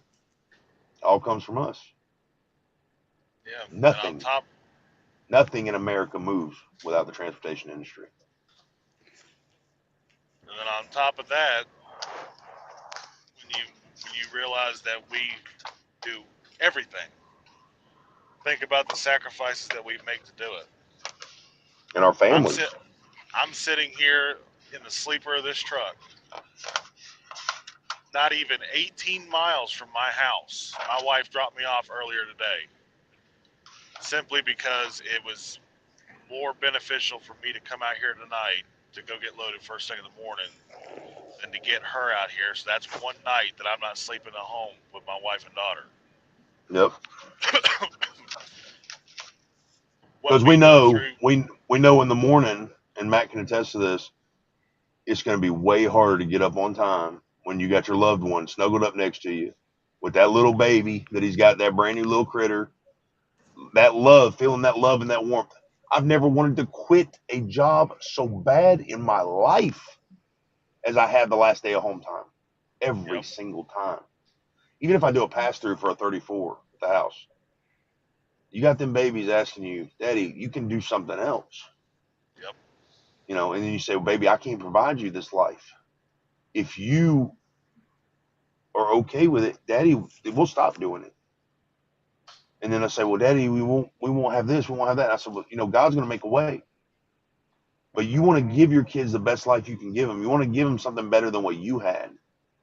That's the whole reason you get into it. I'm not going to lie. I'm out here to make as much as I possibly can because I need it to be worth me being out here. That's all there is to it. Everybody else should do that, but you got to have a goal. And the goal is to not be out here for the rest of your life. Yep. That's the goal. I love trucking. Don't be wrong. I love the cool trucks. I love all the cool stuff. I love the camaraderie with all of the people that I meet and the networking. I love you guys out there. Anybody watch this video? I love you guys. 100%. Hands down, no holds bar. But I don't want to be out here for the rest of my life. Nobody does. And if a trucker says he does, he feels like he has nowhere else to go. I promise you. This is not fun. It's enjoyable, it's satisfying, it's gratifying, and you take great pride in what you do, but it is not fun. At the end of the day, when you're watching your kids and your wife live a life away from you on FaceTime, it's not fun. When you miss those birthdays, you miss those anniversaries, it's not fun. We're not asking for people to feel sorry for us. We signed up for this. We know exactly what we were doing. Same thing for the people in the military. It's not about feeling sorry for somebody. It's about having respect for them. Yeah, that's what it is. Exactly. All we want you to do is stop thinking the worst about everybody that's out here on this road. Stop thinking that trucker just don't care because he cut me off, or that trucker just don't care because he couldn't stop in time, or that trucker just don't care because he won't get out of my way so I can get to my 9 o'clock Starbucks coffee date. I mean, guys, live your lives and enjoy it, but you got to have respect for each other, you know. And I understand there's bad apples in the group. There's truckers out there that don't care. They got bad attitudes. They've been out here on this road for so many decades. They don't give a damn about nothing or nobody. I understand it. Doesn't mean we're all like that. 100%. The vast majority of us are not like that, but there's always Exactly. going to be bad apples and everything. People don't understand, like, we're out here making a business. The highway is our business. You know, what happens if we came into your office, cut you off, flipped you off, shit on your desk? You know, it interrupts your business, right? Yeah. So. It's we get out here. I mean, obviously not every driver's the same, but the majority of drivers that are out here that stay in this industry for any number of years, I know I can count myself into this category. I do this job because it's a job that needs doing, and it's something I'm very good at. Right. Truckers are very prideful people, man. Exactly. Exactly. If I decided to stop doing this when it was no longer fun, I'd have stopped driving more than 10 years ago. Oh yeah, for sure. I mean, you do have a sense of enjoyment about it because it's like you said, it's a challenge every day. Whether no matter what division, flatbed is definitely one of the most flatbed open deck hauling is definitely one of the most challenging divisions you're ever going to haul. Just for the simple fact that there are so many variables that can go wrong. There's already a lot of variables hauling a dry van, okay, or a reefer or a tanker. Tanker is the second most dangerous in my opinion.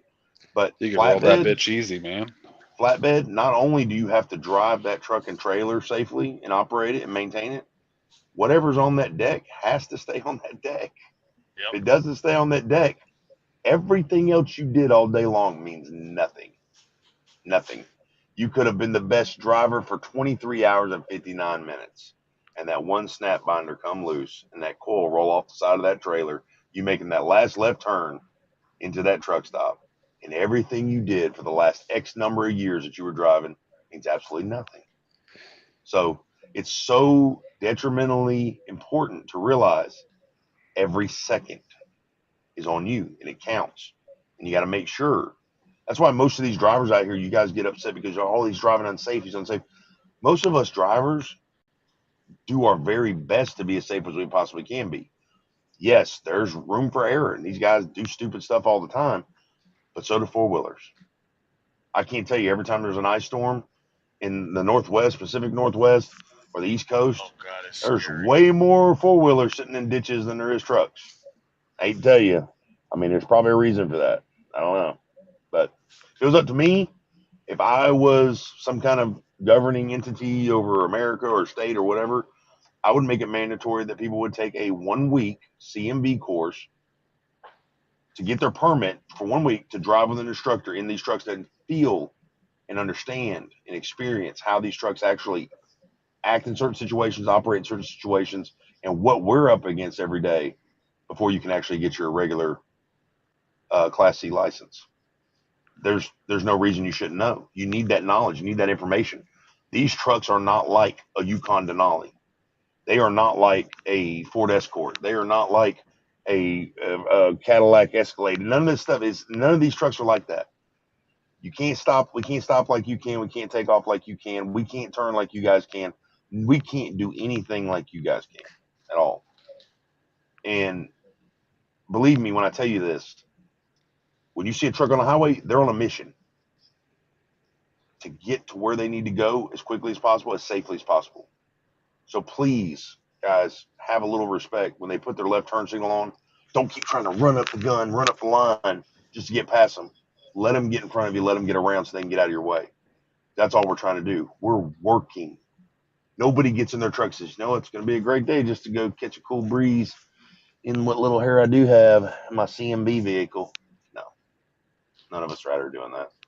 Hell no. You know, maybe the guys at Gas Monkey Garage that are rebuilding these old ones, but none of us. I don't just get in my truck at the house and I go and be like, yep, gonna go pick up a Walmart grocery order.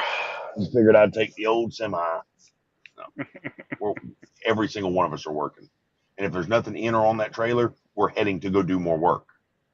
That's a fact. Every single truck on the highway is heading to do work. Nobody's out there just like, you know what, I think I'll go pick up my kids, take them to the park today.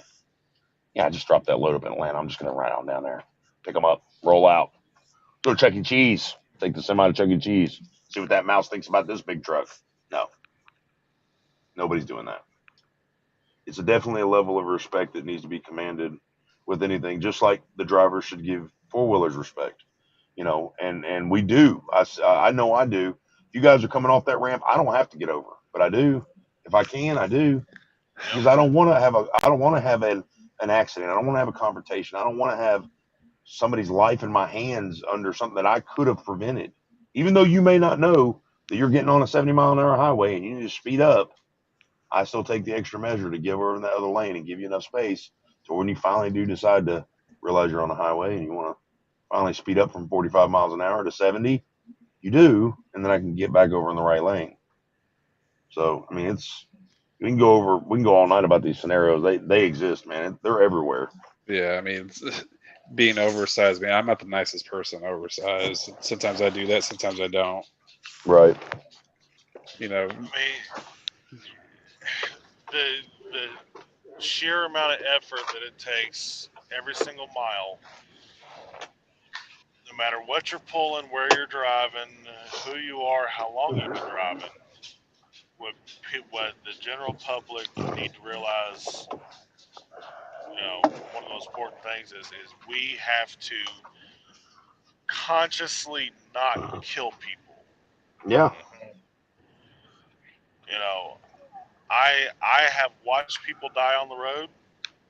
I've watched accidents happen in front of me and actually had people die in my arms waiting for the ambulance to show up because of either incompetence, laziness, inattentiveness, whatever you want to call it. The drive that I made down from Missouri to Memphis yesterday, I can't tell you how many people I could have run off the road and kept on going. Yep. And when we get into the cities, y'all need to realize we're not trying to be assholes. Some of us are impatient. I will admit that. There are some that are impatient.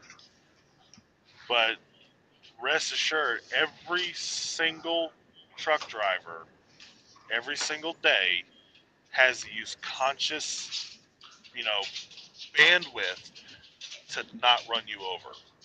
Yep. We know that's like second to waking up and just yawning. I mean, it's second nature. We know that what we're up against. We have to drive for ourselves, our safety, and everybody else's safety around us. Doesn't mean mistakes aren't going to happen. Doesn't mean there's not going to be idiots in the world. It just means the simple fact that right off the bat, breath one, every day, we know what we're up against. Yeah, I wake up at the start of my shift every single day, and I'm not a deeply religious person, but I do say a little prayer for me and for everybody that might be around me. Please, please don't let me kill somebody. Right. And Definitely. at the end of the day, you know, I set my brakes, do my post trip, light that cigarette, and go, it was a good day. I didn't hurt anybody. I didn't kill anybody. And speaking from experience of having been in an accident where people got hurt, it is the worst feeling. Well, it's not the worst feeling I've ever had in my life, but it is definitely in the top 5. Right. I mean, you know, depending on who you are, what your background is, you may have experienced worse things like I have, but all the years that I've been out here doing this, the fact that I continue to keep doing it shows that I put the effort in to not hurt anybody. Exactly. Because if you're someone who doesn't give a shit, you won't be doing this very long. No, you won't be doing this very long, will you? And that's a lot of the reason why I know you guys can't see me because I set the laptop up here while I was doing paperwork. But that's a lot of the reason why a lot of these veteran drivers are upset about these driver-facing cameras. You know, not just at Prime, but other companies. You know, you read all these comments and stuff. And I know Prime, as we saw on the video that I posted about the update, they said in text and on the video there will be no driver-facing cameras. They said they're testing driver-facing technology. So I haven't found a driver-facing artificial technology, artificial intelligence technology. It's crazy, but it's got to have a camera. I haven't found it yet, but hey, I'm going to give them the benefit of the doubt. We're going to see. Maybe they've found some magical technology that nobody else knows about. I don't know. But that's why a lot of these drivers are upset about this, is because they've driven for, like you, Matt, 15, 16, 17, 18 years, no issues with the same company most of the time. And now they want to put a camera on them. And it's like, why? Like, why is an outward facing camera? Because I'm all about that. If Prime wants to put the outward facing camera, I'm 100% for that. As long as it doesn't, as long as it doesn't record audio, put it on there. I'm good with that, because my conversation should be private. Yeah, well, my conversation should be private to me. You know what I'm saying? I mean, they should. I shouldn't have to talk to my daughter about a private issue she's having, or my wife about a private issue she's having, and have somebody else potentially be able to listen in on it. And just like everybody else's privacy should be their privacy. But if they want to put that outward facing in there, that's fine. I think every driver unanimously is pretty much all for that. Yes, I want that protection in an accident. But let me ask you this. Can you take that outward facing one and throw it away and put a driver facing one on there? Will that protect you from an accident? Will that inward facing camera alone take care of that accident? Nope. It will not prove one way or the other who's at fault for that accident. But guess what? You take that inward facing one away, just put that outward facing one, it'll prove it every time who's at fault. Every single time. Well, the other bad thing about driver-facing cameras that some people probably don't think about, if a driver knows that he's got a camera staring him in the face that's going to see any little thing that he does wrong, right? If the driver has any kind of common sense, it's going to make him walk on eggshells. Yep. And you're going to be consciously, putting effort into not doing anything that might get you a red flag, and you're going to lose concentration from the bigger picture. Now, you want to put a driver-facing camera in my truck? I don't own this truck. You own it. You want to put it in? That is your choice. Right. Me, with my qualifications and experience, I can go work anywhere I want to. Exactly. And I can always find a company that won't do it. The company I'm at said it'd be a cold day in hell before they ever do it. Right. But, not everybody has the freedom that I have. I have more freedom than Freight over here has. Oh yeah. I can mostly because my wife sleeps in the back behind me while I'm at work. My boss. Yeah, I mean, I can lose my job tomorrow, and I will not even be worried about it. Yeah, I know. But, Go down. It's a very touchy subject, man. These cameras are, and these, it really hits home to a lot of drivers about, a lot of issues. There's a lot of different good points on it. We've all went through them with the videos and stuff, and it's getting to me, it's getting overplayed. And I keep bringing it up because I keep seeing this stuff on my channel about it. And yes, I truly believe that inward facing is not the way to go. Outward facing, 100%. Inward facing, no. But does Prime already have outward facing cameras? No, they're putting them in trucks now. They're running test phases now. So they're really testing the inward facing technology, whatever that is. Like I said, they've already said it wasn't video. I mean, I've got proof of that on the video that I did, and we can. I mean, if you guys haven't seen it, we can watch it. If you want to watch it, put it in the chat. I'll throw it up here. Just a piece of it. But what does it say? Rich says I'm not feeling the love. Why? What's wrong with you not feeling the love, bud? Love the content, brother. Super solid. Thank you, TG. Prime is always hiring. Just depends on how many people and where. So TG asked, is Prime hiring? Yes. Depends if you already have a CDL with experience or you're a brand new puppy. If you have a CDL with experience and you have a good work history, especially if you got a team driver like a spouse, they'll pretty much roll out the red carpet for you. You're a new guy, it all depends. It just depends on if they've got available slots, whatever. Prime is a reefer-oriented company. They cater to the reefer division as far as the customers. I mean, we have an abundance of reefer, way more reefer trucks. The fleet's way bigger, way more reefer trailers, way more reefer customers. 100% larger, 1,000% larger than flatbed, almost. I mean, it's crazy. Yes, those numbers are exaggerated, but 100 is not good enough in my eyes. The flatbed division, roughly about 800 trucks as of last time I checked on the numbers. Reefer, I would probably say we're probably in the close to 6,000 trucks range, maybe 6,500, something like that. So we've got a lot of reefer trucks, 100% versus any other division. But they swap it up. Every month's different. I tell you guys, if you're wanting to come into Prime, check. Every single one of my videos has that contact info for my recruiter. Doesn't matter if you use a referral code for me or not. Contact Dustin. Either way, submit your application. Contact Dustin. He's going to let you know what's up. The best time to apply is always the first part of every month, the first week. And I would say day one of every single month, apply. If you're going to apply then. If you're like, hey man, I'll be ready in the middle of this month, I'll apply then. No, wait till the end of the first of the next month, because that's when all the new hiring requirements come in. That's when they're going to want you guys. So, and I will tell you this though, doesn't matter whose referral code it is. If you have a referral code on that application, this came from recruiting themselves. If you have a referral code on the application, they're going to kind of prioritize you guys because they know that your interest in this company is serious. You've been outreaching out to drivers and stuff. It doesn't matter if it's mine or if it was Matt, if he was here, or if it was Tim, if he was here. It has no difference. That referral code kind of prioritizes your application for the simple fact that recruiter knows they've been reaching out to people. They've been talking to people. We want them over here because obviously they have that solid interest in them. Yeah, when I did it in 2021 using your code, she told me it bumped me to the top of the list. Yep, it's truth, guys. So it doesn't matter if you have another favorite YouTuber that's not me. Use their referral code.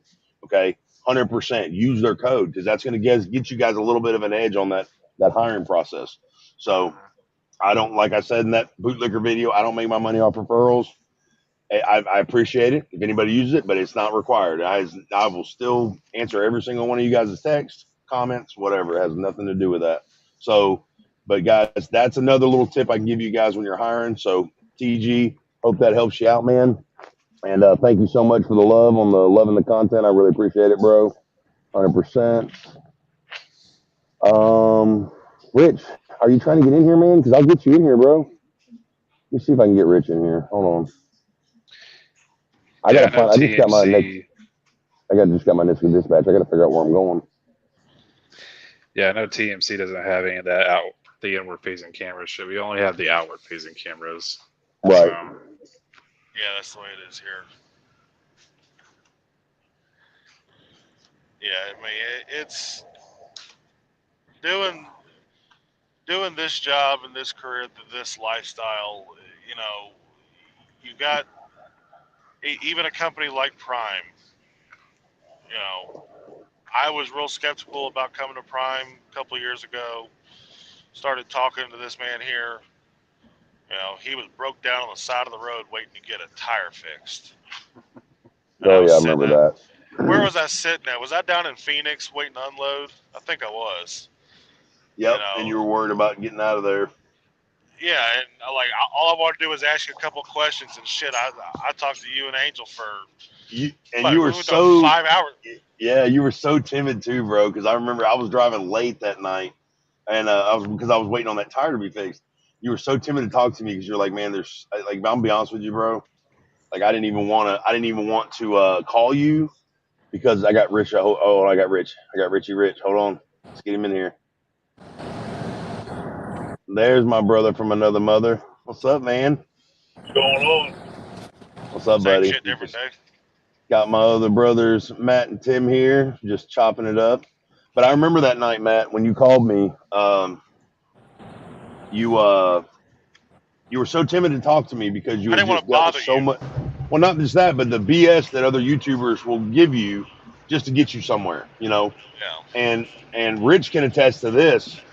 When Rich was coming to Prime, there are YouTubers out there who will manipulate you to the fact of, hey, I'm not doing nothing for you unless you use my driver code. Yeah. And that's the type of people you need to stay away from. If you're coming into this industry, somebody says that to you, walk away from them because they're not there for you. They're not there for your benefit. They're there to get that $100, that $500, that $1,000 bonus. That's all they care about. I guarantee you, once they get that from you, you'll never hear from them again. Yep. The only way you'll ever hear from them is if you keep watching their stream or their channel. Guys, it's a joke. I mean, it really is. It is a complete joke. If I didn't enjoy this, I wouldn't even do it. I mean, I just enjoy doing this and being able to hang out with my friends on screen too is pretty awesome. So, yeah. Yeah, I mean, sorry, it's. I was sleeping all night. you are choppy, bro. Where are you at? Connecticut. Oh, okay. Well, you're right around the corner from me, bro. Well, I'm in Connecticut. I'm on 84 West, heading down to Lebanon, PA, Walmart, DC. Bro, I was just there. I was just there this morning. Yeah, I come out of Maine. I went to Lewiston, Maine, and picked up a load of salt out of Mansfield, Mass, and I'm going home after this load, dropping this trailer and taking a trailer to Palmyra, and I'm going to fuck home. That's awesome, man. You gonna get some good home time? Yeah, I'm gonna go home until the 7th. I'm gonna come back out on the 7th. I'm gonna smoke a couple pork butts, get a couple river ponies going, and What's your address? Falling Waters, bro, West Virginia. Hey, come on down, brother. Yeah, he will. He'll feed you good too, man. That guy knows barbecue, bro. Yeah. He's earned that. He's earned that title. Richest River Smokers, West Virginia, bro. I'm telling you, that guy got some fall off the bone, melt in your mouth barbecue. Yeah, come on down to Memphis. We'll see. Oh, don't be talking your shit about Memphis now. I understand. It's all good though. Hey, you can't beat it, man. Hey, best barbecue comes from the river. You just remember that. Yeah, like, come on down to Kansas City, man. Do what, baby? No, baby, I'm done. I'm just chopping it up. I'm about to take off. Better get moving, boy. Yeah, no. Boss is awake. She done caught me. Yeah.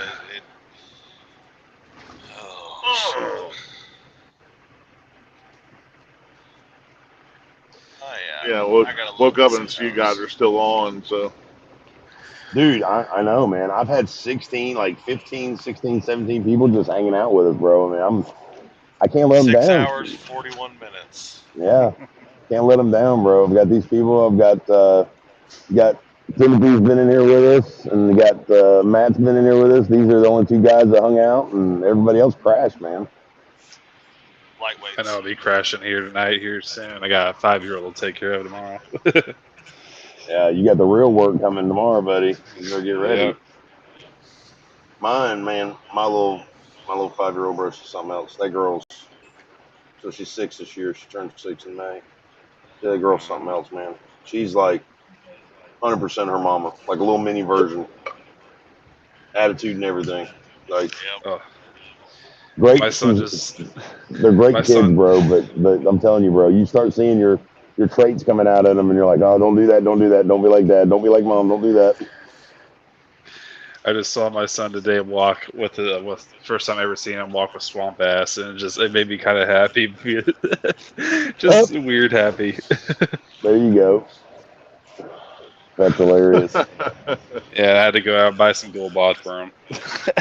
Heck yeah, I gotta find some coffee somewhere, man. That's bad for you. Should have a coffee pot on the truck, man. It's good stuff. TG says, how do you feel about hauling local freight with inward? I don't think there should be any inward cameras in anything, TG, to be honest with you. And I've got nothing but love for local guys. I mean, regional guys. You know, that's the thing about it is, man, when you find real people in this industry, they don't care what name's on the side of your door. They don't care what division you haul. They don't care what kind of trailer's behind your truck. You know, you got to look. The sad part about this industry, I'm gonna tell you guys, is the fact that people don't look at us as human beings. They look at us as vehicles. Yep. We're not looked at as individuals. We're looked at as trucks. And that goes for the same thing as a lot of companies that we work for. A lot of companies that employ us as drivers look at you as a number. And it's pretty sad. But I don't think inward facing cameras should be in anything, to be honest with you. I think it's a joke. I think it's a way to find the driver at fault for something. I think it's a way to micromanage the driver. And I think it's a way to make that driver feel inferior to that company that they're hauling for. I don't think it's nothing's good's going to come out of it at all. I don't care what anybody says in the name of safety. I think old Dennis Davis is trying to make a name for himself, and I'm not. I am totally not down with that.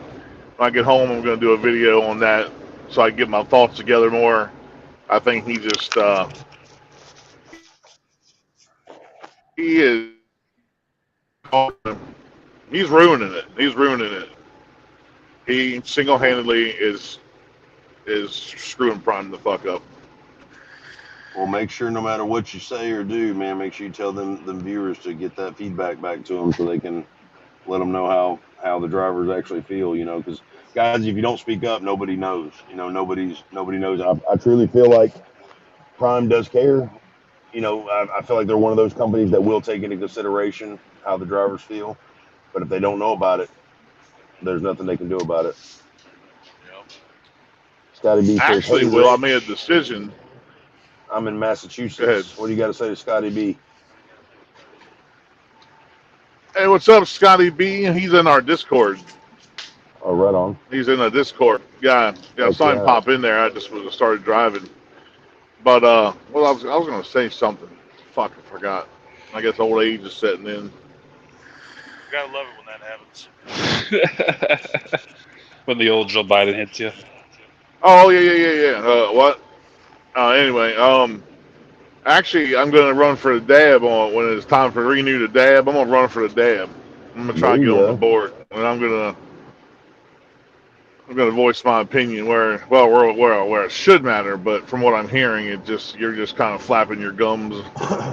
Well, I can tell you this: there's a lot of drivers that may meet you with resistance on a lot of the hot topics that need to be talked about because those drivers don't believe that those issues need to be covered. They kind of feel like there's some drivers that may feel like you're creating resistance instead of trying to solve it. So, well, you know me, brother. I'm all about tension. I'm all about it. Let's bring it on. What's the dab, if I can ask?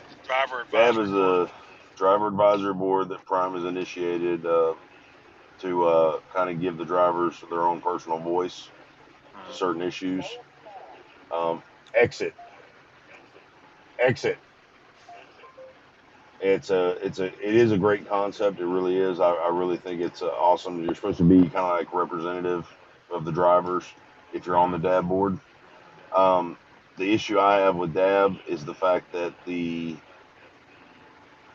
small things that drivers are concerned about, parking, which is not small, it's big, but amenities, stuff like that is usually on the docket. When the big things like these inward facing cameras, stuff like that, the real feedback, the real hard to swallow issues, you kind of get overlooked and just passed on to upper management to make the decision. And I wish Prime would really allow the drivers and really take in the drivers' feedback to an extent during those meetings on those hard to swallow issues a little bit more, and kind of really reach in depth before we just start testing stuff. Let's see Let's feel out how our drivers feel about this increase in training pay. Let's feel out how our drivers feel about us changing this protocol around that's been in place for 10 years. It's been working fine.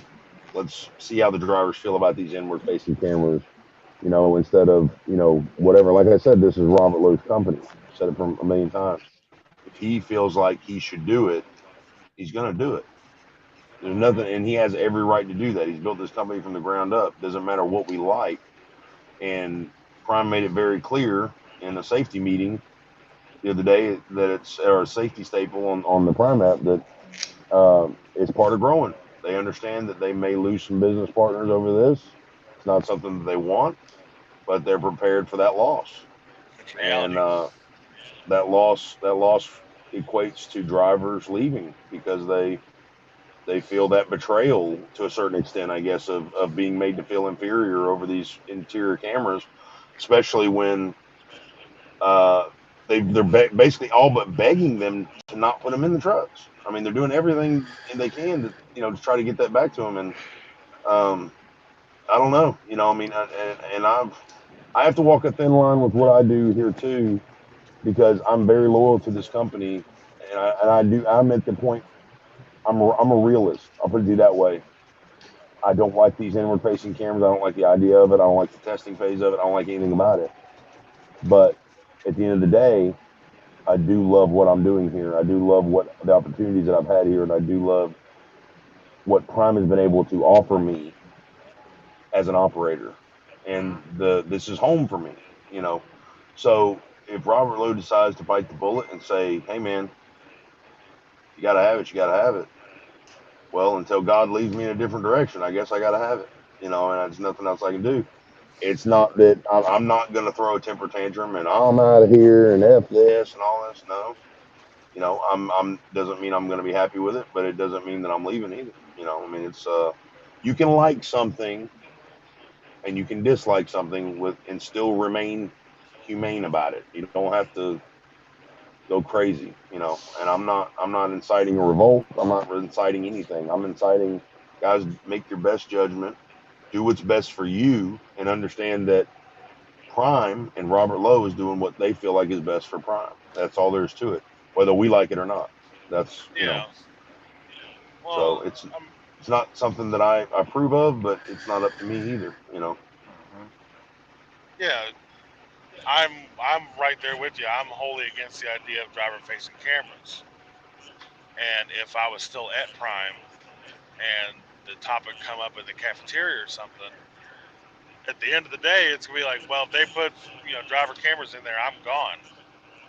And me being completely against the idea of putting them in there, I'll look right at you and go, you have the choice to leave. You didn't sign your life away to Prime. If you don't like it, go somewhere else. Right. If you're willing to put up with it, right. You make your decision. And a lot of people, yeah, and a lot of people are going to take it that way. They're going to take it as Prime saying, "Hey, if you don't like it, just go drive somewhere else." And essentially, that's what the facts boil down to. But Prime will never tell you that. They're going to tell you they don't want to lose you. They don't want you to leave. And I truly feel like they don't want to have to call their customers and say, "Hey, look, we planned on 20 trucks being in this area today, but we just had 20 guys quit." They don't want that.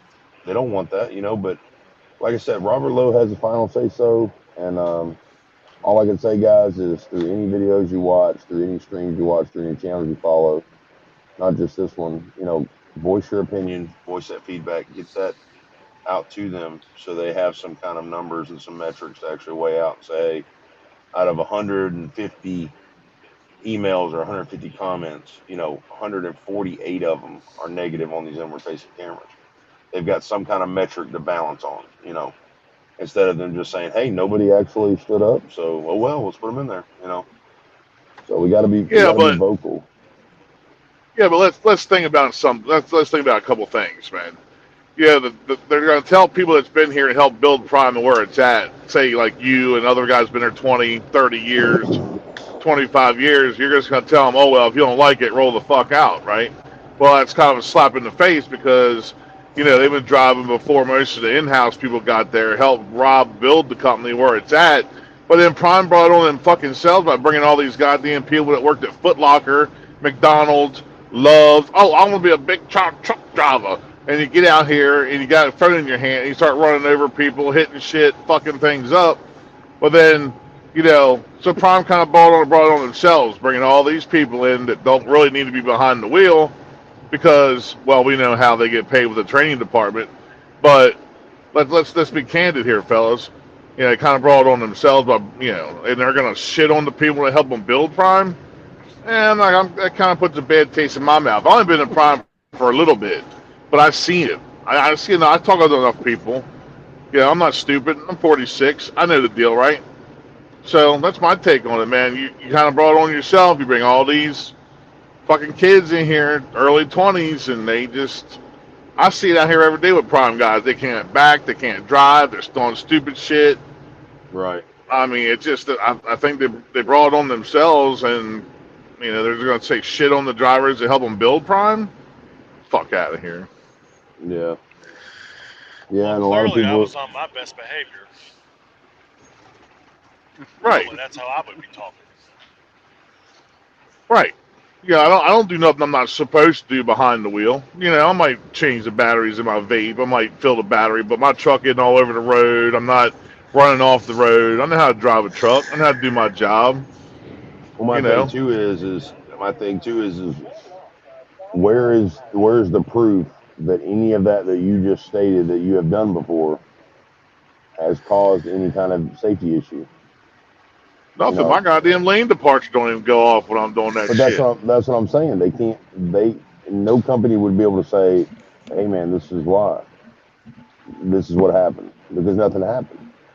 And that's what a lot of. Well, my safety record speaks for itself.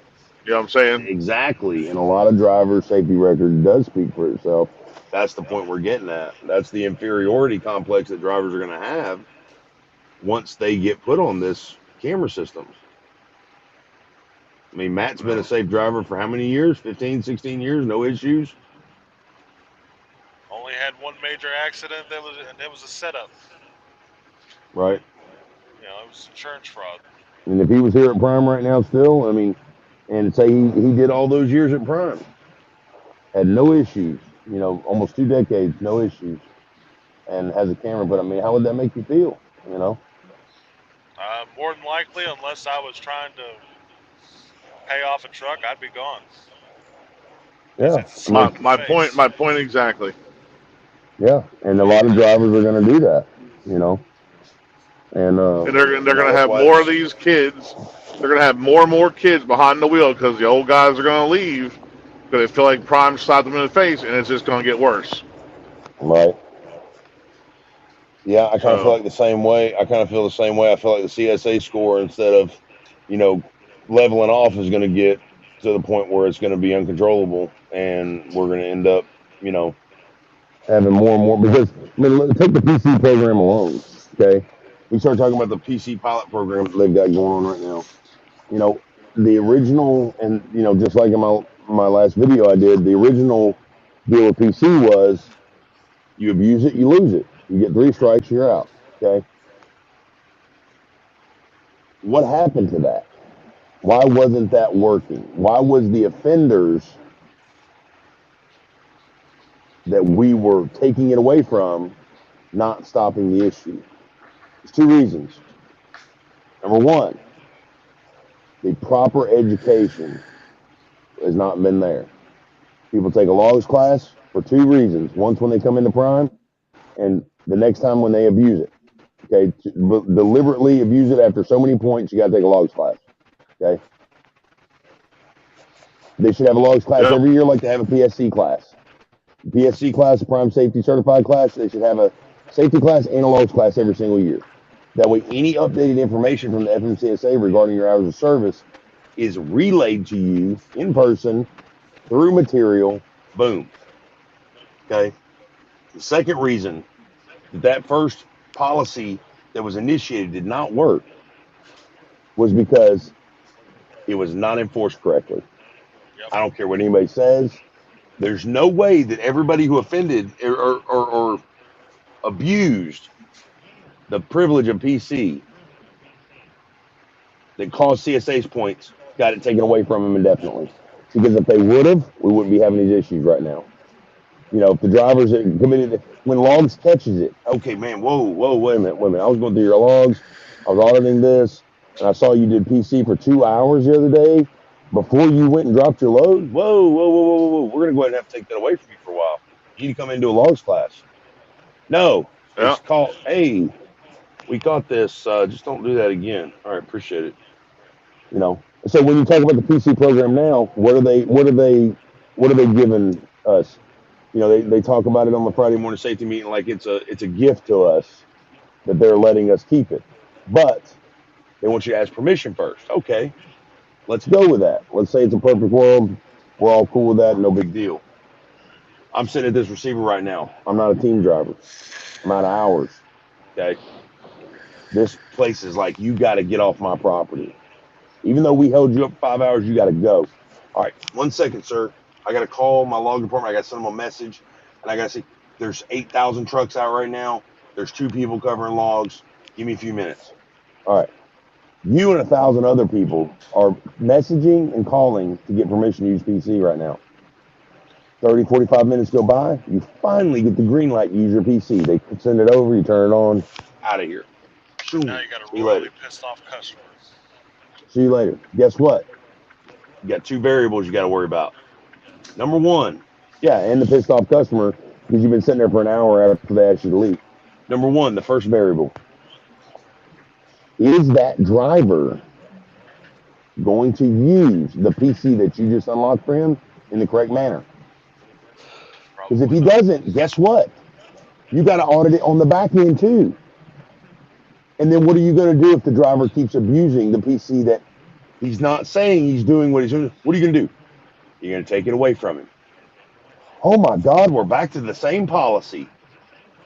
All we did now was we made it very hard for drivers to access what we already should have.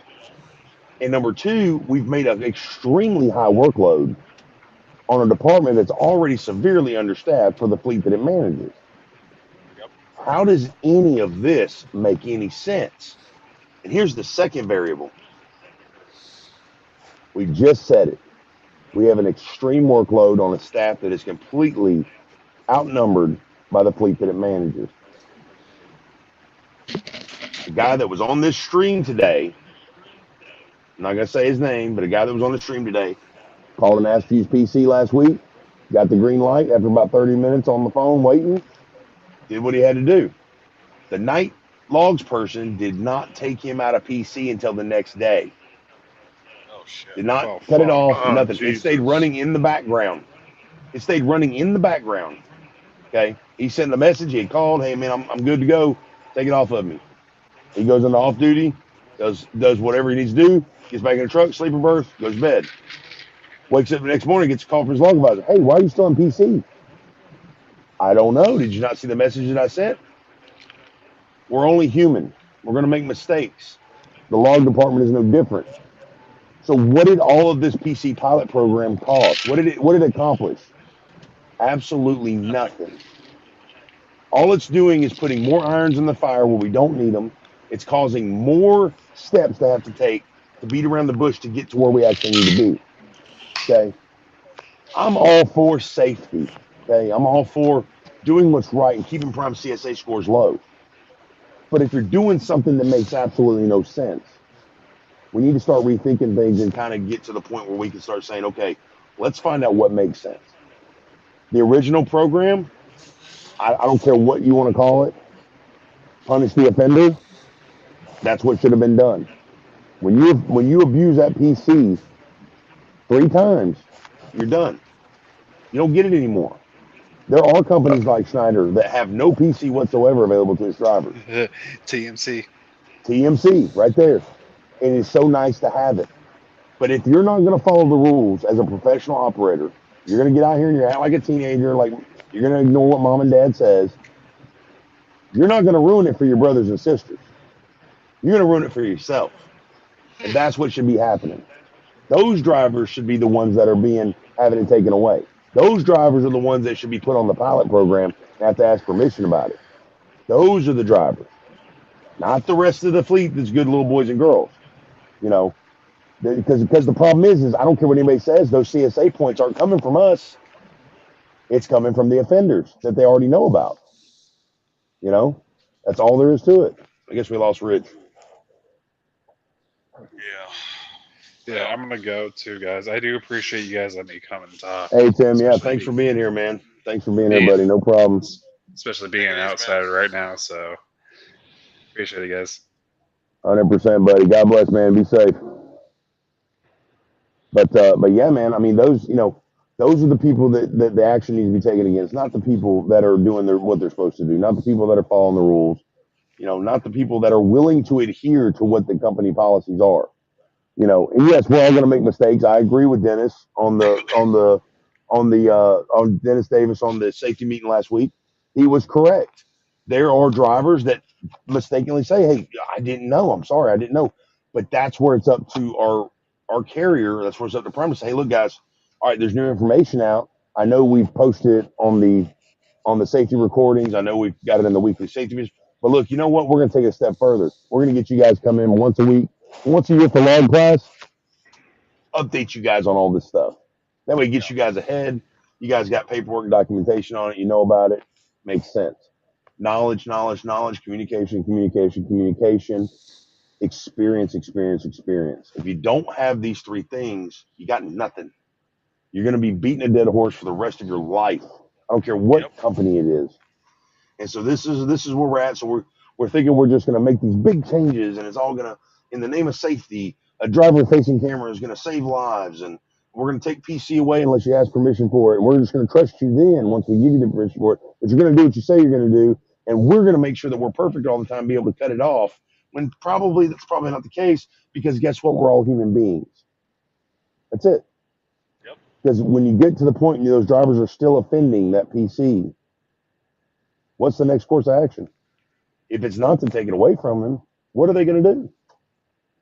You know, what are they going to do? Just take it from everybody?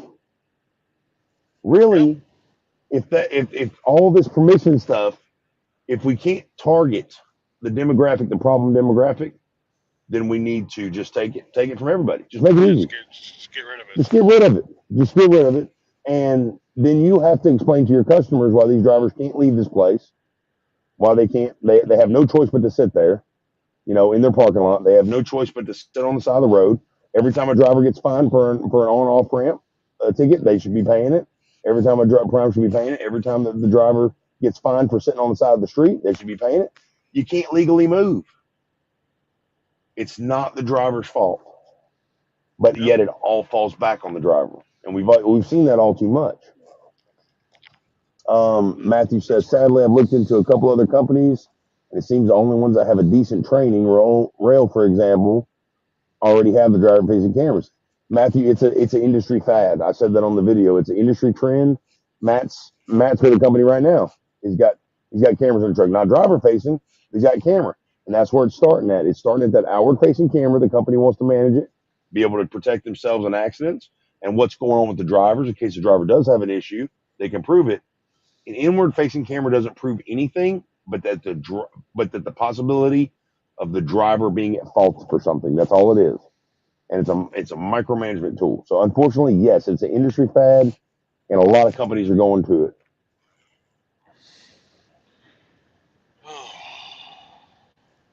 Scotty says the driver-facing cameras come in industry standard. We have them in a select few of our trucks too. It's never ending, man. It never ends. Like it's coming. And like I said, if it comes to Prime and Robert makes that final call, so be it. That's what it is. There's nothing I can do about it.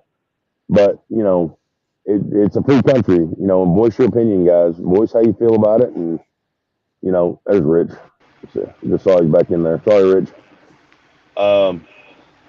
But yeah, voice your opinion to them. Get that information to them how you guys feel, man. And that's the best thing you can do. You know what's funny is that video that they played when I was at the terminal. I took the 4 days off on a little bit of a little bit of siesta there. The guy showed the guy on the phone and plowed into that. There was still a driver-facing camera, and he's still on his goddamn phone. So what's it going to mean? Like you said, it's not going to save lives. he still killed somebody, and there was a camera in there. Yep. Well, the camera can't stop you. The camera's not going to be able to stop you from driving erratically. It's not going to be able to stop you. All it's going to do is alert somebody else who can watch the footage. That somebody watching a screen has never saved anybody's life unless you were able to do something about it right then. And nobody in a remote office thousands of miles away is going to be able to stop anybody from doing anything. The only thing they're going to be able to do is be like, oh, no, this dude's getting alerts for like the last hour. Let me give him a call. Hey, man, just letting you know, we see ya. We know what you're doing. Stop doing it. You know, I mean, it's common sense. Right? It's not a micromanagement tool. Well, but I gotta go get loaded in 4 hours. I'm gonna try to get some sleep. All right, man. So I got me and Rich, leaving me and Rich loaded, man. The Lone Rangers over here. Yeah, well, y'all be on your best behavior. Never. Matt, I really enjoyed seeing you, man, talking to you, brother. God bless you, man. Congratulations on the baby girl, and tell Mama we said hello, too. I sure will. I'll tell her that you're ghosting me, not wanting to talk to me and everything. Still thinking about her and the baby. What the hell? I still gotta beat her down in Call of Duty. I just hadn't had a chance to get over there to it yet. Yeah. That's right. He does it to me too, Matt. It's all good. Yeah, I'm used to it. You gotta stop, man. It's enough. All right, man. Much love, brother. Take it easy. All right, man. I'll talk to you later. All right, man. Peace. All right. Just the two of us. You and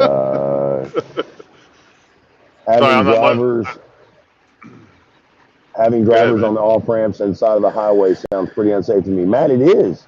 It's very unsafe. But that's the issue. Unfortunately, the fact of the matter is already due to the parking situation, we have nowhere to go. So a lot of times we're forced to be on the side of the shoulders of ramps or rest areas or whatever. And it is very dangerous. It's beyond unsafe. But when you are, what do you do when you're out of service, you're out of hours? Do you take a violation on your logs and risk getting shut down if you're pulled over or pulled into a square house and get an inspection done, shut down for X amount of time, whatever they deem, and pay that fine? Or do you park it where it's at and try to start over in the morning after you get a 10-hour break? These are the struggles that's real out here in the trucking industry. It really is. This is a real deal.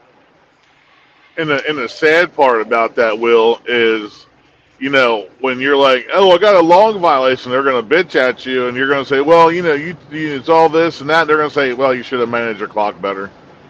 Exactly. Once again, falls back on the driver. Yep. Doesn't matter about anything. Yeah, it's just like they want to take all liability. Shut it down if you need to, Fr8. Dang, bro. Bro, listen, I probably should have shut it down like 6 hours ago, man. But you guys are still here, and I've really enjoyed it. And believe me, man, if you guys got to go, I understand 100%. I appreciate every second you guys have spent here. Scotty B says, I'm still here. That's cool, Scotty. Glad to have you, brother. Matt says, I completely get it. I'm just saying the company putting you in that situation because the PC is ridiculous. Well, I mean, you know, it is. And, you know, I think the thing about it is like, there should be like great thought process that goes into these changes before we just say, you know, oh, we thought about it for a couple of weeks. Oh, we're going to go ahead and do it, you know, and because that's the way it seems like. It's like, oh, CSA score is getting out of hand. We're going to do it. But I feel like if the people who are causing the CSA score to go up over this issues had action taken against them from the get-go, we wouldn't be in the situation. Like, seriously, we wouldn't be there. And yes, I understand Prime is run by humans. These trucks are driven by humans. We're only human, so everything's not going to be perfect. But do they really think this is going to be perfect? This is going to work out? We're already seeing flaws in the system already through the pilot program. I mean, one of my good friends, the PC story I told you about it not getting cut off, happened to him. He was on this channel tonight. And it makes absolutely no sense. I don't understand how they think this is going to remedy the issue. I really don't. Yeah, it's not. It's just going to make it. It's all just going to. I don't know, man. Like, I'm not leaving Prime. You know that. You know. Right. But I just don't. I think, like I said, You know, I think someone, that guy is in there, and we all know who he is. That wants to get out of these safety conventions and says, "Oh, hey, look at this, and I'm going to make a name for myself. I'm going to save things." They're just going to make things worse. Well, I just hope that there's no damage that comes from this. I hope we don't lose a lot of drivers. I hope we don't. I know there's going to be a lot of drivers that are fed up. And there's, like you said, there's drivers that, like Matt said earlier, he said, if I wasn't paying a truck off or I didn't have a lease to finish something, I'd be gone. I hope that's not the case. I really do. I hope we don't have to get to the point where we start losing contracts because we're losing so many drivers. Because God knows we can't bring drivers in that fast. If 1,500 drivers walk off tomorrow, we can't bring 1,500 drivers and put them in A seats tomorrow, the next day. It's not going to happen. We can't do it. No, but I can guarantee we'll all be getting little stacking 3 plans. Yeah, for real. Matt says, I saw someone somewhere having the new head of safety. They want to make their changes and make their stamp. Sadly, I see it in the management all the time. Doesn't mean they're doing right. Exactly, but Matt, that is speculation. I'm not going to comment on that. I'm going to leave that to others to form their own opinions over. Like I said, I just hope that these choices that are being made now don't hinder Prime, the fleet, our customers, our drivers in any way. I hope that there's not something we can go back and say, "Hey, we regret it." That I really hope. I'm sad to say I think that's going to be the case. Scotty says, anybody and everybody that drives a truck, same BS, no matter where you go, just a different name on the door. Unfortunately, Scotty, it is that way. And it really is. I mean, it's a lot of red tape, too. Like, you wouldn't think that trucking would have a lot of bureaucratic crap you'd have to crawl through to get the things. Everything from, what you have to deal with rules and regulations-wise to time-wise, your clogs, stuff passed in Congress. I mean, look at the AB5 law in California. That law that got passed did not target truckers specifically, but it mandated on the transportation industry as a whole the way the bill was written. It wants to defining line whether you're an employee or you are self-employed, like a defining line. That's the reason that law alone and this Fair Wage Act crap lawsuits has been happening for years is the reason why Prime does not hire out of California. I mean, they just police ops there. They will not have you from California at all. Like, you're either company driver or you don't drive for them. Like, that's just the way it is. So, yeah, that's right. Because New Jersey and Connecticut's wanting to try to do it too now. They're trying to take it. If the sitting cabinet or the sitting administration now could have it, they would take AB5 federally, nationwide. AB5 will ruin companies like Landstar, Mercer, Prime, all of them. It's going to change the game 100% when it comes to the lease side of it. It's going to be a nightmare. 100%. Yeah. Yeah, I don't know why they want to try honestly, TG says, honestly, what's your thoughts on leasing in the day right now? TG, I'm going to be honest with you, man. If you want to learn the business side of things and you want to learn aspects about the industry that with a safety net, with a good safety net below you to catch you, God forbid you fall, and you don't want to put a bunch of money into it, if any, Prime's the place to go, man. 100%. Come over here. It's a walk-away lease. I encourage everybody, if you start a lease, finish a lease. Doesn't matter if it takes you 400,000 miles, 595,000 miles, or 250,000 miles. Finish that lease. Hone your methods, hone the way you do things down to a fine science, and then decide whether you should buy a truck or whether you should move on. There's no better time to get into trucking than the time that is now, because it doesn't matter what the market is. Trucking is a main staple in America. It will never go away, ever. There's not enough battery-operated, self-driving AI trucks in this world to take all of us off the market, I promise you. So get into it as soon as you possibly can and get what you want out of it as soon as you possibly can, and then go do something better. That's the best thing I can say. TG, what's my weekly payment look like with the roughly with what I'm like buying my truck right now? Is that what you're saying?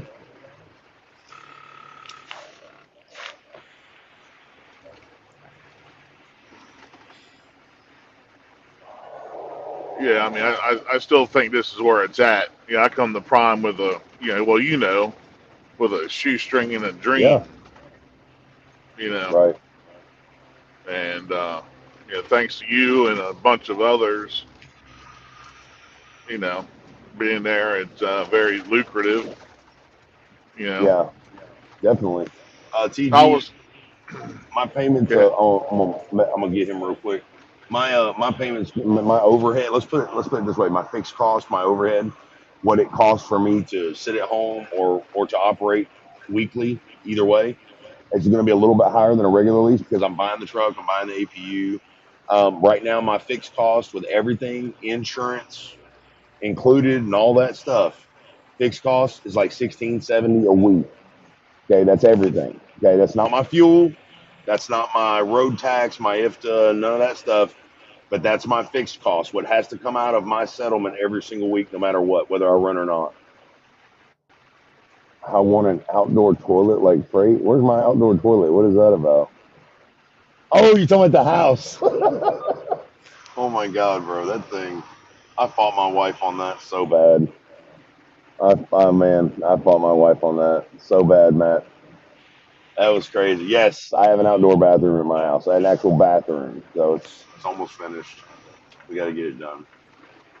I don't know if that's that's when you know you're making prime money, when you have outdoor restrooms outside your house. I guess I don't know. God's good. That's all I can say.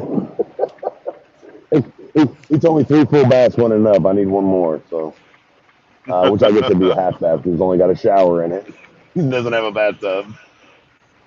But yeah, TG, get in it as quick as possible, man, because the market is ever changing, the industry is ever changing, and the way it looks, the way everything's going, the trend is to put your thumb on the driver a little bit more every single day. So you want to make sure that you get in and get out and get what you want out of it. Our goal is to get our truck paid for and be able to have that financial freedom to say, hey, we want to go home this week. We only want to run 2 weeks this month. Go home for 2 weeks every month, or, hey, we'll run for 3 months out of the year and we'll do what we want to do. I mean, it's just without that overhead payment, I'm literally paying probably $280 a week, to be here.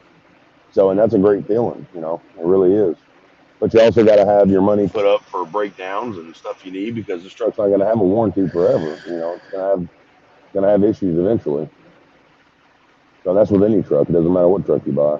So. When I was at the terminal, this old guy, and one of the older guys was walking in, and I didn't know him from nothing, and it kind of stopped me. And he was like, "What's your take on these there cameras they're gonna put in the trucks there?" And I was like, "Well, I mean, I'm not a fan of it, but am I gonna leave a camera, stop my $150,000 a year business?" Right. I really can't say that I'm going to give up 150K because of what they want to do, but Word. 100%. This is life-changing money out here, man. It is life-changing money, man. I mean, I've shared my numbers with you. Yeah, it's more zeros on the right-hand side than I've ever seen in my life. I'll put you guys that way. Like, I've never done a live stream this long before. I swear to God, if there wasn't double-digit people in here, I probably wouldn't even be here right now. But once again, I thank you guys. But I'm telling you, this is, like I said, you gotta realize what you're sacrificing for it too. You guys, you're gonna get out of this asphalt what you put on it. If you're coming into this industry, be prepared to work it and work it to your advantage. Whatever you can do, be proactive, be consistent, be efficient. Every penny truly does count. They have that all over Prime everywhere. Every penny counts. Every penny counts. It's true. No matter where you're at, not even Prime. I mean, if you're an owner operator, you're a lease operator, you own your truck and your own authority, every penny counts. If you're not a company driver, every penny counts, 100%. And even when you're a company driver, because it costs a lot to live out here, it really does. So, I mean, guys, make no mistake, you're gonna get paid. I promise you. You're gonna have to crawl a little bit. You might have to get a little dirty in the mud, but you're gonna be able to stand up on that dry, clean concrete eventually. You're gonna get paid. Yeah. Make no mistake. And Prime makes it super easy to be successful. They really do. Like I said, they're not perfect. There's going to be some stuff you don't like. You're going to be like, man, I wish they wouldn't do this. Kind of like these cameras going on. I got a lot of love for this company, man, because they've given me a lot of opportunity. This company's been really good to me. They've been good to my family. And there's a reason that I am still here after 6 years, 2.5 leases, and I'm still buying a truck. Because you're drinking the Kool-Aid, Will.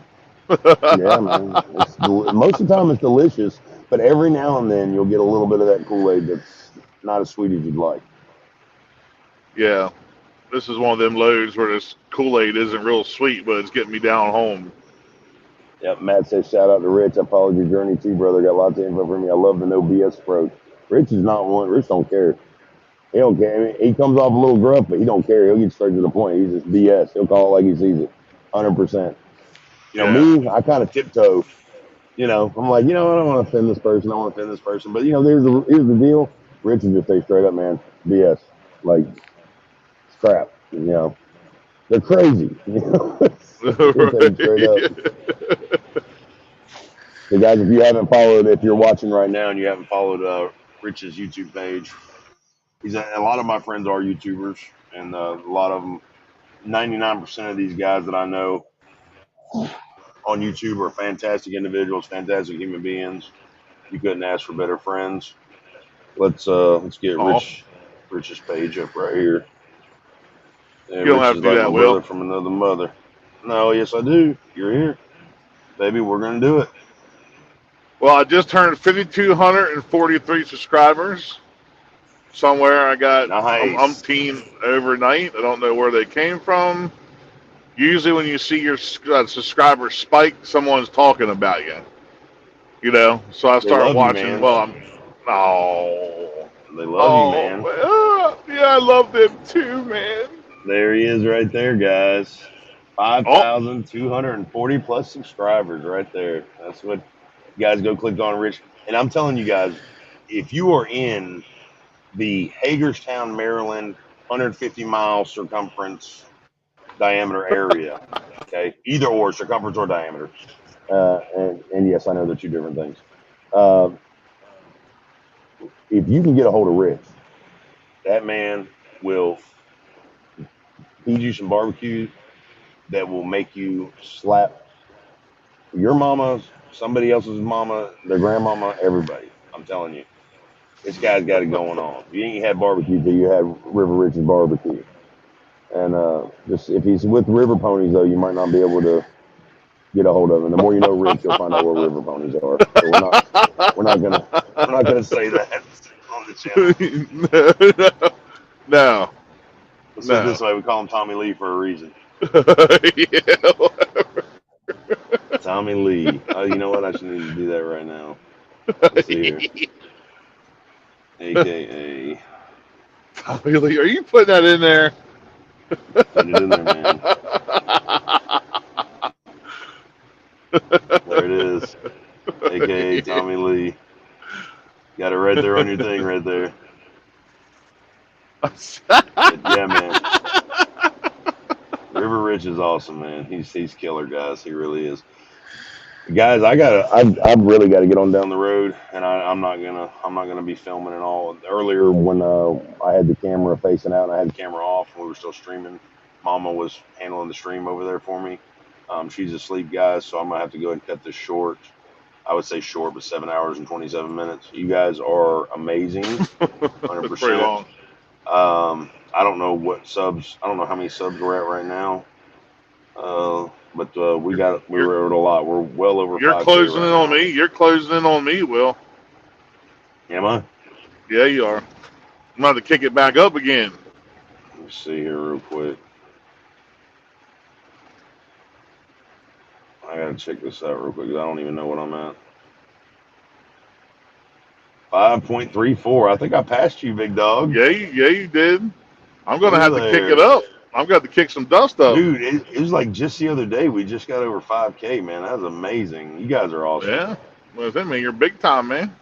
You guys are. I don't know about that, but it's all for you guys, man. 100%. So thank you so much. So I wanted to talk to you guys too before I rolled out. turns out my daughters are getting really big into arts and crafts and crocheting and stuff like that. I'm not going to do a merch line, so I'm not a real big merch guy because I'm not a self promoter myself or anything like that. But I might start featuring some of their stuff if they get real big into this, and kind of letting them do their own little business thing and little entrepreneur thing and selling it. And if they do, what would you guys feel like if like every $20, bought from them, everybody got a Fr8sK8R hat or a Fr8sK8R T-shirt or something like that? I don't know. That was something I was thinking about doing for you guys if that ended up going through with them. So I don't know if you guys would be interested in that or not, but I can get some shirts and hats made up and just give them away for every purchase is made. We can do like giveaways to you guys, stuff like that. So heck yeah, just give them something to do for their own little entrepreneur spirit and teach them the value of a dollar and stuff. And they'll be on Shark Tank before you know it. If you guys want some merch, I'll give it away. How about that? We'll do that if you guys are about that. So right on, Matthew. Thank you, brother. Yeah, I